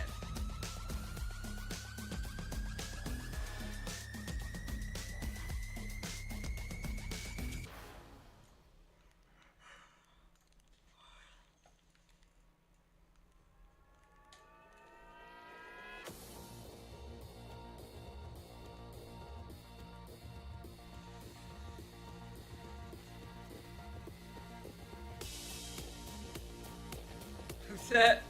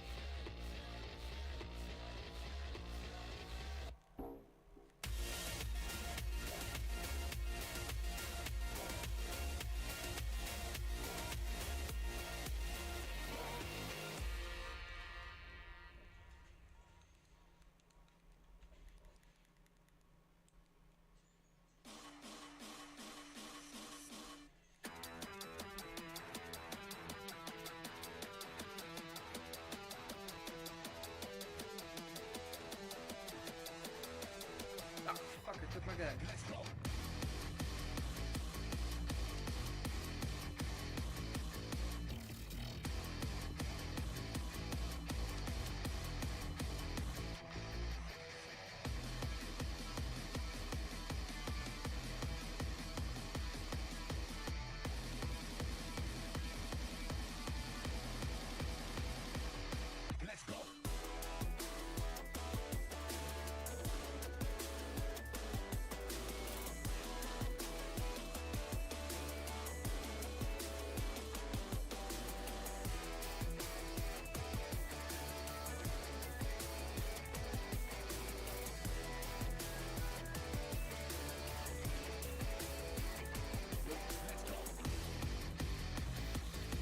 No, fuck you.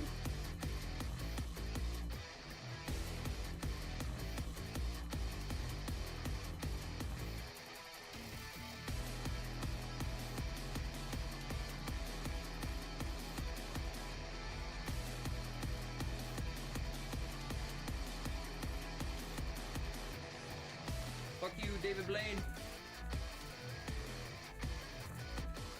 Let's go.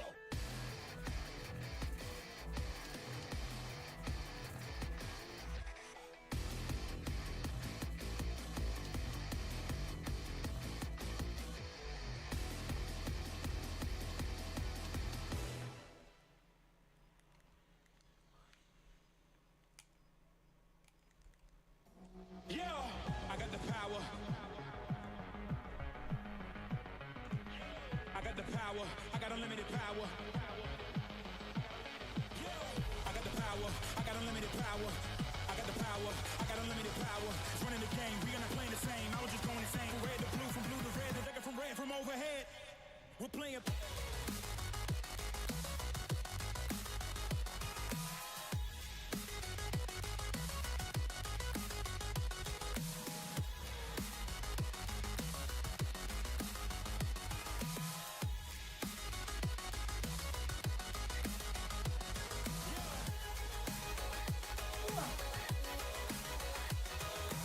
Ah, fucker. Yep. An assault rifle is going to do more damage than a SMG, unfortunately. I'm coming closer, victory is mine. I'm making history, it's time. I'm living this moment, living the only, giving up only when my score is higher. You cannot find no one better than me. You cannot copy my delicacy. You cannot follow my legacy, please. Cause I'm a phenomenon and counting on. Cause I can go on and on. And anything else you can say for later. We're What's playing wrong? Beat Saber. What's wrong? I heard you grr.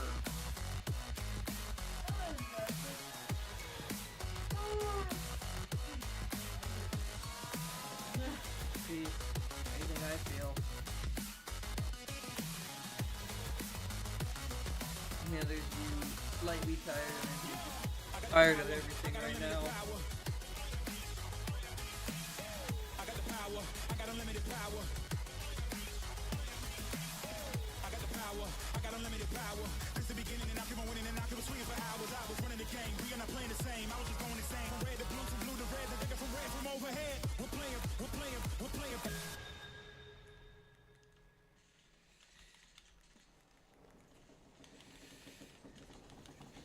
No. Come on, me mateys. Let's find the island and find that treasure.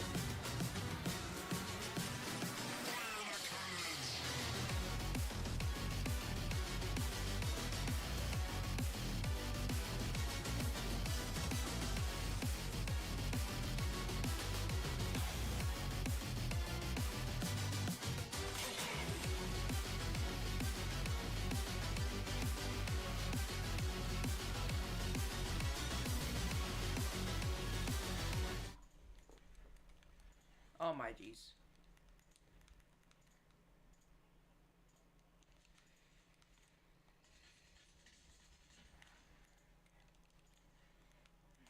Yeah, I'm coming. Oh yeah, I forgot, right over there.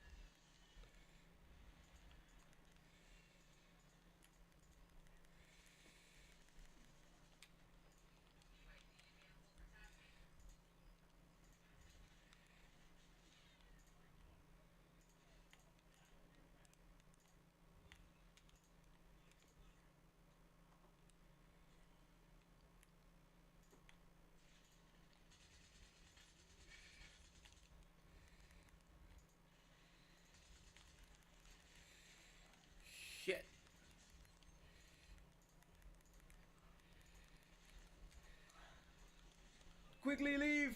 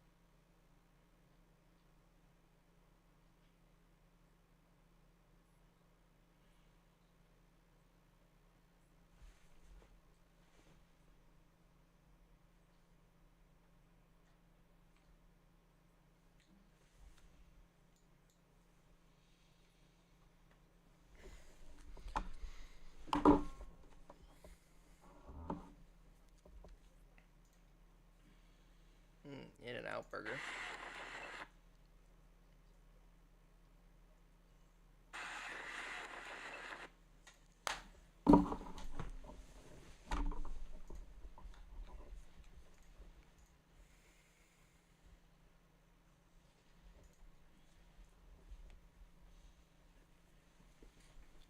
Ugh. No, my eyes. The hair's in my eyes, Sarah. I'm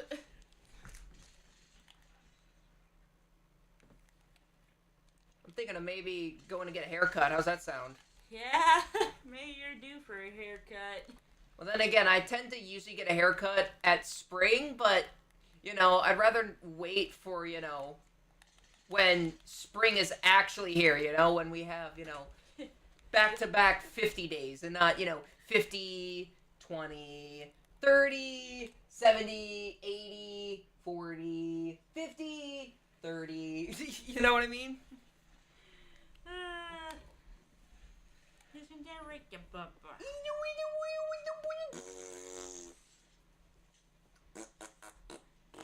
think he needs to go dookies. That's why he's in here. He went dookies when we went out. But he wants to go out for reals. He gotta go again. Is it Mama's turn or is it Dada's turn? Hey! Haha, you're not pointing, so it's you. I need my finger, Sarah. There, I'm pointing still. No, it's definitely your turn.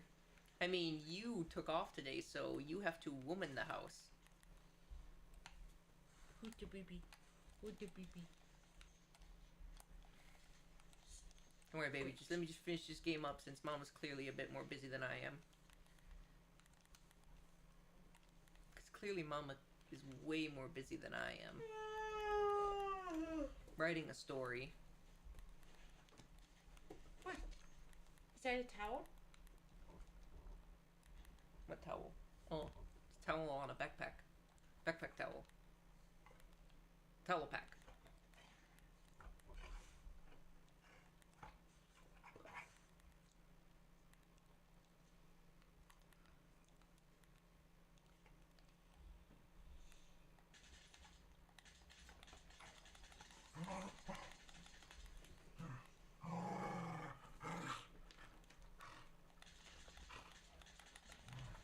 How? Oh, it's a bridge troll.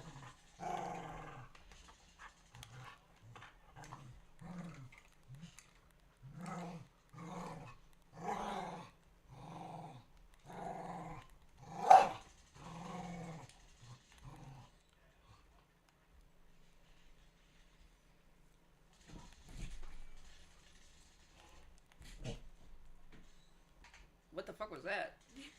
You okay? He's fine. He's a goofy boy. Bark, bark. Well, there goes that guy.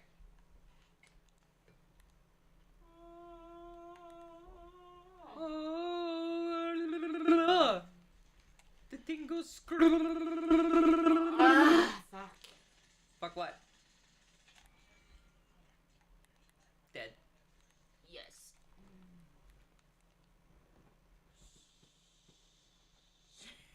No. I need money. Jeez.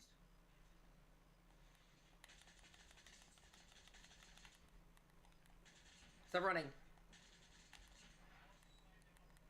Stop running. Stop resisting. It's me, your friendly neighborhood ICE agent. No. It's me, your friendly neighborhood ICE agent. Stop resisting. Stop trying to run me over. Put down your guns. Put down your guns, even though you're a freaking licensed nurse.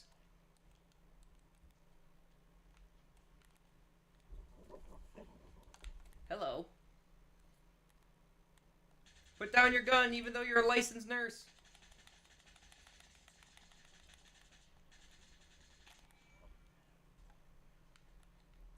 I heard you. Where are you? Porta potty.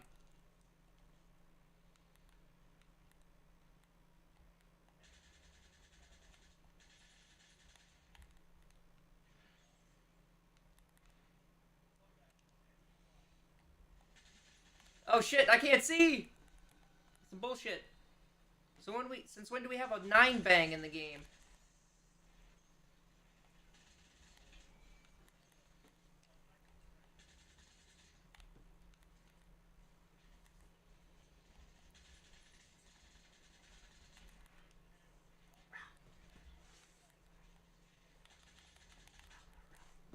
Stop resisting! Whoops! I'm fucking him! Sarah, I'm fucking him! I'm fucking him!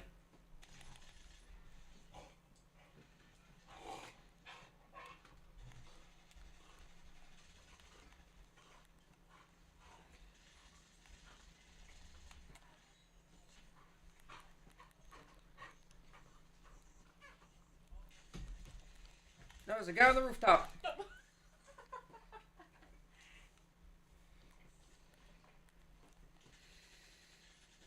Oh fuck! Where'd my team go? There he is. What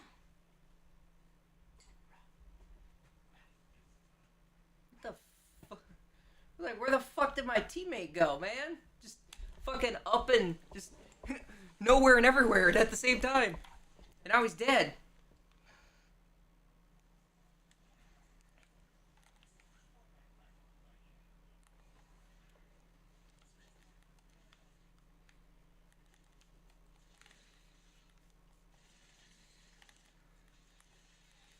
Shit, fuck. Shit, fuck. Oh, shit, there's another dude. Jeez Louise, they come from everywhere.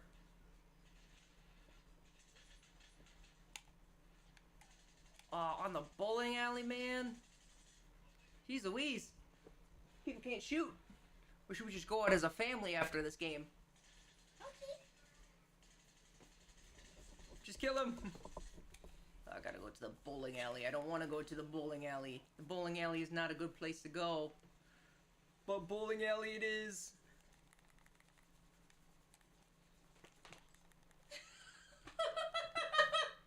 Apollo. What? Jesus Christ. What happened? Oh, God. He's making it snow. Yes.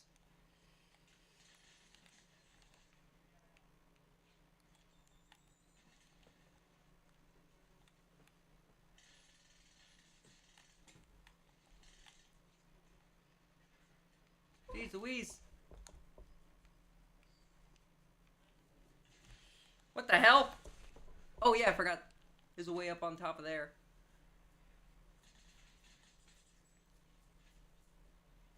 He's out of bullets, man.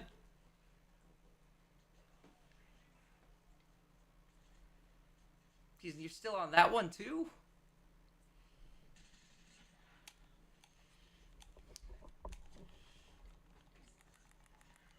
Going back to the boat. My boat.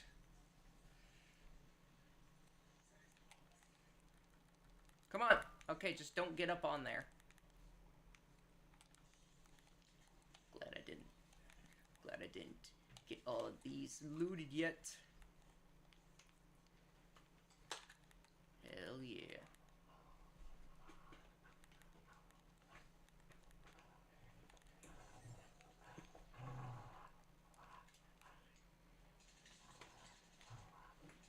That's a spot up there?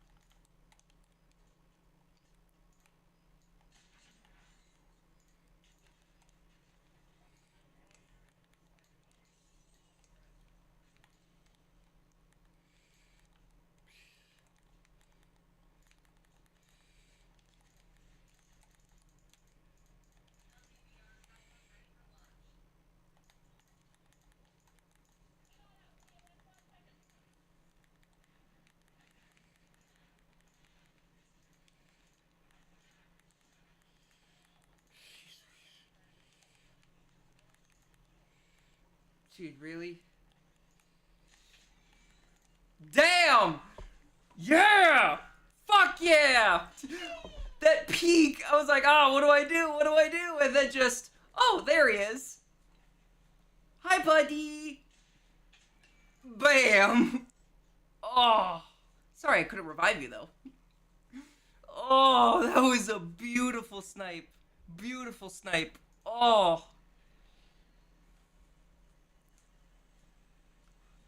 My boat, motherfucker. Damn right, that's my boat. My boat.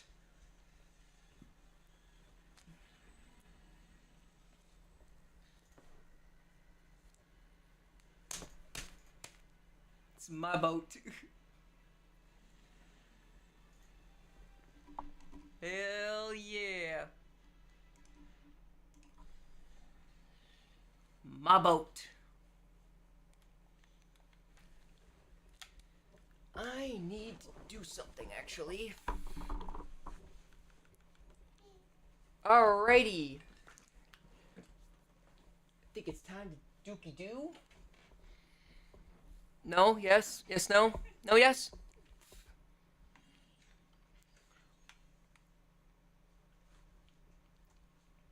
Pretty sure I can do that.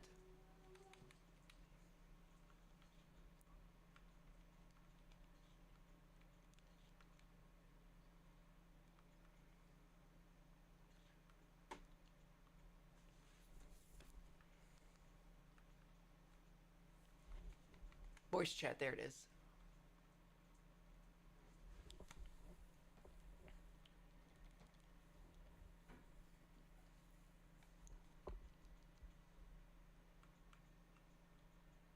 Aw, there's no push to talk.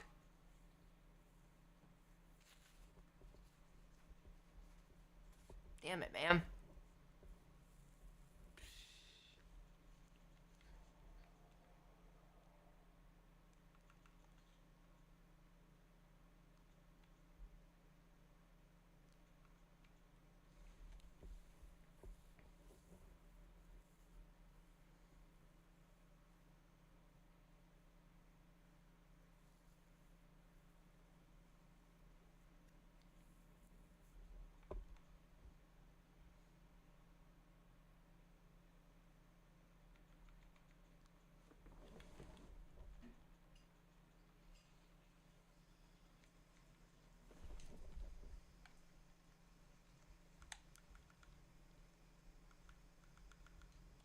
No.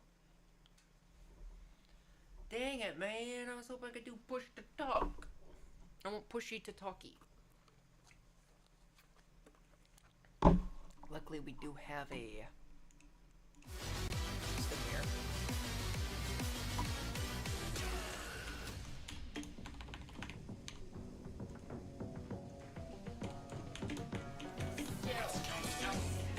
Yeah, second.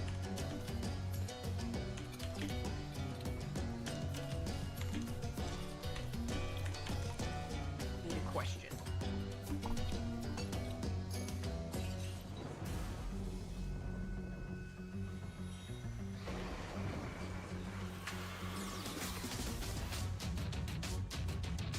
Okay, that's what I figured.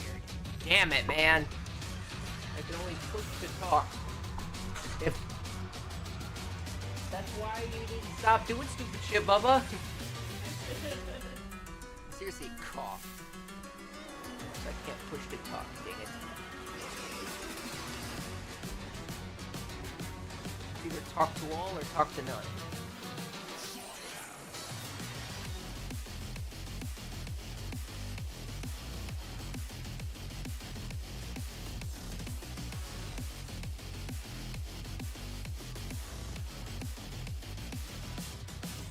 Either talk to all or talk to none.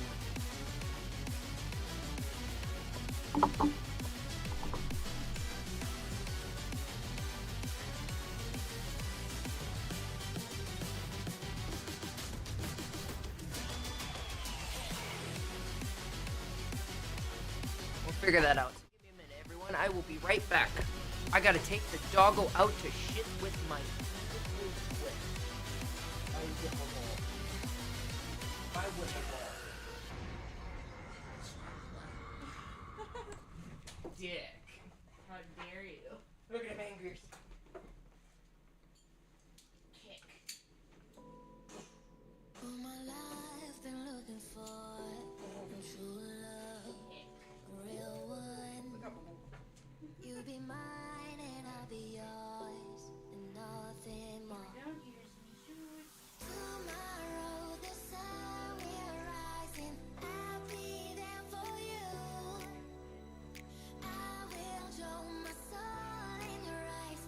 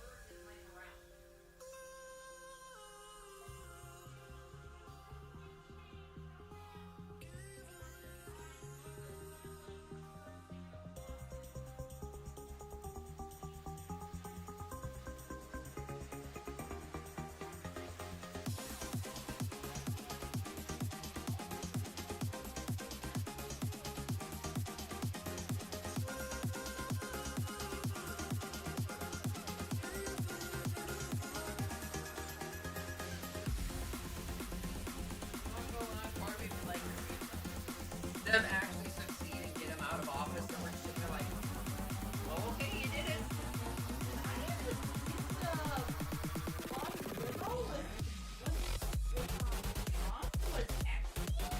I don't remember.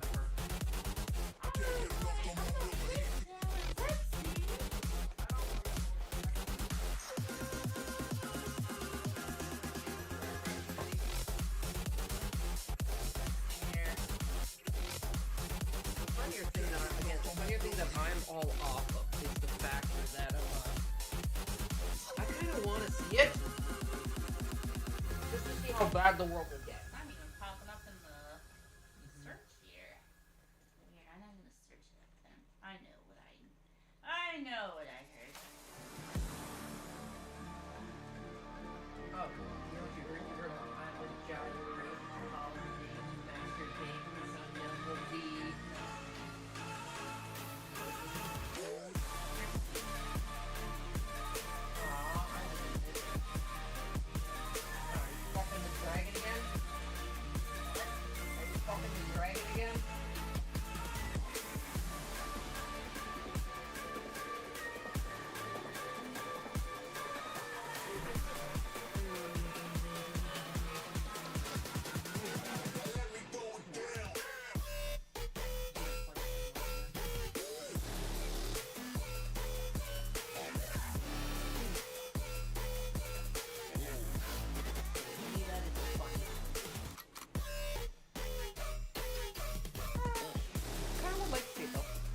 Watch them like, oh, we got him out. How do you feel that we got this person out of office? I'm like, well, you proved it. Congrats. I mean, I don't really care. So who's gonna replace him now? All I care about is who's gonna replace him. Oh, we already have the perfect people, and they put him in. All right, now we're actually gonna fix this world by bombing Spain. This just made me just slowly turn to the Democrats.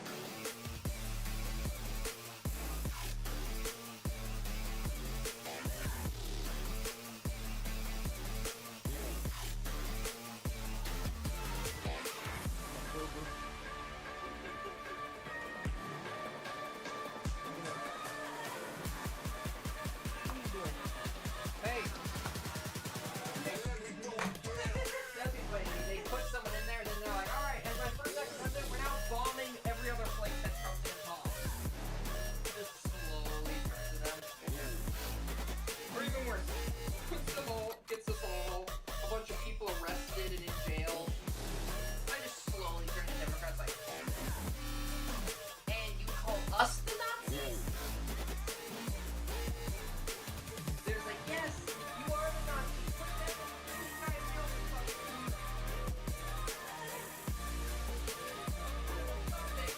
Can you imagine me just sitting in the room? Alright, you're under arrest. I'll see you. We'll put you on my thing. Here, move. Move.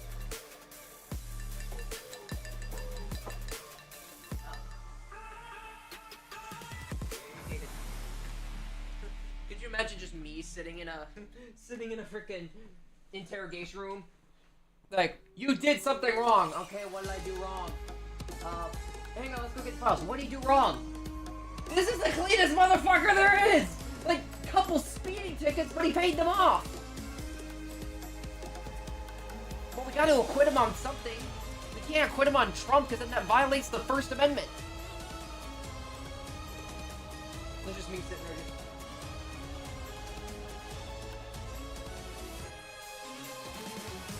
Can I go home yet? Can I go home yet? I just want to go home and play my games. We gotta acquit him on something. Like, he's clearly a Trump supporter. Just stand back me in there.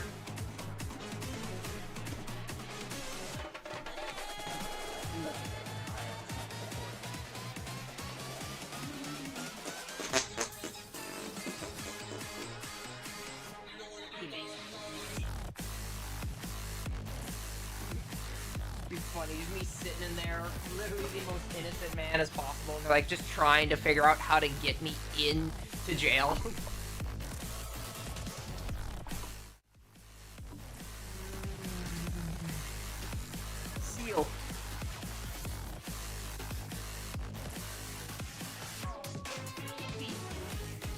Why, you want a baby seal?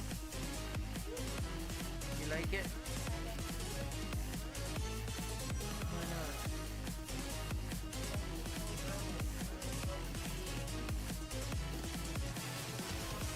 Why, you don't want to have a seal as a pet?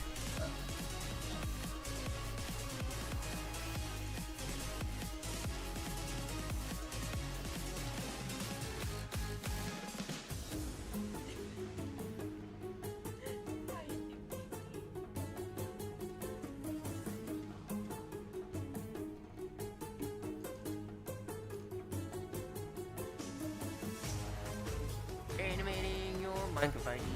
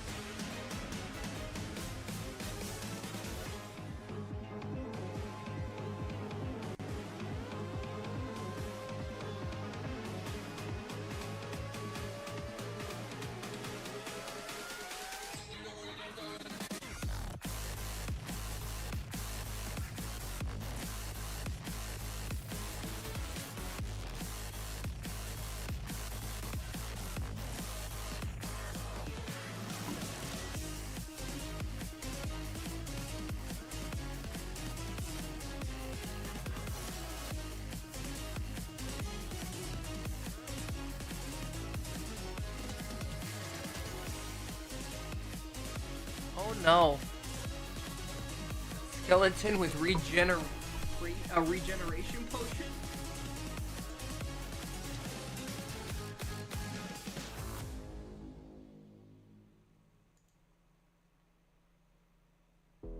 I hate that this feeling just keeps on coming back. It's like a lump in my throat, yeah, you feel like a heart attack. Can't even talk to your friends who used to be my friends, 'cause I'm a reckless. Can't even go to all places, 'cause I see our traces. Yeah, it's helpless. 'Cause I don't even sleep no more these days. No such thing as staying out too late. But nobody's at home waiting for me. I'm staying up for the feeling. It's the reason for living. Telling myself I'm doing okay. Dancing like I see the light of day. Who cares if I make it home by day? I'm staying up for the feeling. It's the reason for living.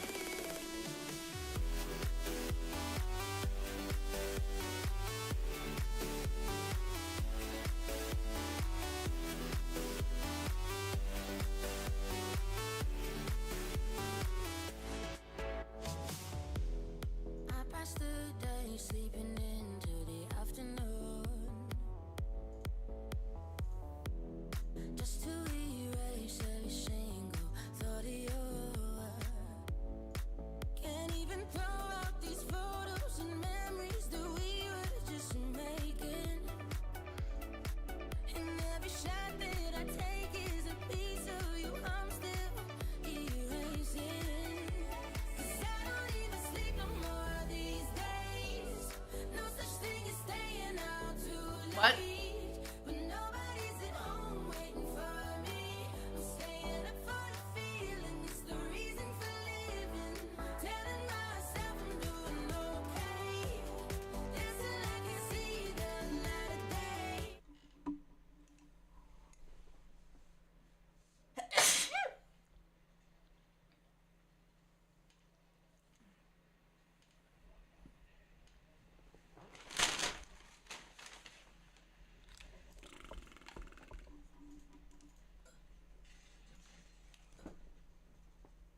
Oh yeah, I forgot to do something.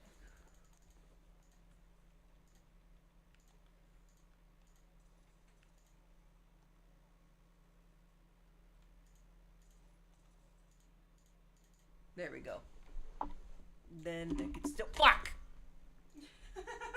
I kicked my mouse I into can the... still fuck. Yes, now I can still fuck. Damn right. Now I can still fuck.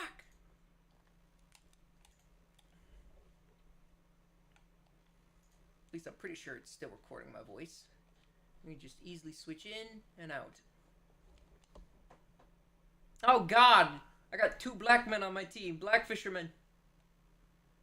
That's not racist. That's just scary because those are literal people from, I believe, the show called... I forget what it's called. Fuck.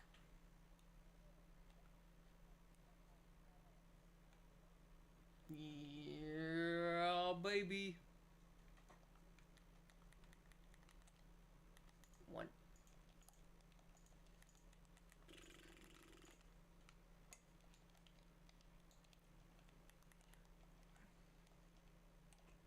Give me money. Come on, come on. Need the money. I can't see my money because my drink's in the way. Awesome. I failed. Beep. Come on, baby, give me some good. Not good.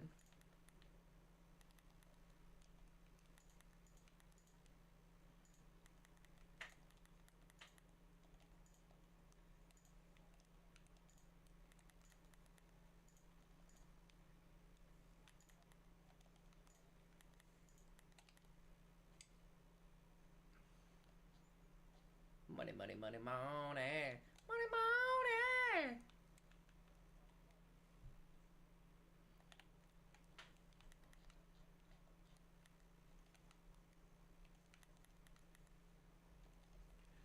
$7,000.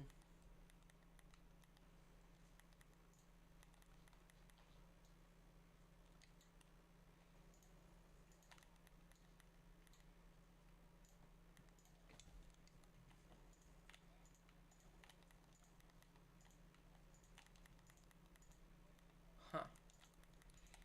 Shit. Oh, there is a guy here. I knew someone was following.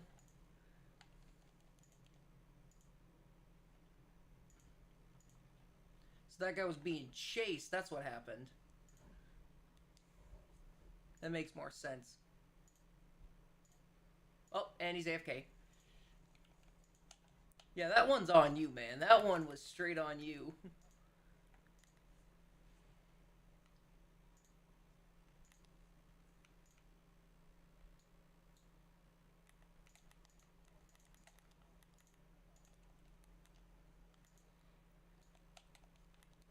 Glad I left this shit here. I can easily pick that up. And thank you for delivering it back to me. Thank you for delivering all that back to me.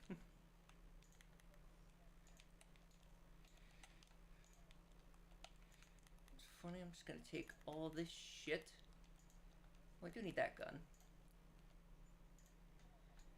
And just throw all that away.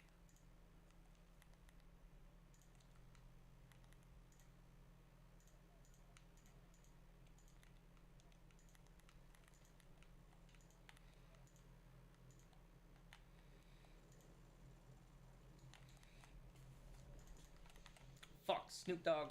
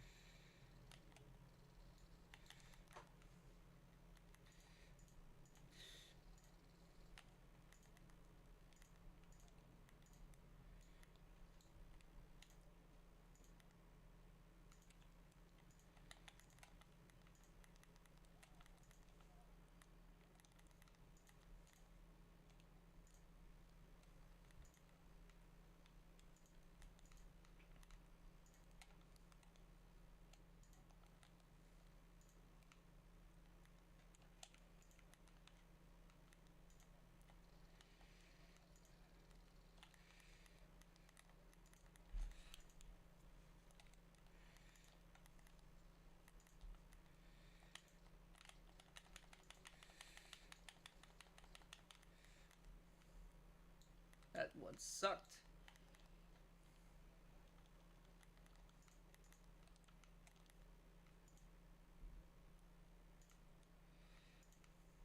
Gonna take, grab,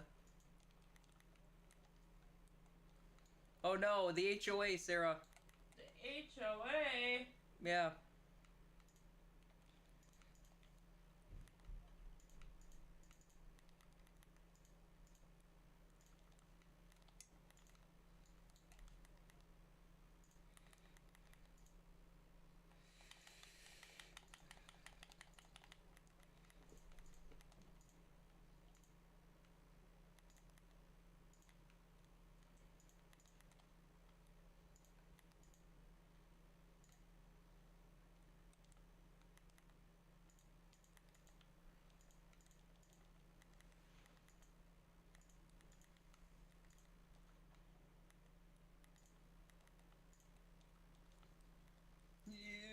Shit.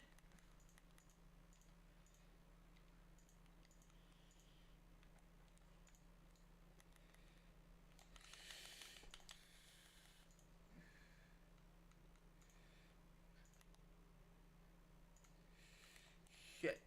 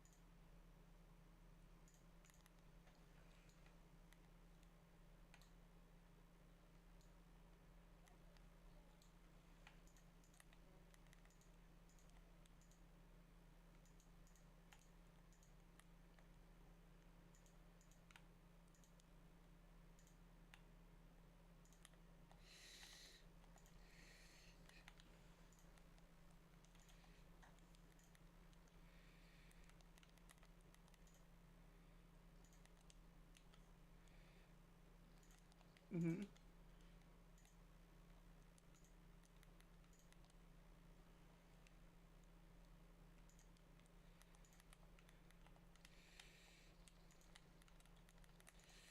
Shit.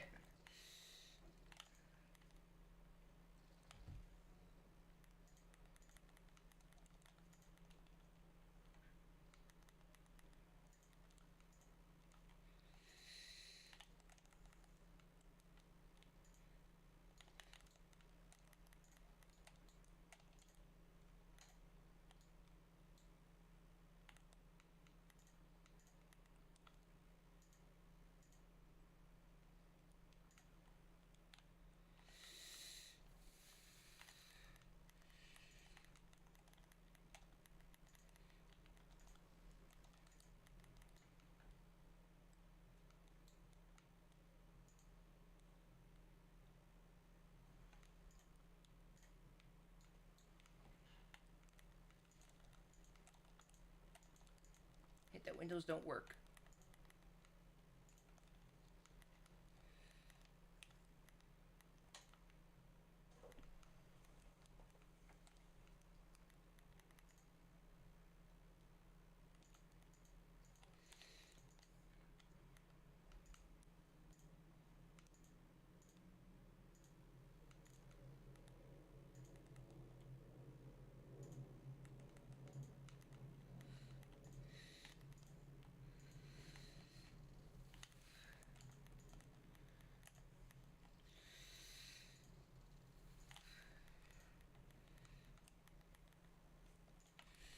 No! Through the window!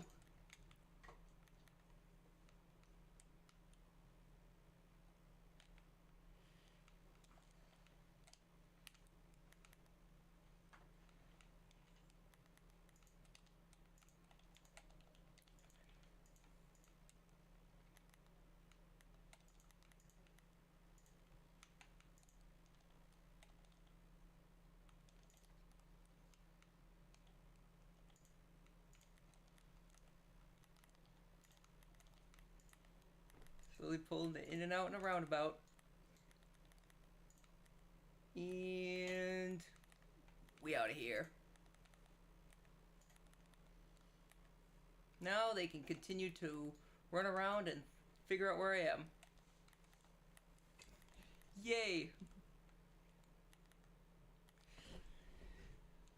Need to move that so I can see how much money I got.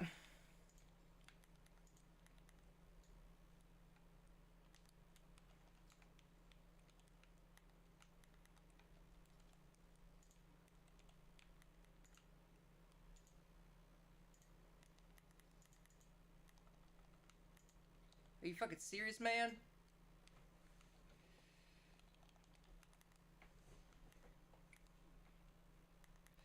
Oh, fucker, bait.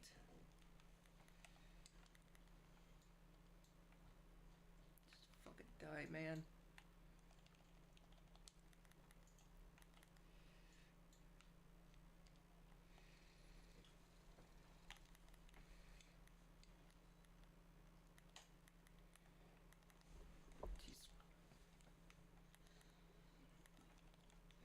You motherfuckers just die, please.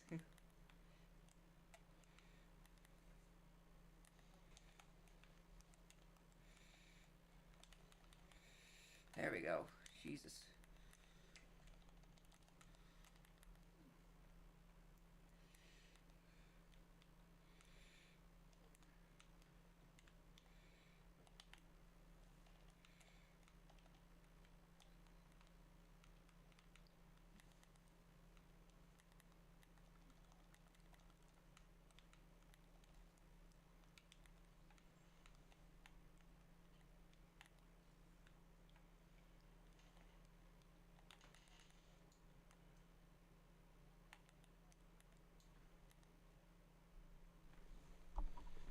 Of course, you go sideways and not straight ahead.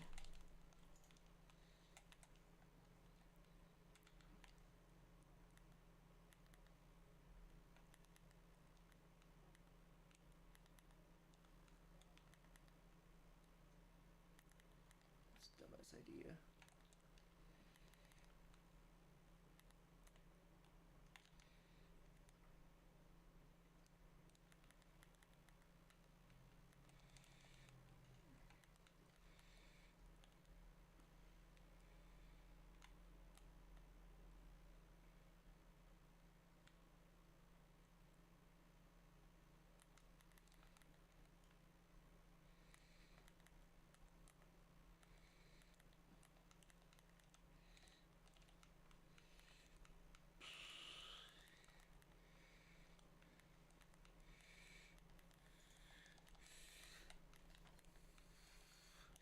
Ah, fucker.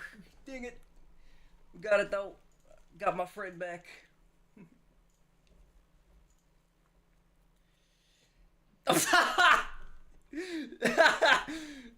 Yes, just falls to his death. Alright. Now, let's make sure that worked, because if I'm correct... Now, if I'm correct... Oh, hell no, we're not going there. Now, let's save that. And...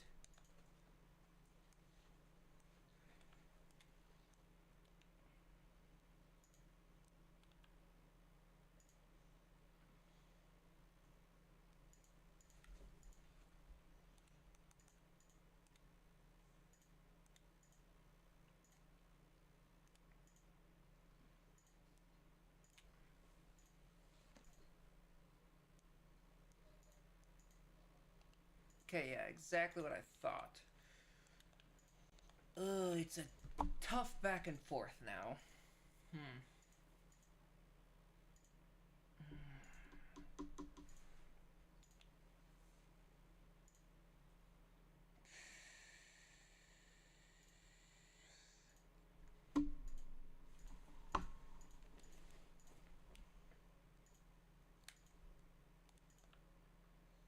Okay. So it's equivalent to just talking without anyone. Ugh, this is...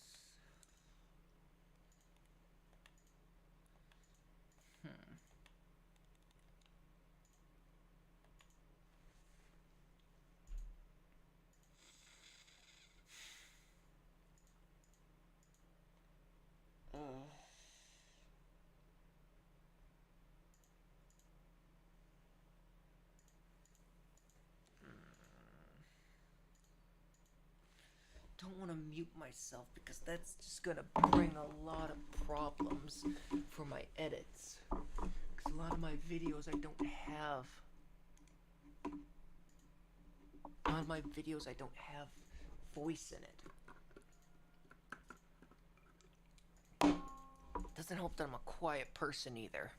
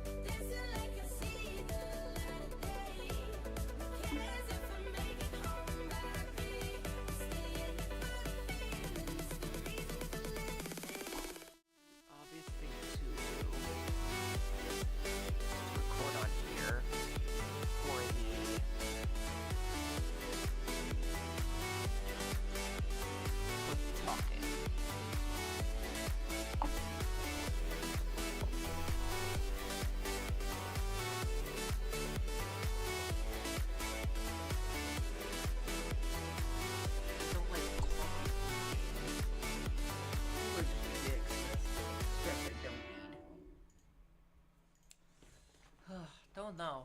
Just need a second to think on this too.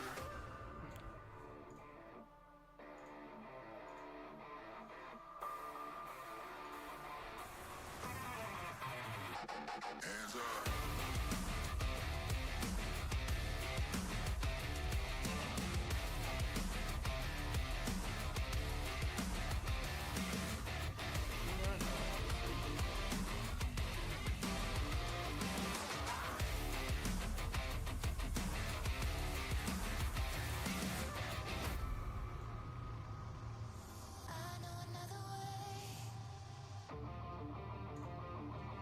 See, 'cause you won't believe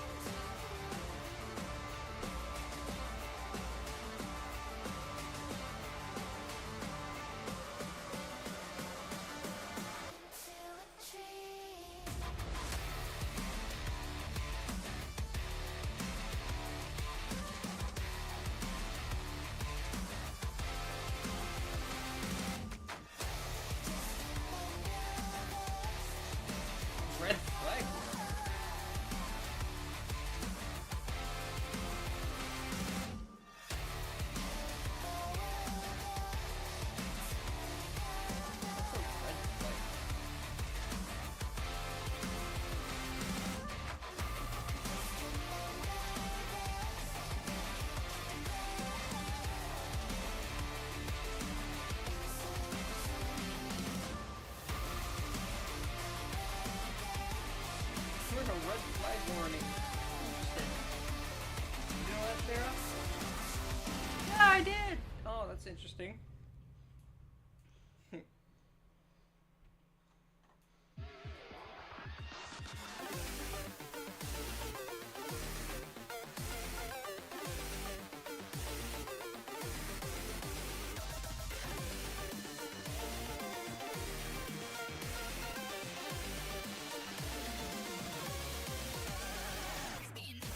Or how bored people may be and looking for something to blame.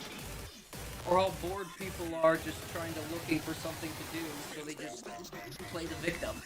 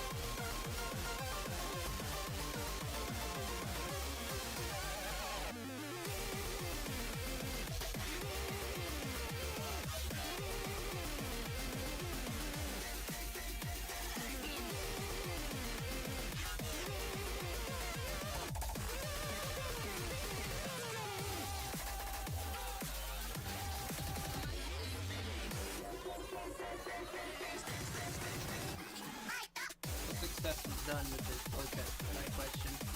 Nothing's changed. Everything's still running.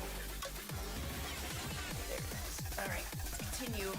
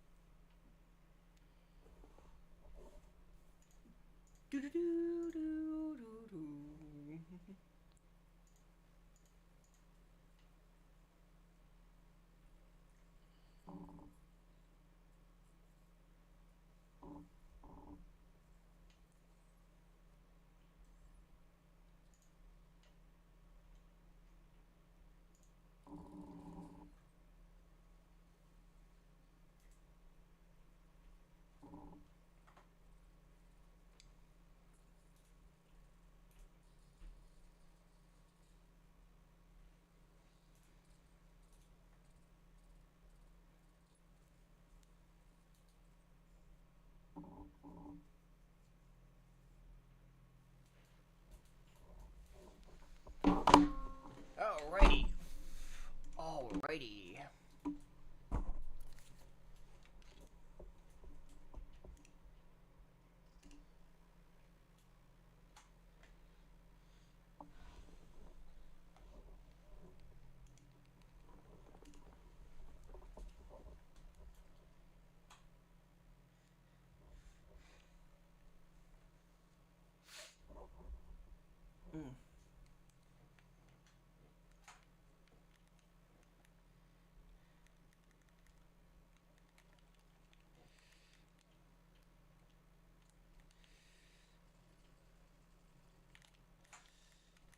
Oh, fuck. Yep. Knew there was another guy there.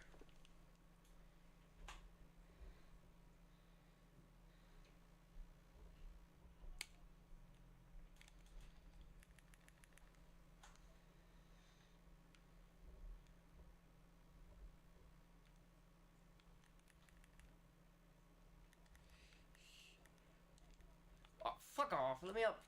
I'm stuck.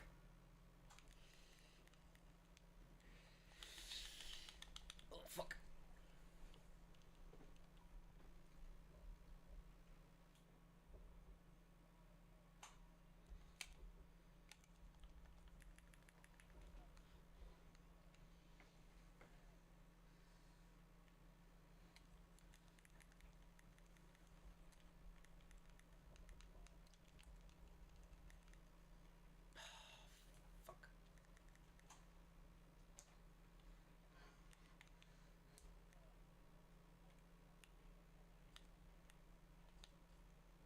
Jeez, that did fucking nothing.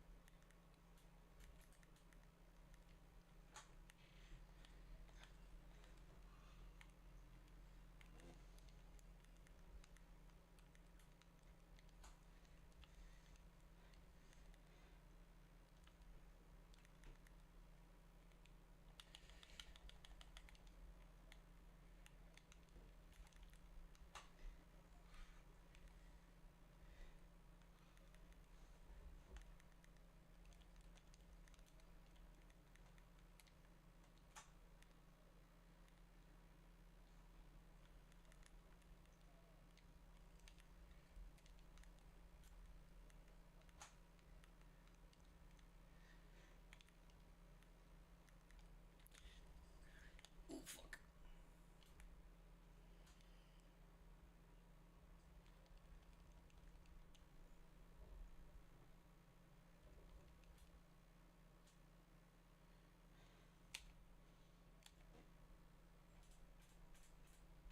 Even I knew not to go over there. Oh,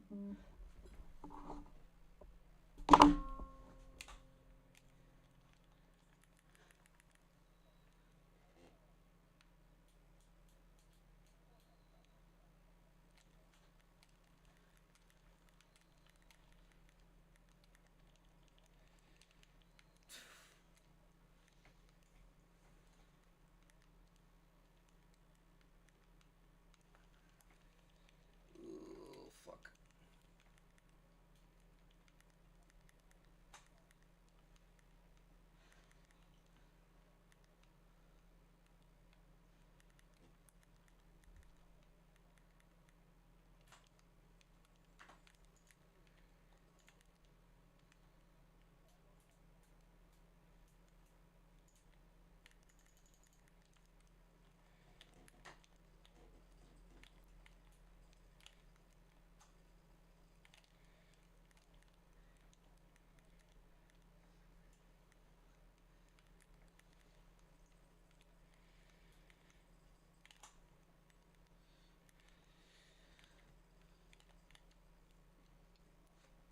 Jeez Louise. That's a real dude.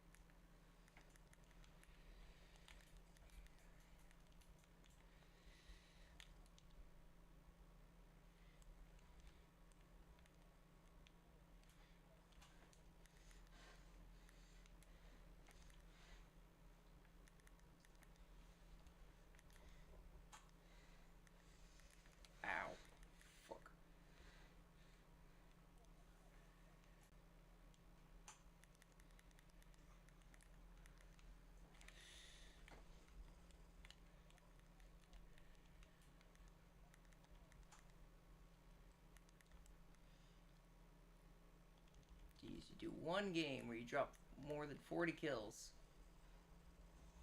One fucking game.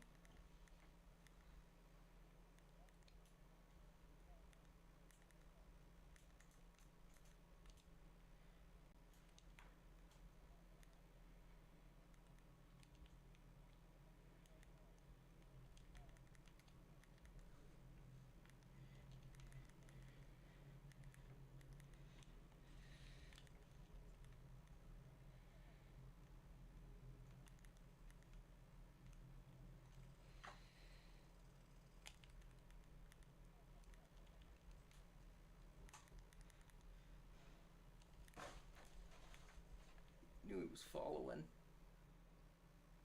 Oh, he was already up there.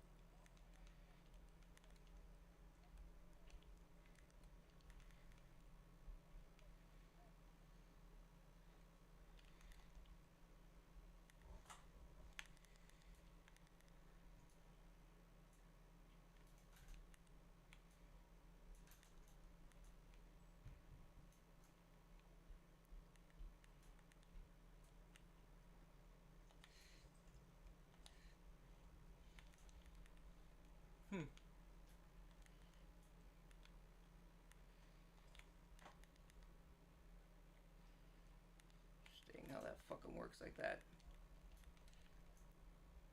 Perfect on-site headshot and bullet drops.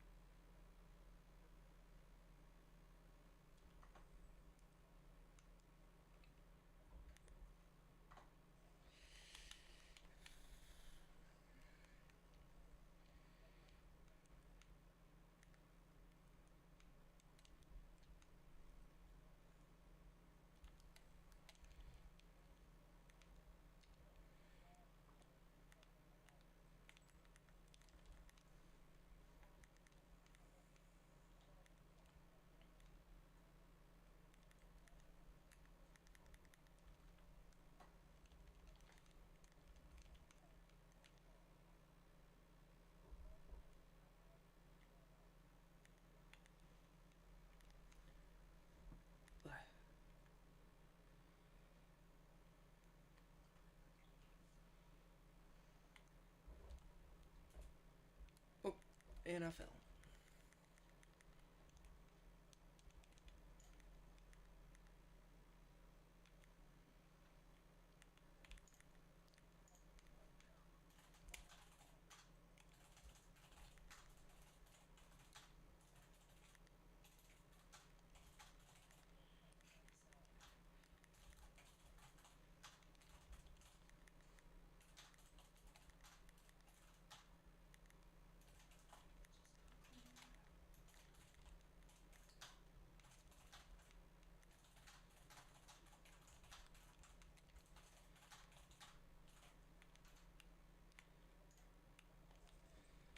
See again? What the fuck? There's a big drop off now.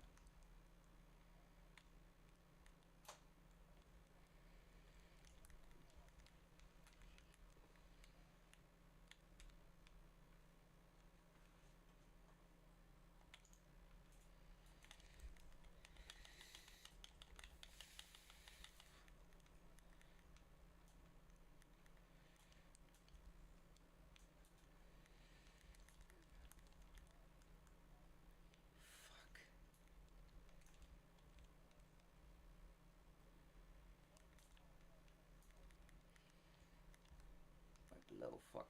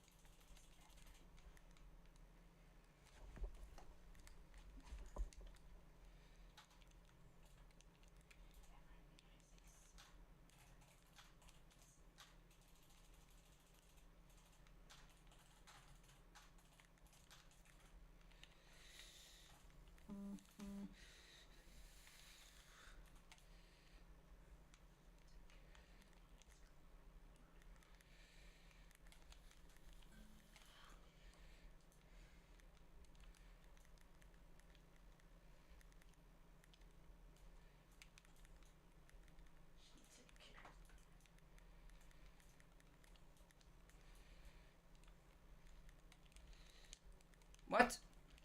Ah, piece of shit.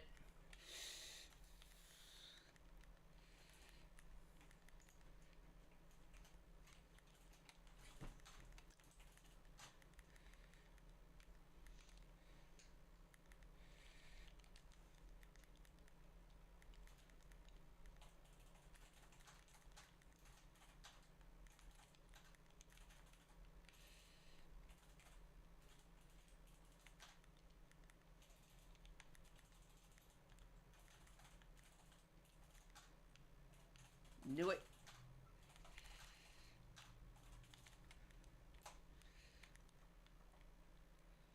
Just moving back to them. Shit.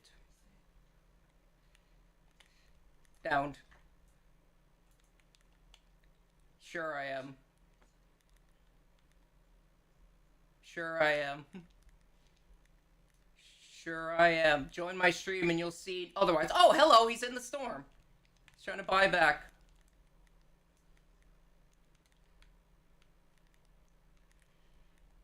There he is.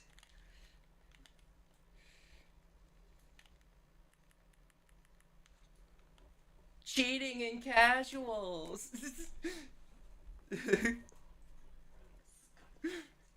Bro, I had a nasty snipe though on her. That's probably why. Nasty snipe with a fucking green sniper.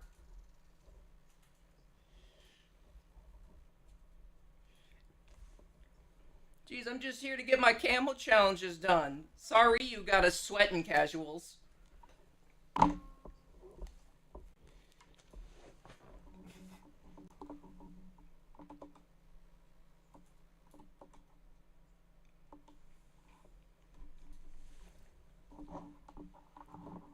Clutch! Fuck yeah!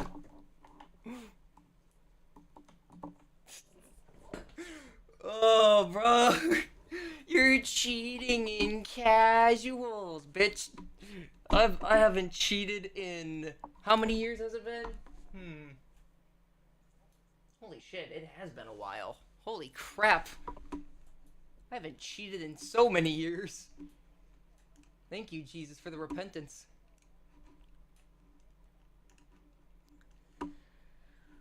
Holy shit, man. I haven't cheated in so many years. And you think I'm talking about cheating in video games. No, never cheated in a video game. Have I? No, I haven't cheated. I mean, I've used cheat codes in single player on GTA, but The community has agreed that don't count.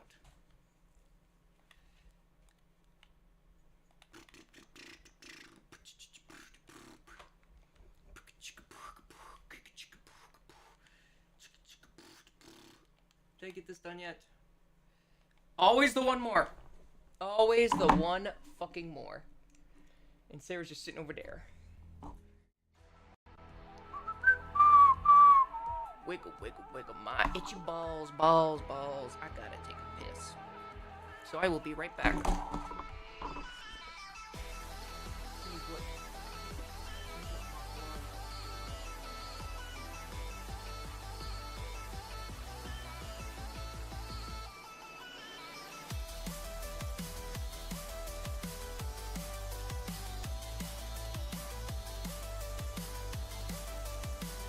So they're not denying it. They're not denying it. That's amazing. Okay, that's actually funny. They're not denying it.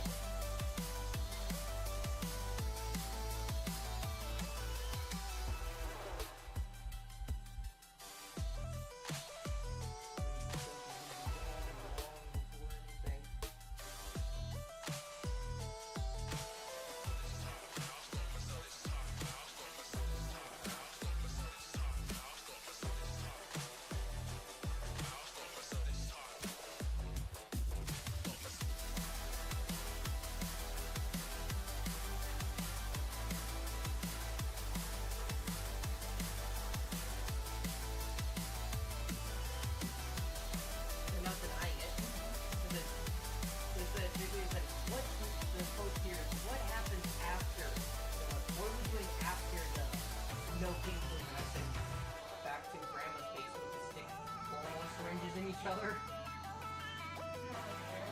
And they said maybe, but at least they don't wear orange makeup. I was like, bro, they're not denying it at least. So you're not denying that you're doing it then? Honestly, what was up with Trump and his fake tan? I don't know. Jeez, he was bright and orange. I don't know who Lance is. Who's fucking Lance?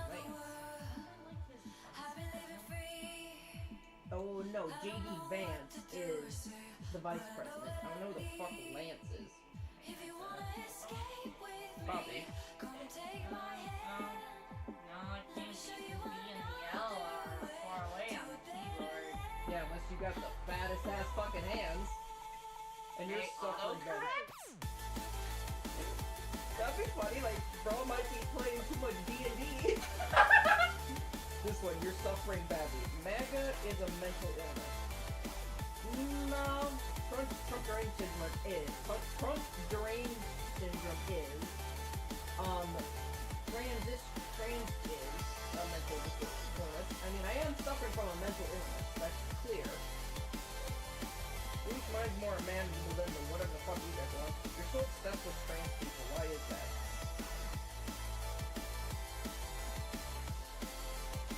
Well, it's pretty obvious that's all you guys talk about, so I mean, it's in the rhetoric. At this point, it's surprising that no one's talking about it anymore. It's become so norm that it's just now in our vocabulary. Despicable MAGA response. Do you really think he cares about this country?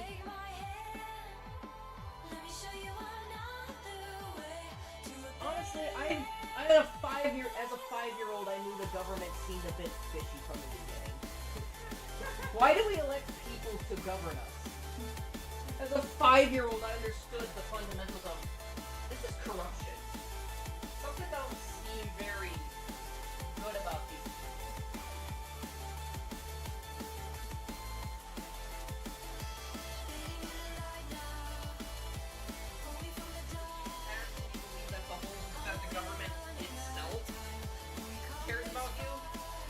Come to learn that no, they never did.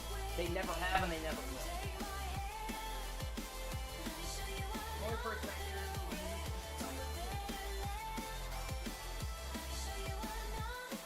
That's up for the father to decide.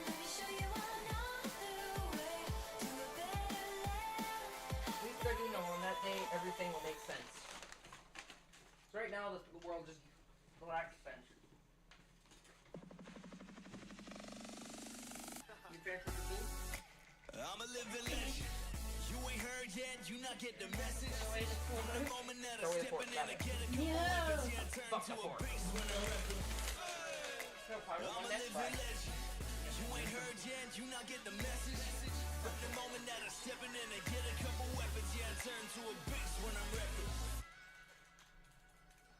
You are now watching the legend, so sit back and let the show begin. The pro is in, you know it's in, but go and get me loaded in. And no offense, what the suckers ain't got close to no chance. I'm gonna win, my flow is so much doper than an opiate. Oh my lord, here we go again. It's going on and on, though. You can catch me up in that jungle, I'll be going ape like Congo. Get them points up pronto, and hit them up with that gun blow, that triple double Lonzo, that combo. I'm a living legend. You ain't heard yet, you not get the message. From the moment that I'm stepping in, I get a couple weapons, yeah, I turn to a beast when I'm rapping. I'm a living legend. You ain't heard yet, you not get the message. From the moment that I'm stepping in, I get a couple weapons. This is your fourth beer, Sarah. You need to stop. You're the problem. Guys, we're here to have an intervention with my wife. As you can see, she's on her fourth beer today. She's got a severe problem. Why? She's got a severe problem. If you can donate today to the Sarah No Beer Foundation, we can get her off with you.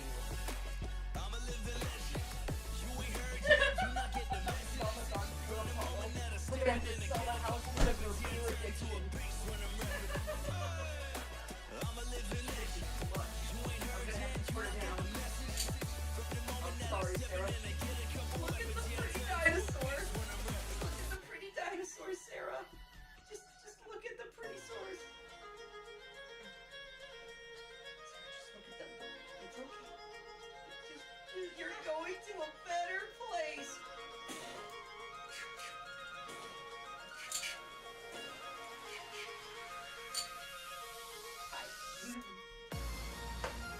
Just accept it, okay? Don't make this harder than it has to be. Accept it, Sarah. You were drunk here. Don't forget it, I promise. Accept it.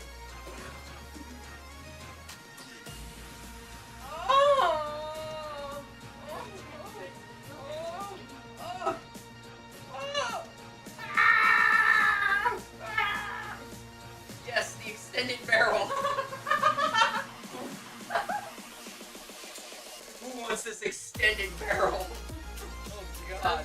Extended barrel make it more dangerous. Oh yeah, I can shoot harder now. Really? Longer barrel means shoot farther. Yep. This is Call of Duty logic. Towards a suppressor. Yeah, it's a very good suppressor. Literally, when you shoot, all you hear is.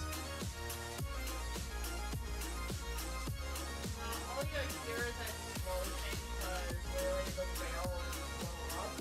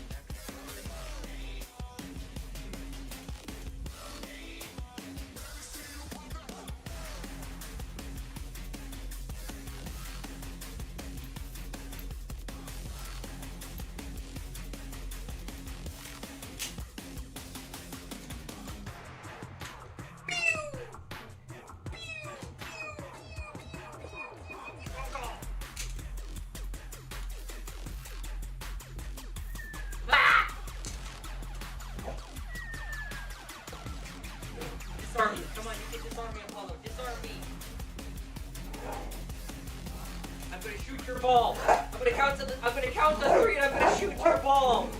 1, 2, 3. I gotta go piss.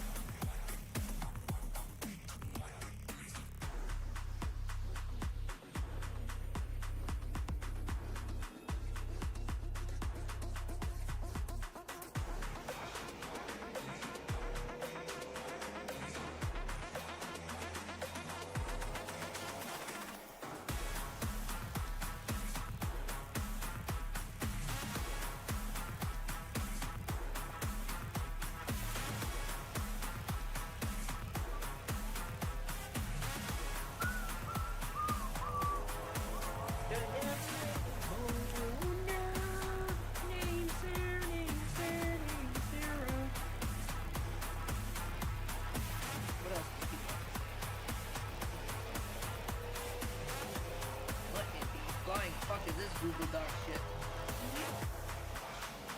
What the fuck is this Google Doc shit? Someone just sent this to me.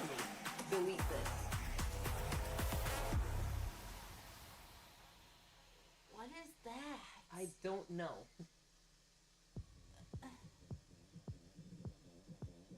What is it? Oh, excuse me. Something about Trump and Epstein? Let me see. Trump, blah, blah, blah, blah, blah, blah. Dirty girls, and innocent, blah, blah, blah, blah. I can barely even read this shit.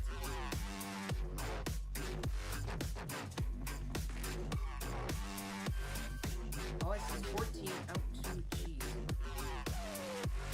Can you fix that up? I can't read blur. Can you fix that up? I can't read blurry picture.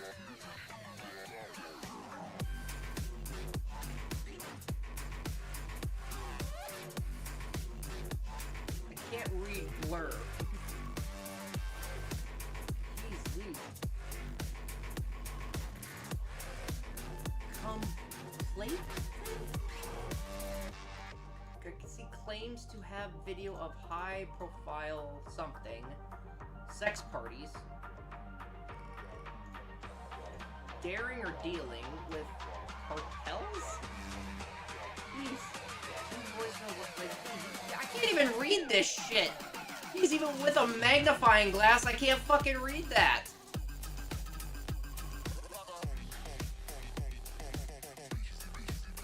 Like, damn. That person actually thought they did something. I'm like, dude, I can't read anything on there. Like, that is the blurriest photo I have ever seen. Never-ending wiener. Hey, Sarah, I just figured something out. Sarah, I figured something out very important that you should hear. Never-ending wiener.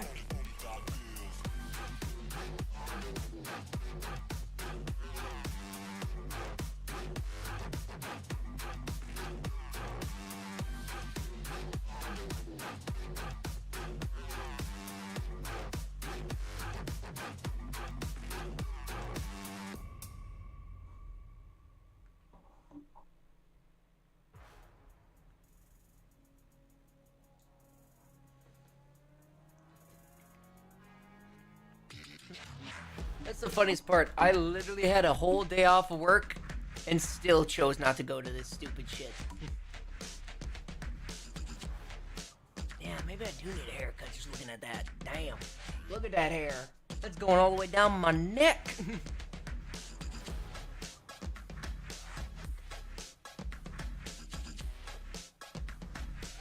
Oh, I'm fearing. Oh, jeez.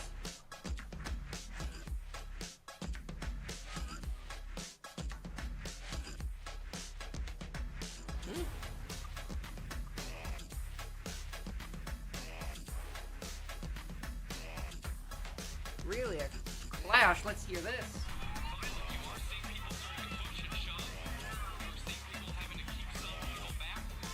Revive.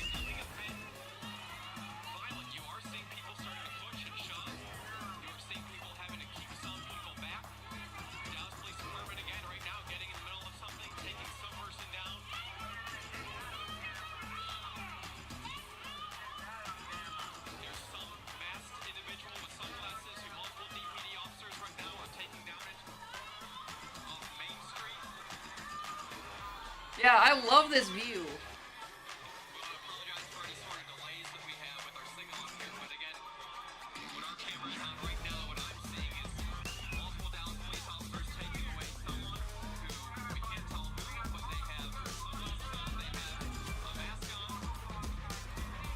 So an anarchist.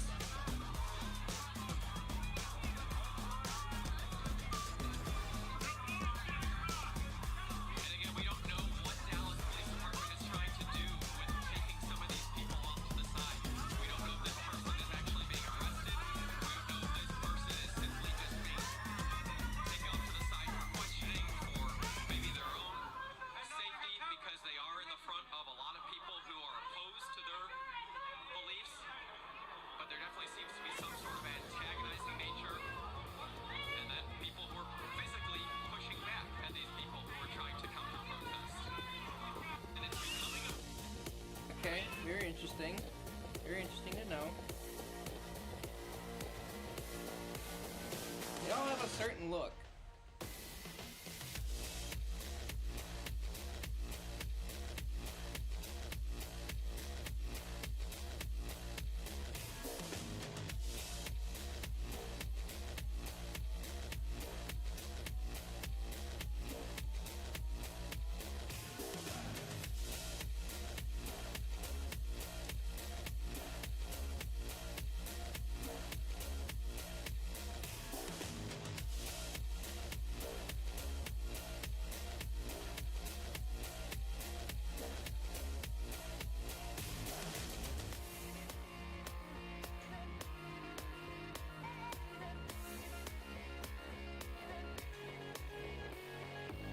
Of course it's Dallas. Why am I not surprised?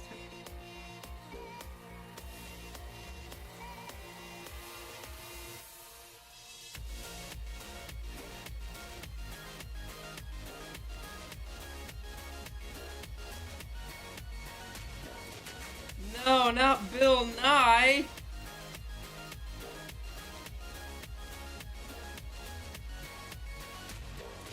Sarah, no, they took Bill Nye the Science Guy. No, not Bill Nye.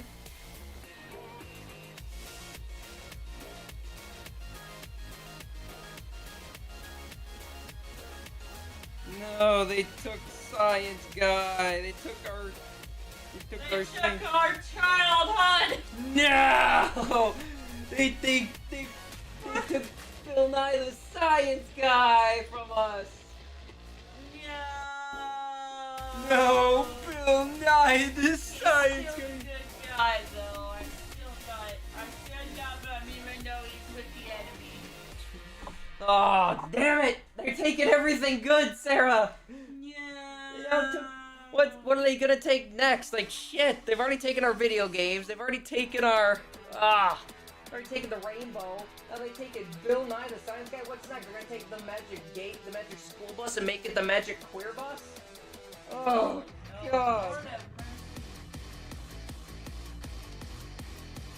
Yo, they took Bill Nye the same year. Oh great. Yeah, the furries, they can keep them. They can keep them. pictures at a rally. That's funny as hell.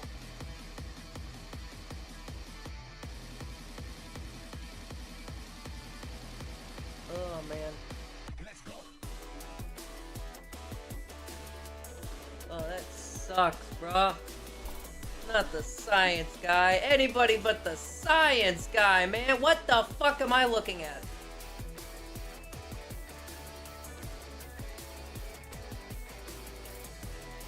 What the fuck am I looking at? Yeah, no thank you.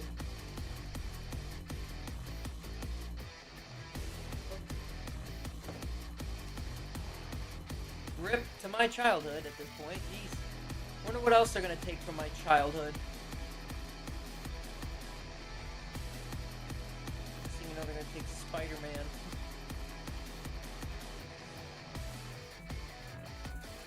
I am genuinely curious yet very scared to see what they take next.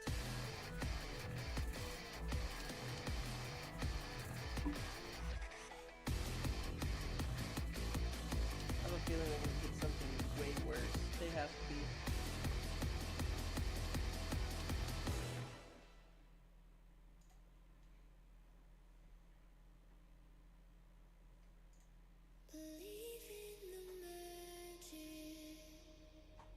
What if it could happen? Like a chain reaction explodes as I light up like gold. Believe in the magic. What if it could happen? Like a chain reaction explodes as I light up like gold.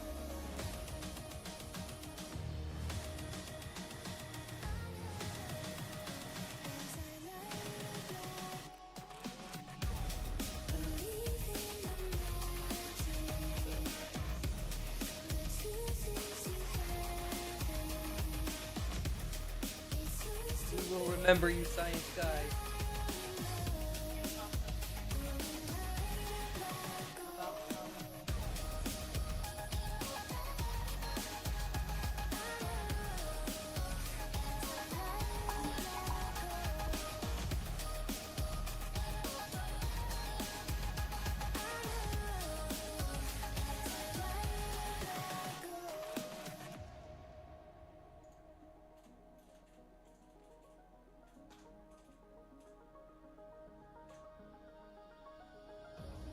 Believe in the magic. What if it could happen? Like a chain reaction explodes as I light up like gold.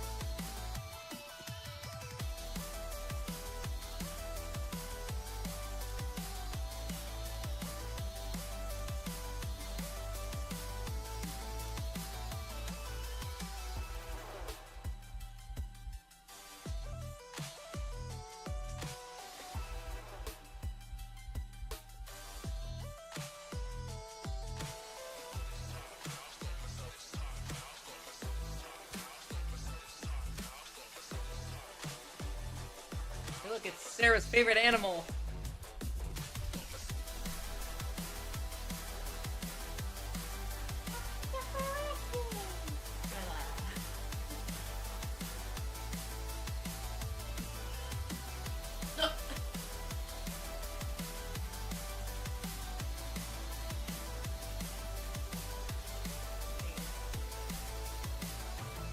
Why you want it? Maybe you want the ferrets the ferrets my mom has? No, not them specifically. I love them, but no.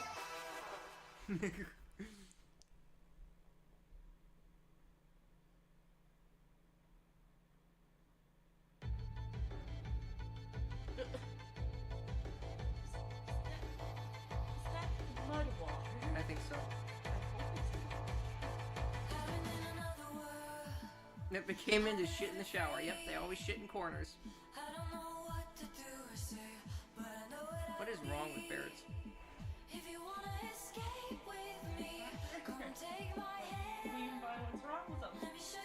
Why can't you just shake them and they don't give a shit? Why?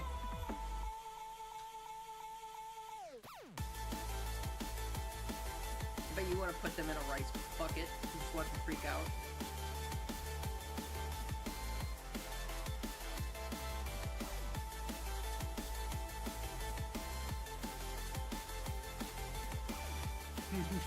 If you spell applesauce with just A's, you get ah!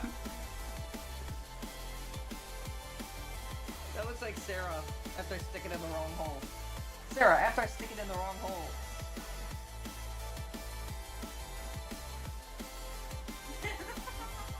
No?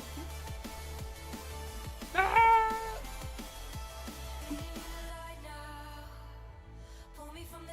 The puppy.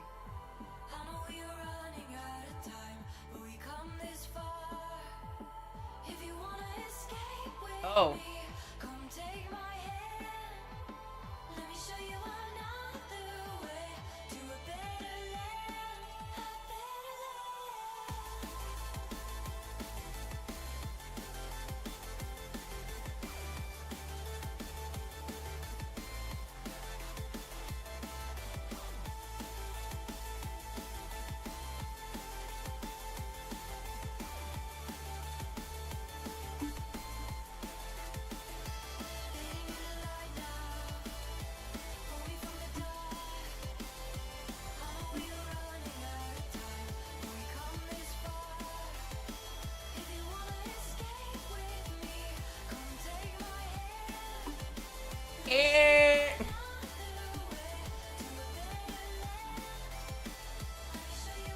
Sarah's standards are too high.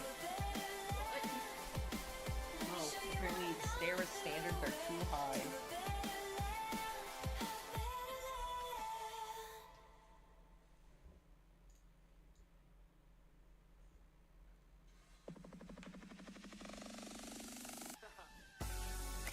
I'm a living legend. You ain't heard yet, you not get the message. From the moment that I stepping in, I get a couple weapons. Yeah, I turn to a beast when I'm rapping. I'm a living legend. You ain't heard yet, you not get the message. From the moment that I stepping in, Political organizing, Sarah. turn to a beast when I'm rapping. You are now watching the legend, so sit back and let the show begin. The pro is in, you know it's in, but go and get me loaded. And know if Over 20 million single women now own houses in the U.S., setting a new national record. That guy, yeah, from divorce. OnlyFans, that's a good point too. Or owning a Leary Center, yes. I'm a living legend. You ain't heard yet, you not get the message. From the moment that I stepping in, I get a couple weapons. Yeah, I turn to a beast when I'm rapping. I'm a living legend. You ain't heard yet, you not get the message. From the moment that I stepping in, I get a couple weapons. Yeah, I turn to a beast when I'm rapping. Now it's my time, dog. I'm on my way to become an icon. Job to get your climb on, get to the level that I'm on. I am the Yeah, I can see why. I won't stop to feel the whole world's up in my hand. I can't see my rise up on the horizon. I've been out here grinding, trying to leave a legacy. And ain't nobody next to me, 'cause I'm a different pedigree. Ain't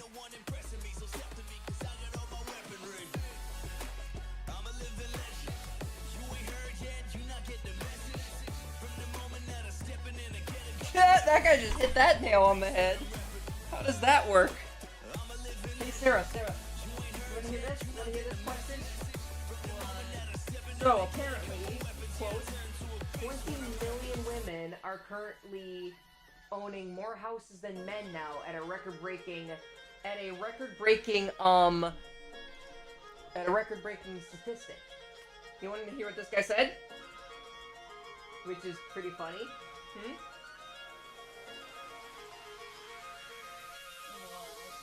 Single women are owning homes, and he asked, how is that possible if there's a wage gap?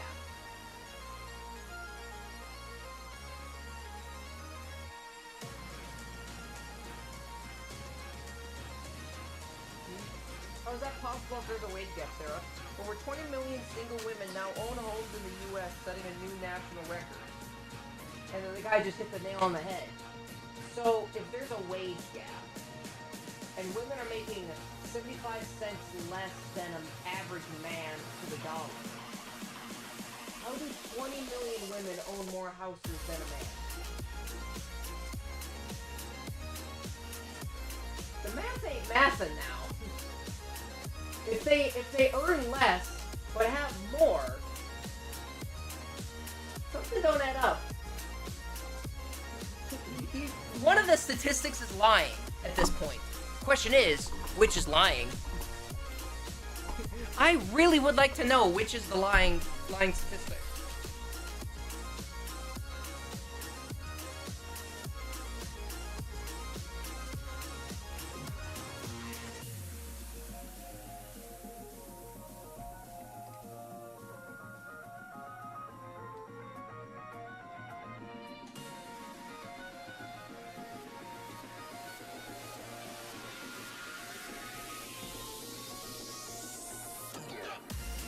So that begs the question, which one is lying?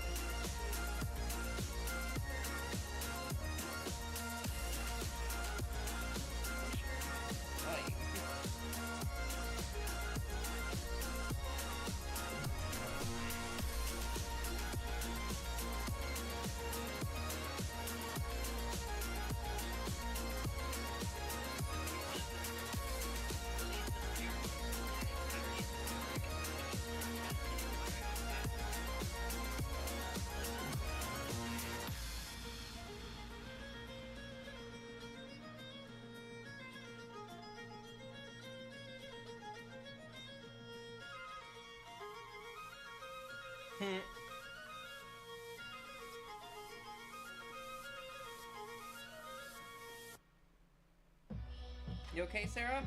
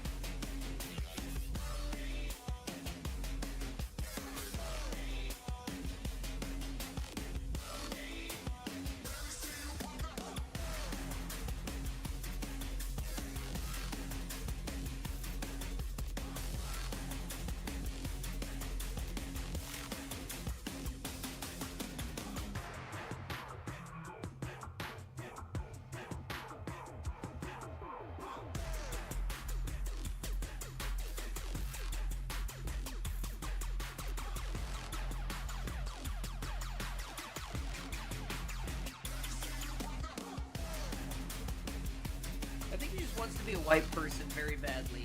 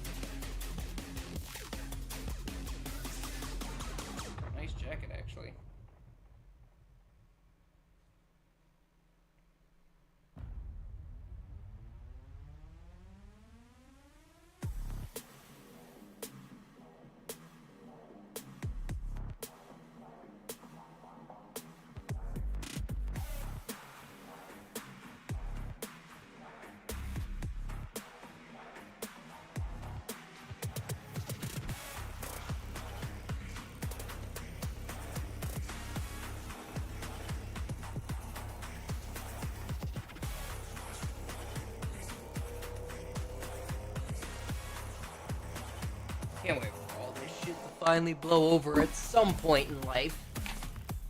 Some point in life it'll blow over. One can pray and hope.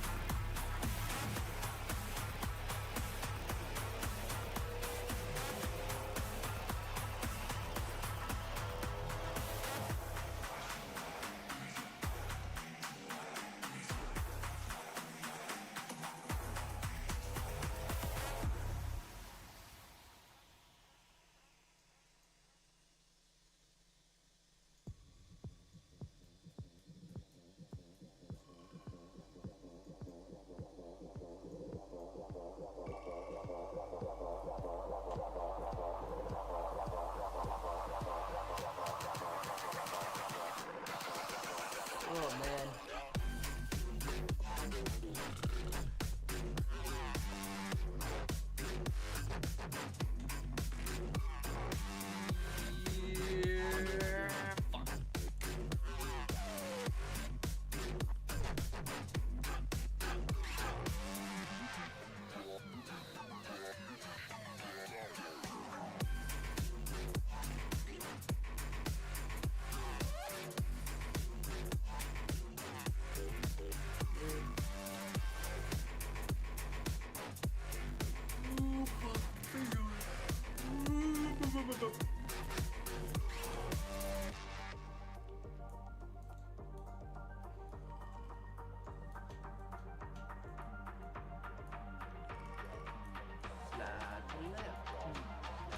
Right.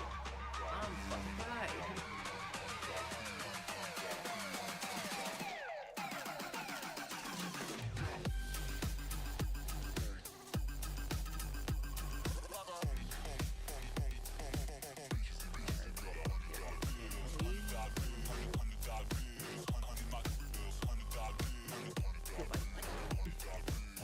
Of course, fucking bronze card. Why am I not fucking surprised?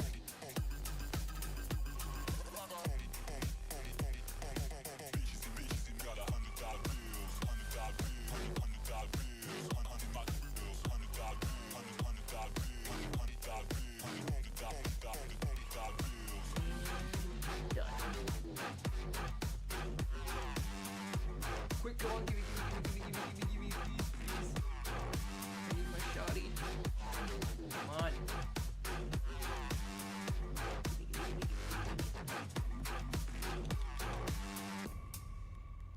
Oh, fucker. T-post.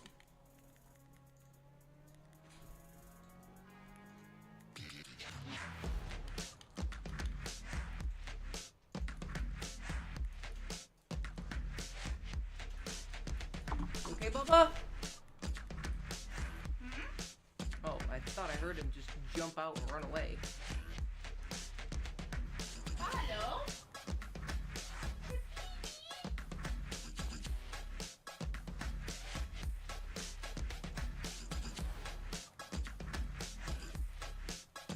Shit.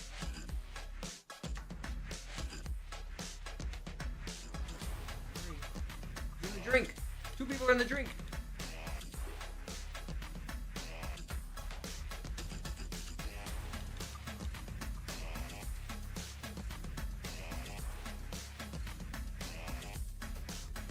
Well, hello. Fuck you, Harper.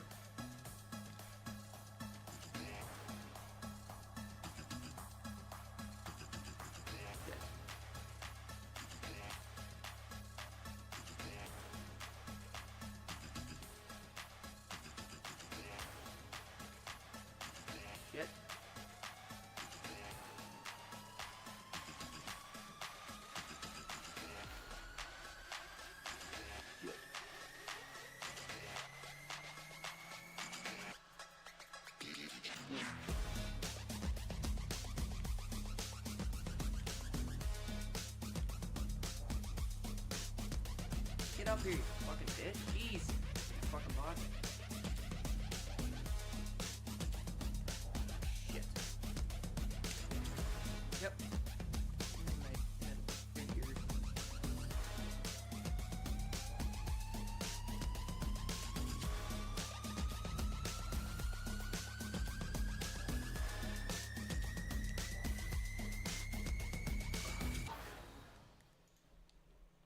Alright, come on.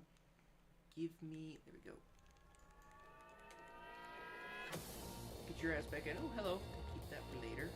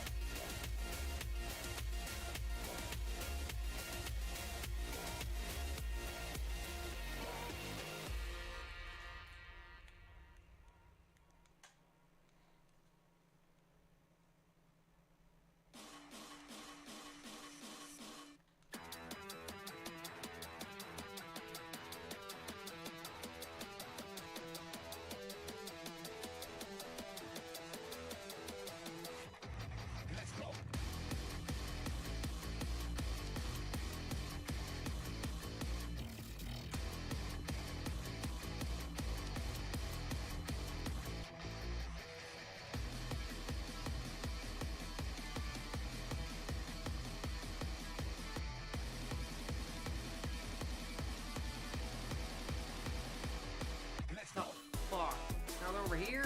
Shit me? Oh no, it doesn't bother.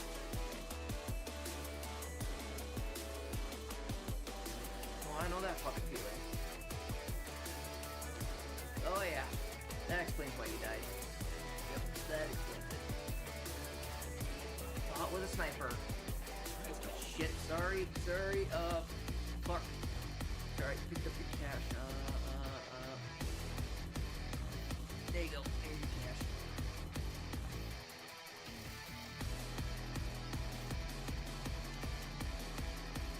Or you don't want it. I don't care. Just take it back then.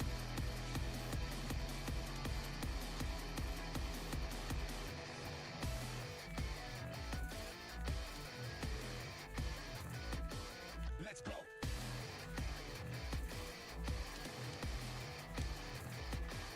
Sliding fuck.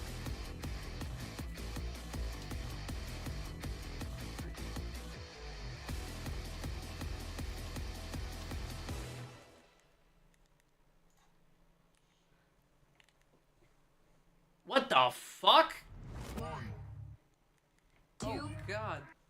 Man with full legs.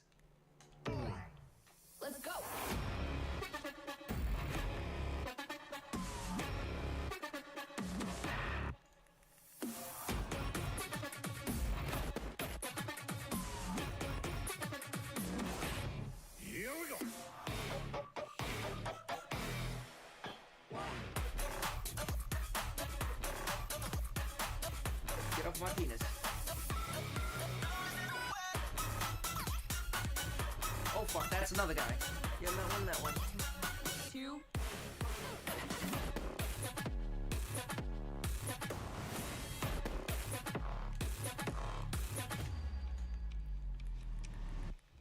Straight in there.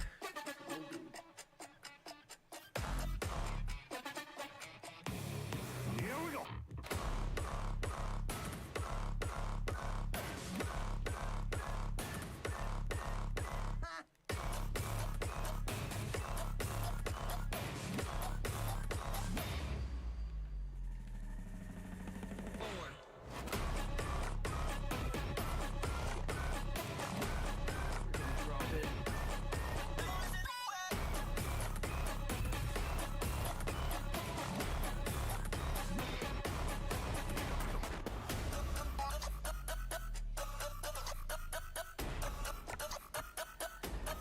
Here we go.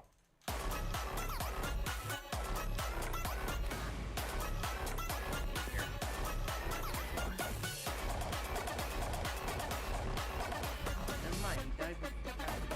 Fuck, man. Alright. Have to go for it. Whew. I'm coming, man. Never mind, they got you.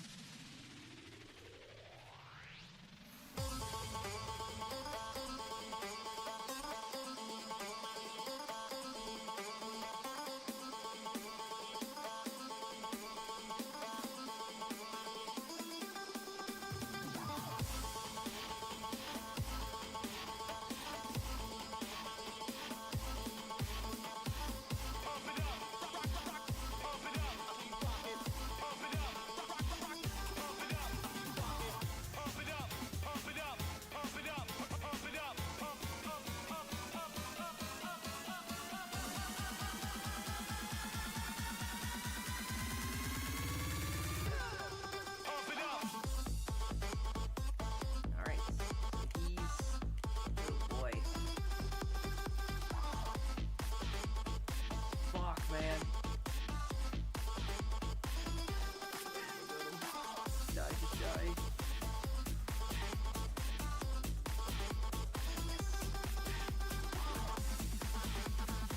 Yep, knew that was coming.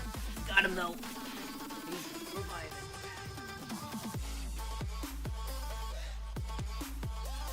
Yes. Wood.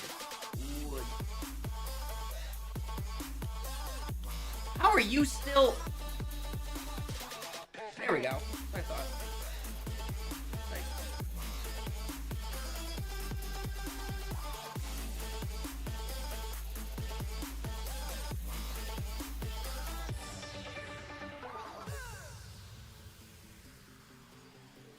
Titty titties.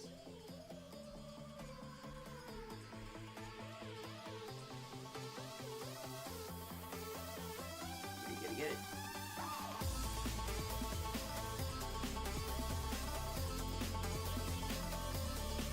Hit your ass. Go, go, go. Holy shit. That was the last dude. Okay, never mind.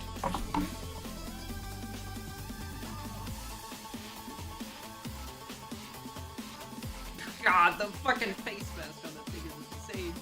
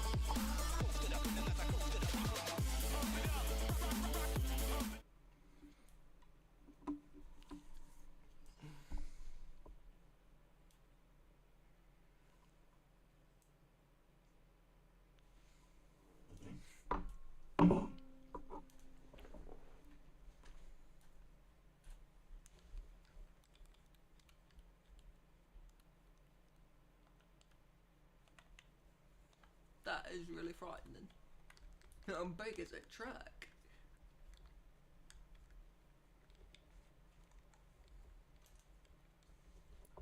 3 kills, 5 kills, and then 10 kills.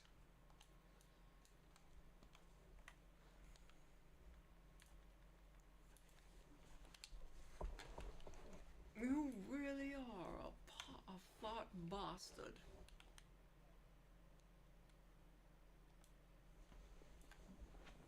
I still gotta make that video. I should make that video tomorrow. Yeah, it's a big stretch.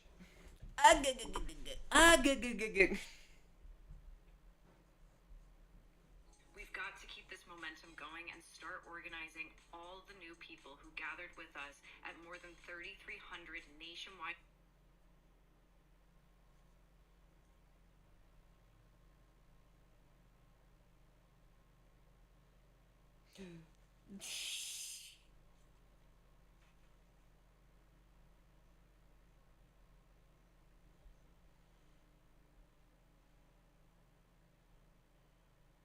So what do you want for dinner, Sarah? For dinner? Yeah. I was thinking just simple egg ramen. Ramen? Ramen. You want to start ramming that dick in your mouth? No, not in my mouth. Okay, in your butt. No, not there. Okay, in his butt. In Apollo's? No. Just a random dude's butt. Oh. No. The fuck is going on up there? I have no idea. We have some of the loudest upstairs neighbors. I mean, I can get them to stop. No. Come on, just let me load this up and just pop, pop, pop, pop, pop, straight up into the ceiling. No. Why not? That'll get them to stop, right? Yeah, it'll also get us kicked out. Sure it will. They can try and kick us out.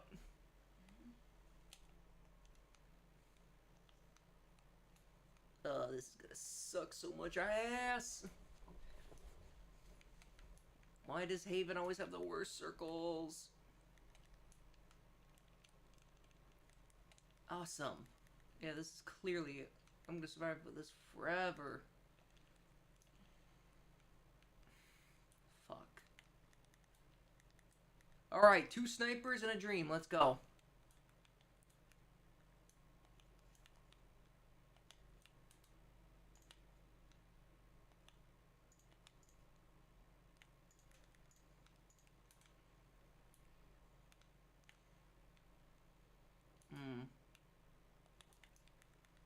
Double kill.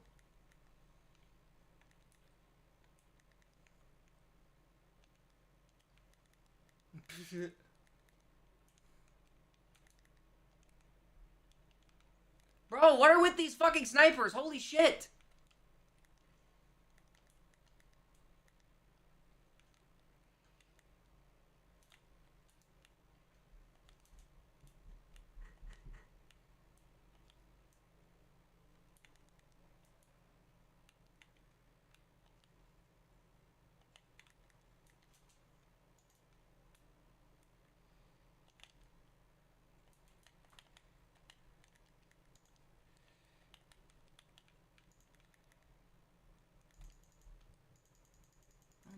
God, the snipers.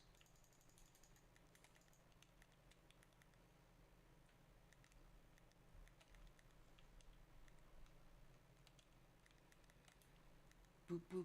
Oh, fuck. No.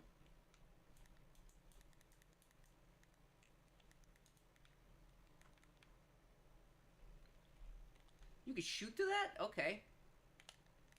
I mean, it is wood.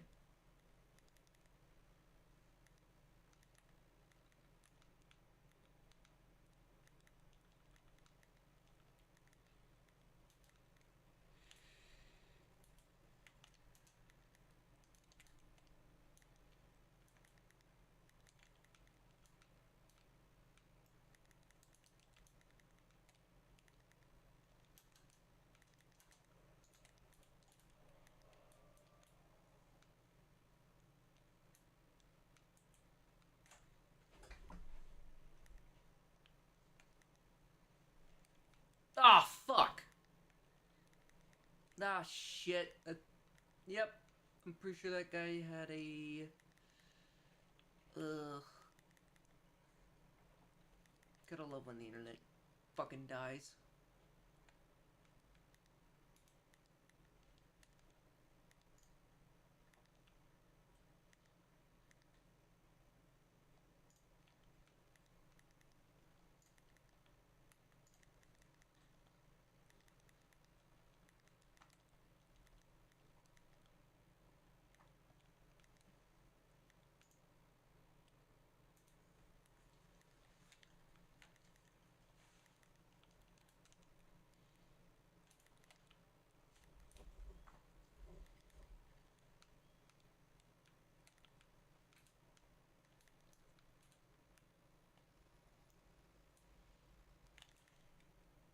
Holy shit.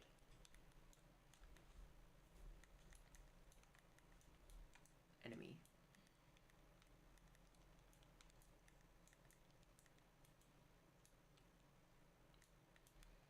Okay.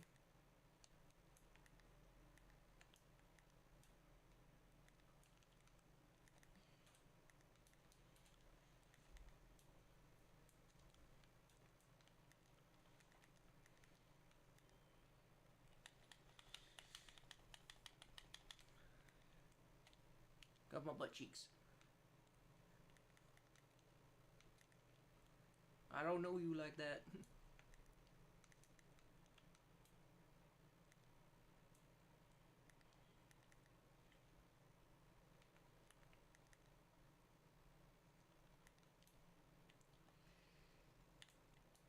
How are you still alive?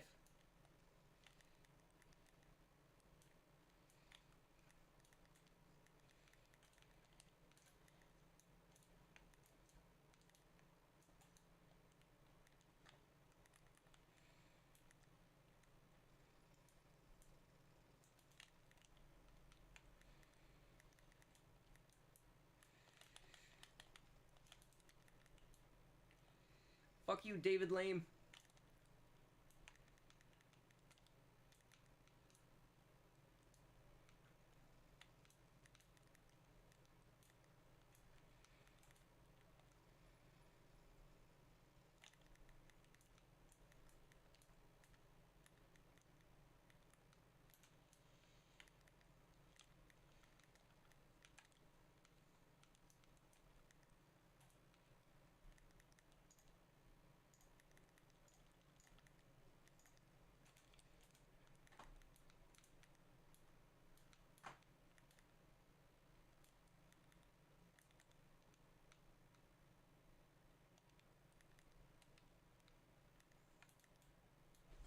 Oh my neck.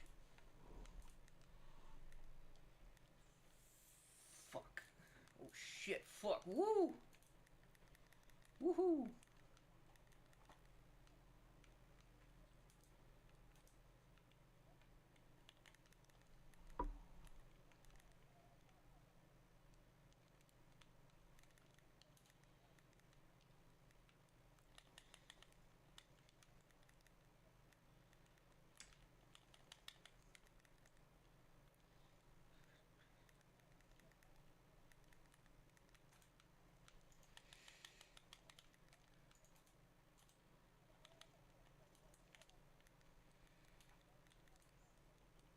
Woohoo!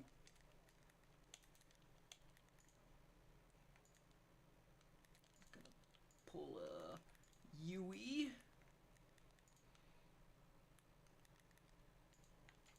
And I'm being chased by a motherfucking crew. God motherfucking damn.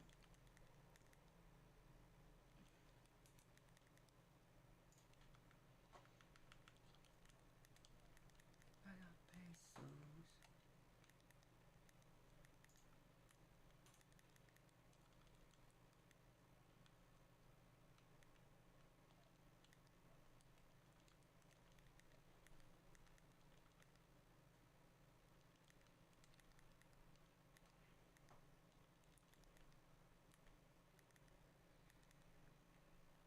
Fuck you, David Lame.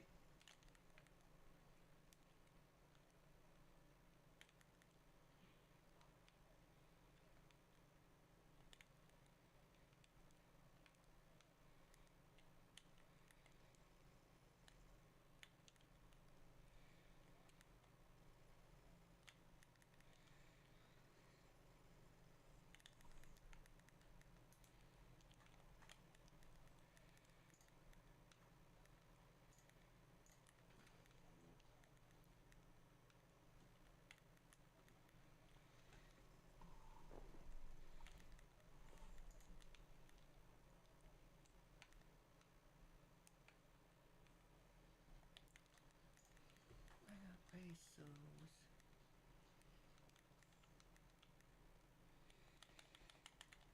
Get out of here. You will not reveal them to us. Never mind, you are.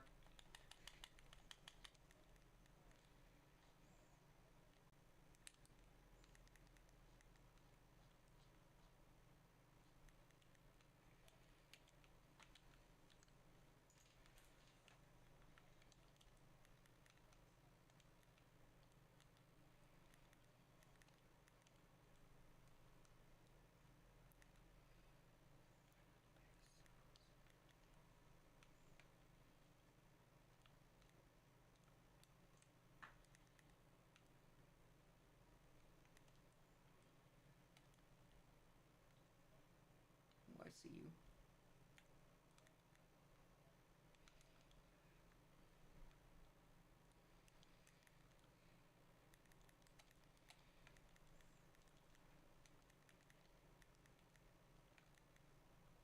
Oh, fuck, what? Get up!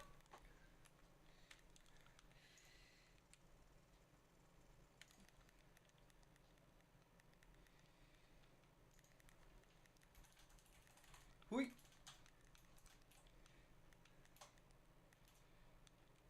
Got it.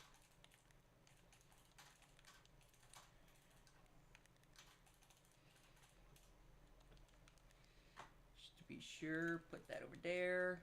Put that right there. I have been targeted.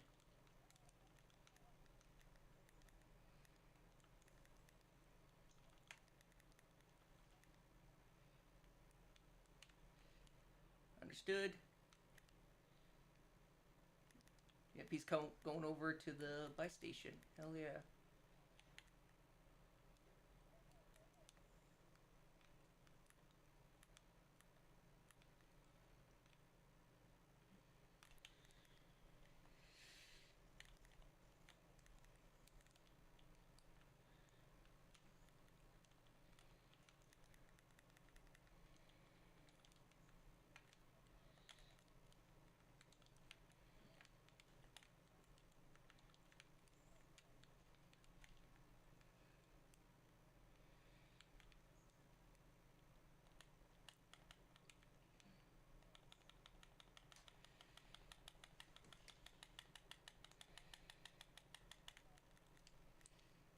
Yeah, look out.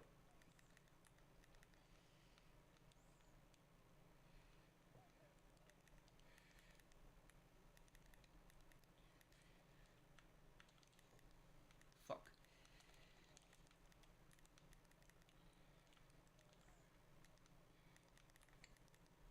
Whoa, that leg switch there, man. Holy shit. Yeah, I'm dead. Oh, pull it back. No.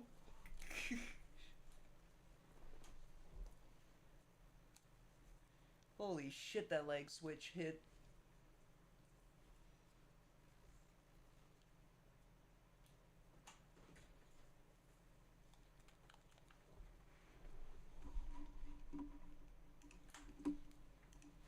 I'll watch that leg switch hit, Sarah.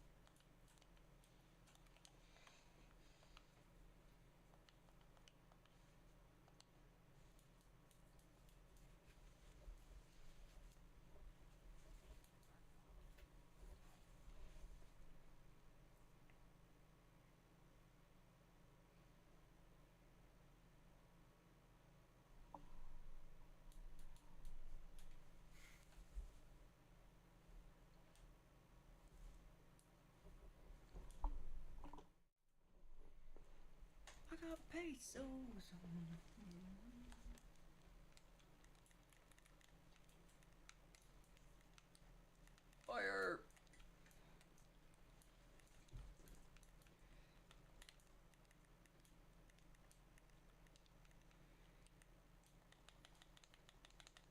Fuck you, orange boy. Holy shit!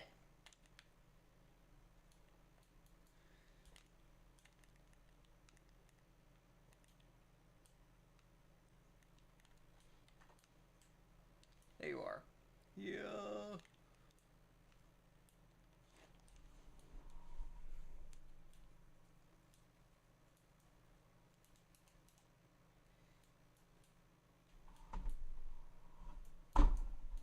Oh, my leg. Oh, my leg.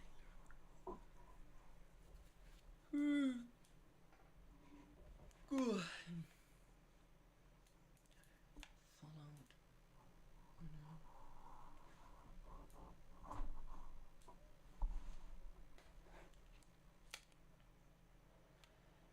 Why do these fucking suck?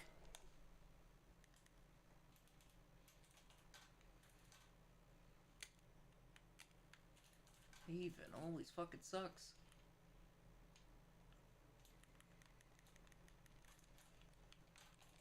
Fucking Liberty Falls.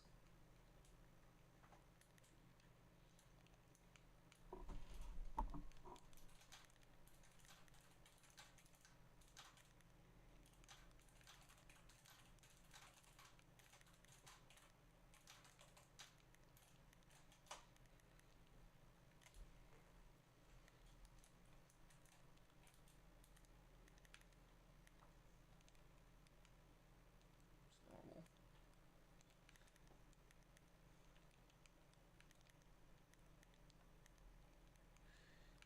Pesos. I don't give a fuck. Talk.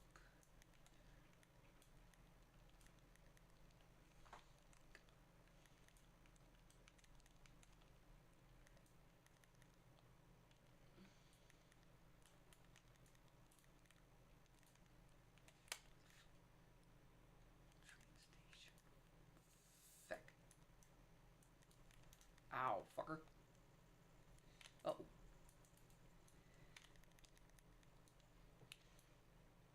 Shit, fuck. Come on, put it on! Since when do 9 bangs exist in this fucking game?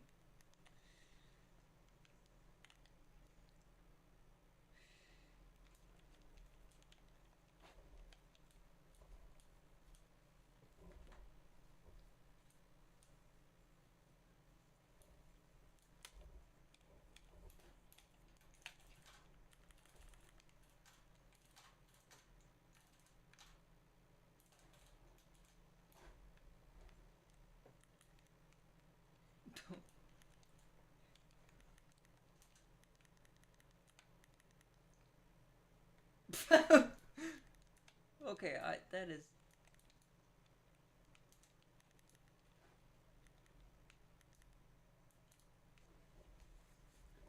Oh yeah, we are failed. We are a failed society. Oh my god.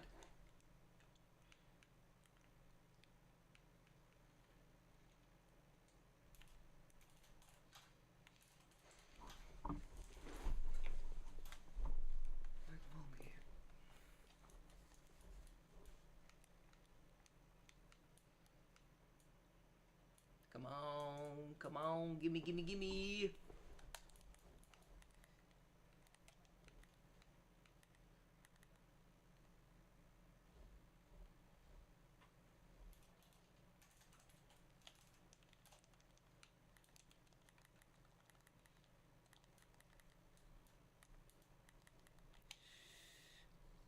Stab.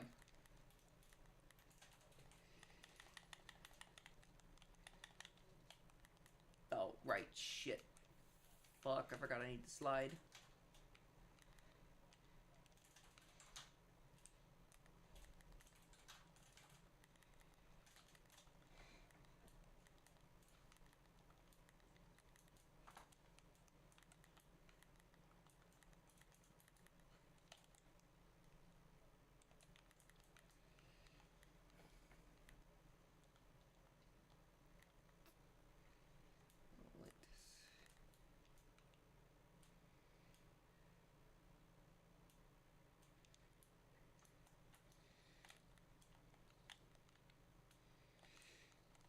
Yeah, I figured.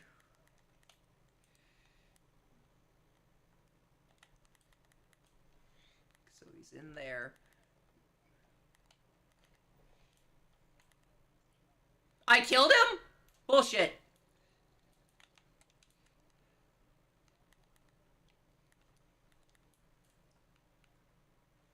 So he's up on the roof.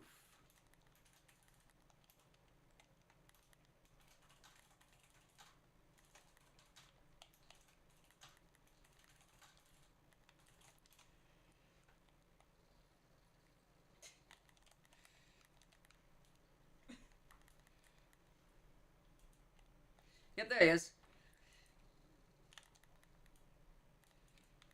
That means his teammate's in there. Hi, teammate.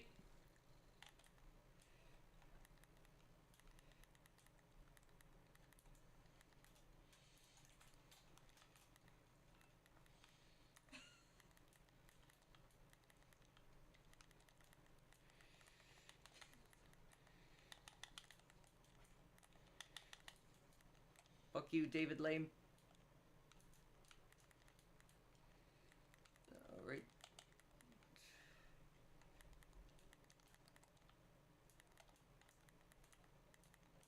Get up.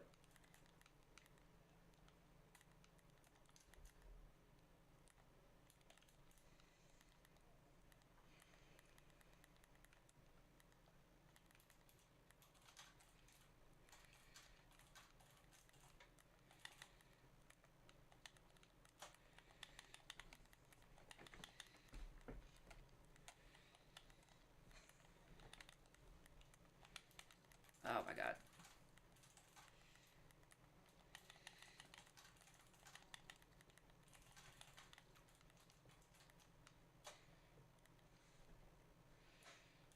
Oh, fuck. I'm coming.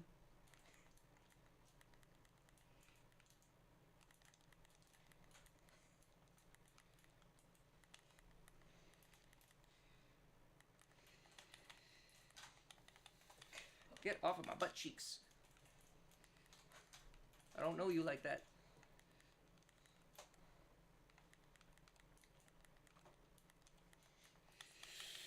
Oh, fuck. Staking that for a fucking bot. Didn't see the ranked play. Oh, it's his other teammate. Other team's coming up behind you. Petty, they're coming up the zip line.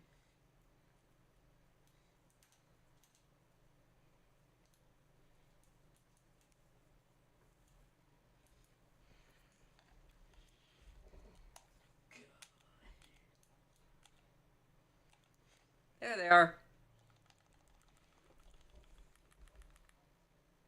I'm coming in.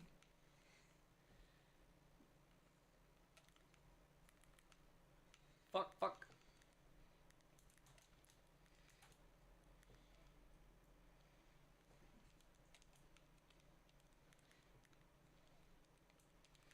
Fuck.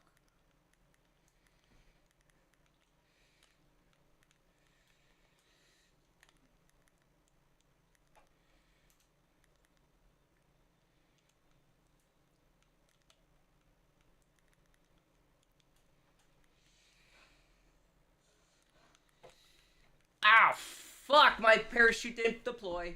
Fuck me.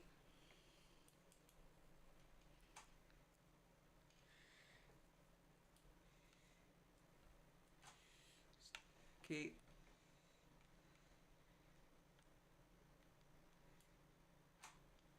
Lay down, lay down. Give me my weapons. Come on, just pick.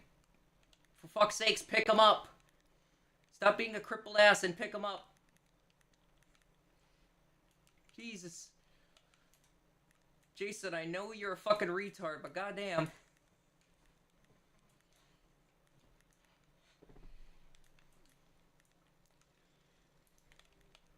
It's your kill. Moving in. Fuck you, David Lame!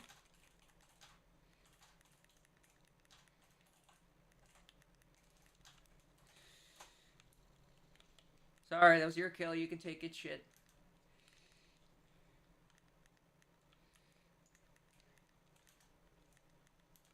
Oh, shit!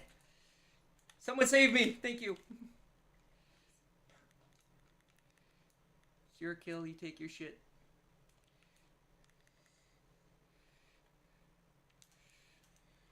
Oh, hello.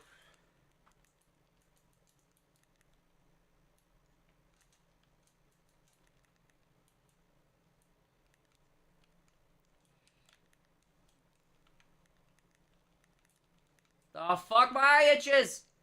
This is not a good time.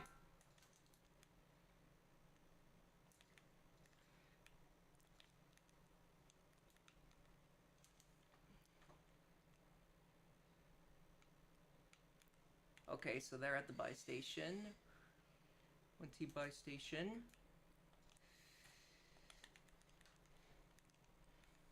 And one team to our right at the factory. Oh, I'm behind you! Look at that!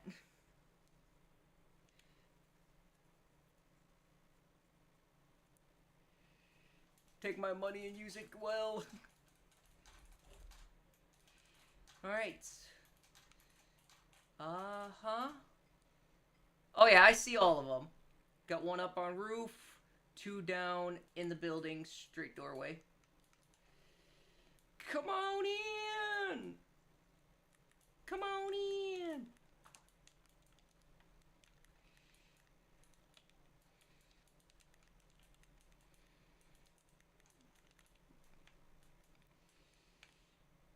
Eat that.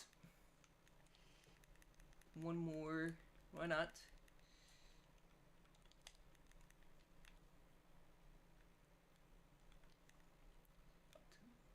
Fuck you, Predator!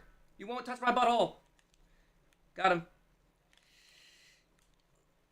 Oh, shit. No, they're getting me. Incoming. Running. Oh, no, back up. Back up. Back up. Run away. Haha. No, no, no, no. I will not be killed by a cluster. Jeez Louise.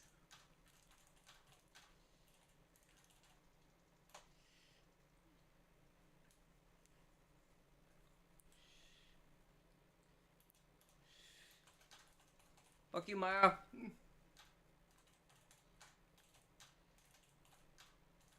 There he is. Bushes. Bush Wookie.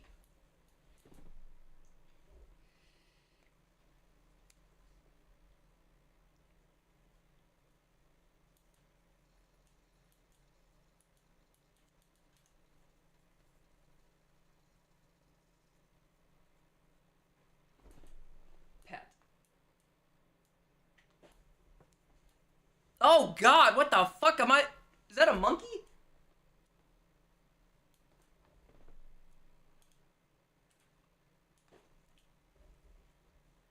Sarah, monkey. What? Monkey. Monkey? Look at that face. That looks like a monkey. Monkey?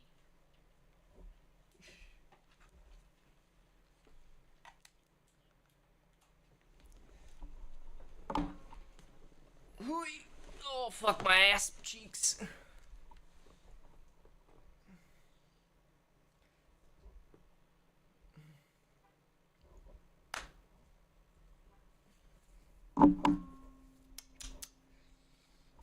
Do you need me to make the food or no?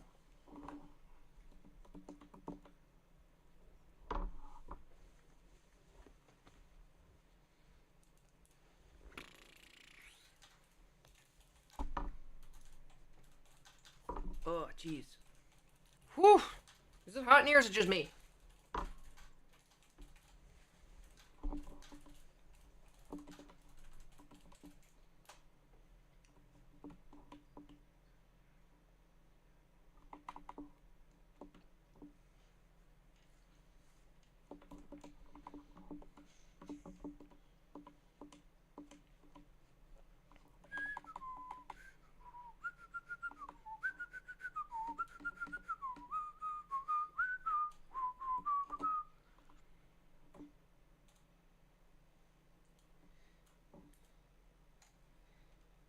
Fucking 90-year-old man, Jesus.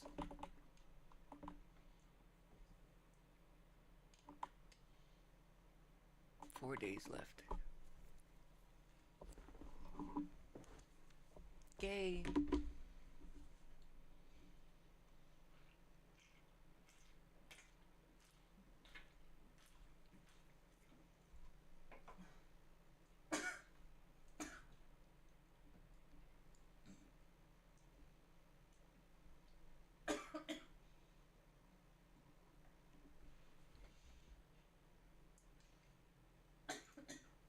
Gesundheit.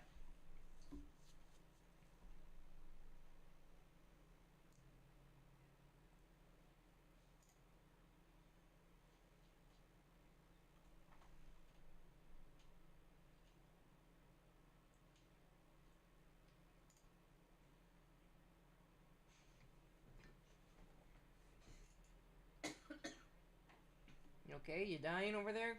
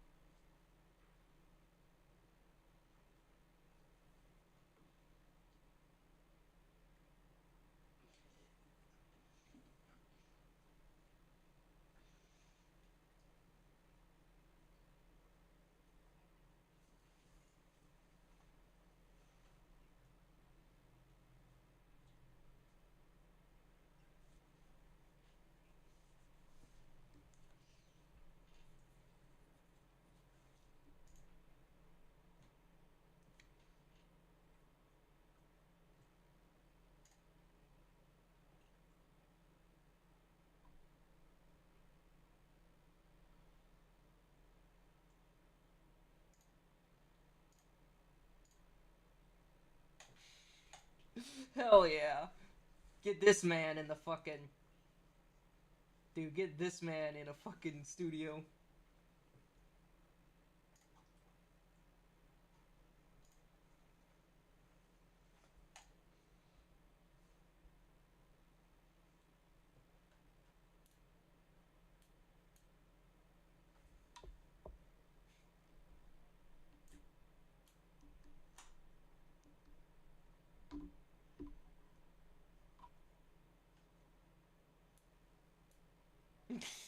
Why can't I hear that? Why can't I hear this picture? Look at me! I'm gonna stand in the road and protest the king that doesn't exist in America!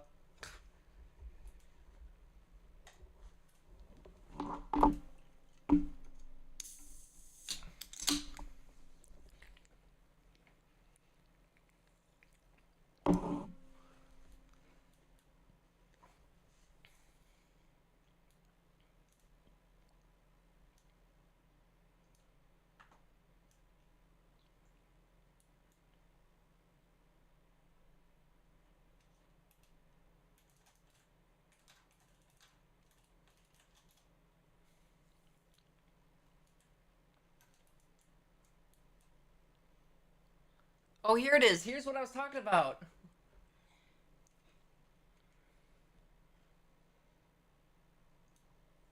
You are.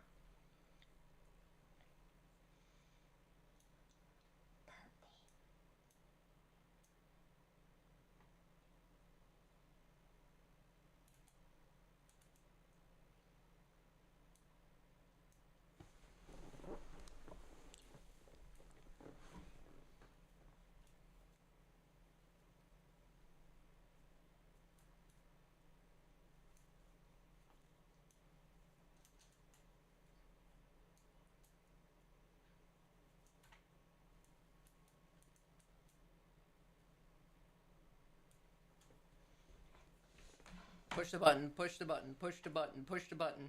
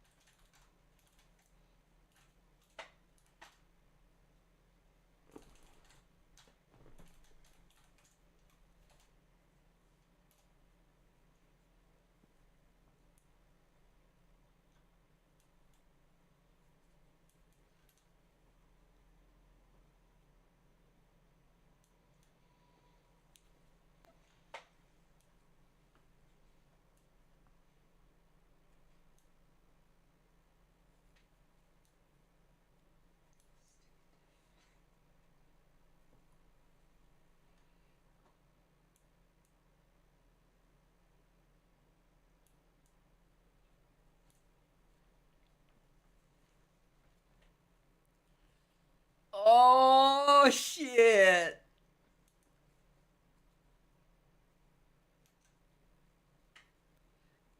Let's see this go down. You can see, the more you fuck around, the more you're gonna find out.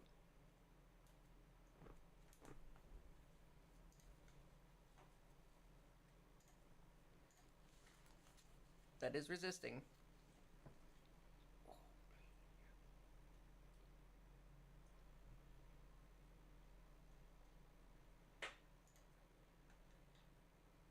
Oh god!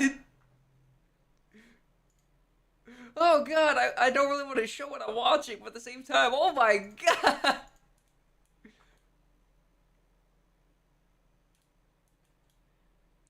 I'm sorry if I was in there.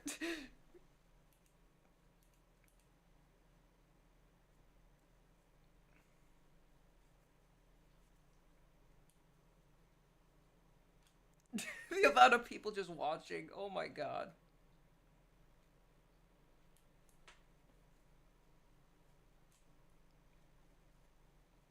What is happening right now? What is happening? I can't. Oh my god.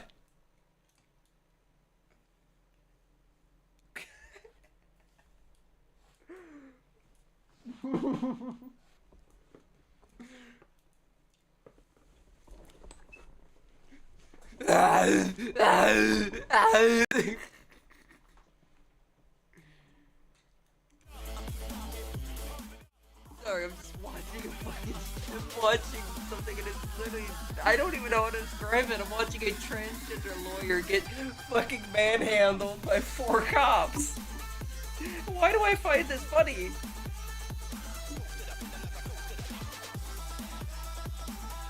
Get a female officer now. Now you want a female officer. That's even funnier. Now you're a female.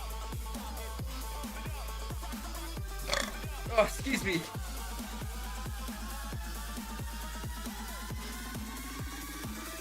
Meow, meow, meow, meow.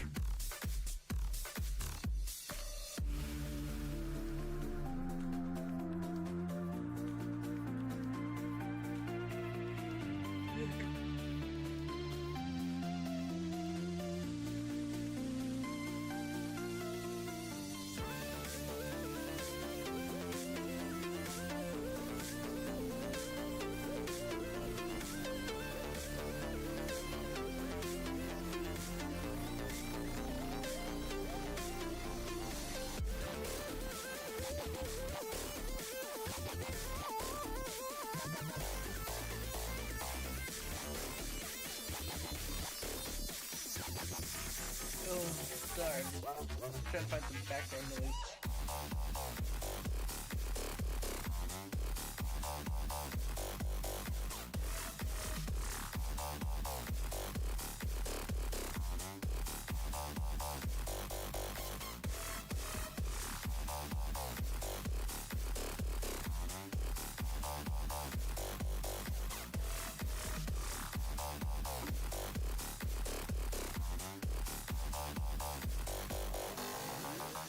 own it.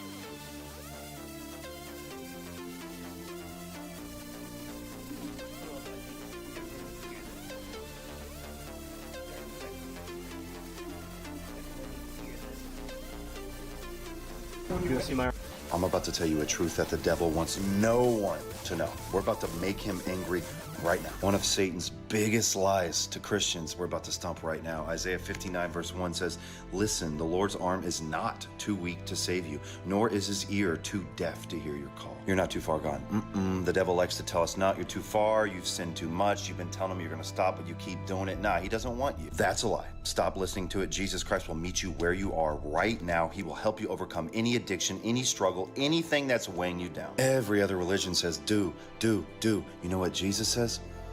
Done. You don't have to perform your way to earn his love. You don't have to work your way to catch up to others. He will meet you where you are. Boom! Take that, Satan! Woo! Hell yeah. Amen. Amen.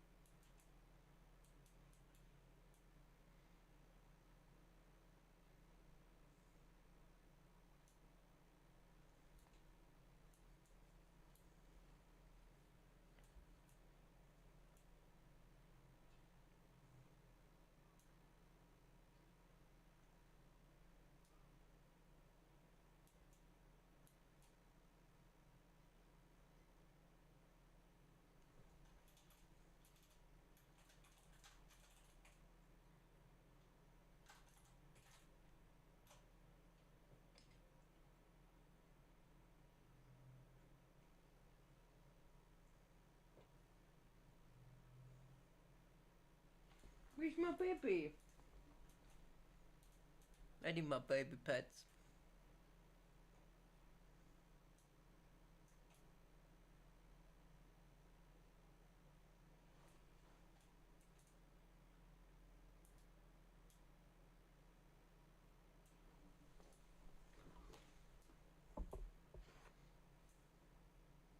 Oh, my neck, man.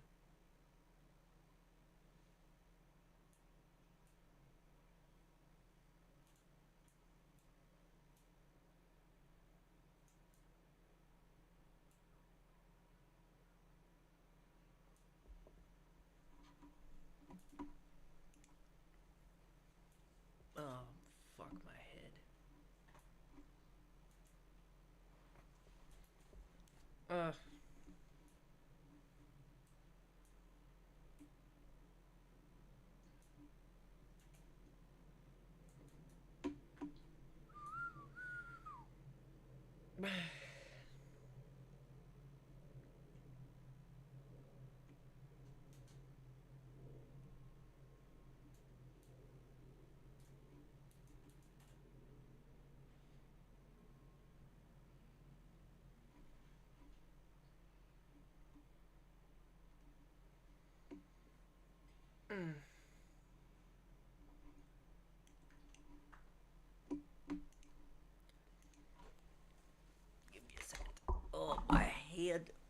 Ugh. Oh, my neck. Oh, he's a baby.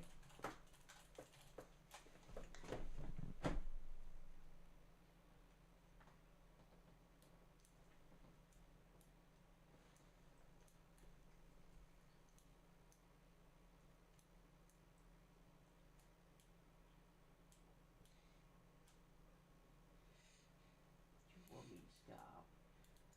Okay. I'll stop then. I'll stop it. Be a good papa and stop. Alright, everyone. Apollo's giving me that face. He wants me to stop. Alrighty, let's go. Man, that was a good stream day. 7 hours. I'd say that's a good stream. Thanks for watching. And God bless everyone. Also stay annoying. And screw that one king movement. We still have a king. Never forget it.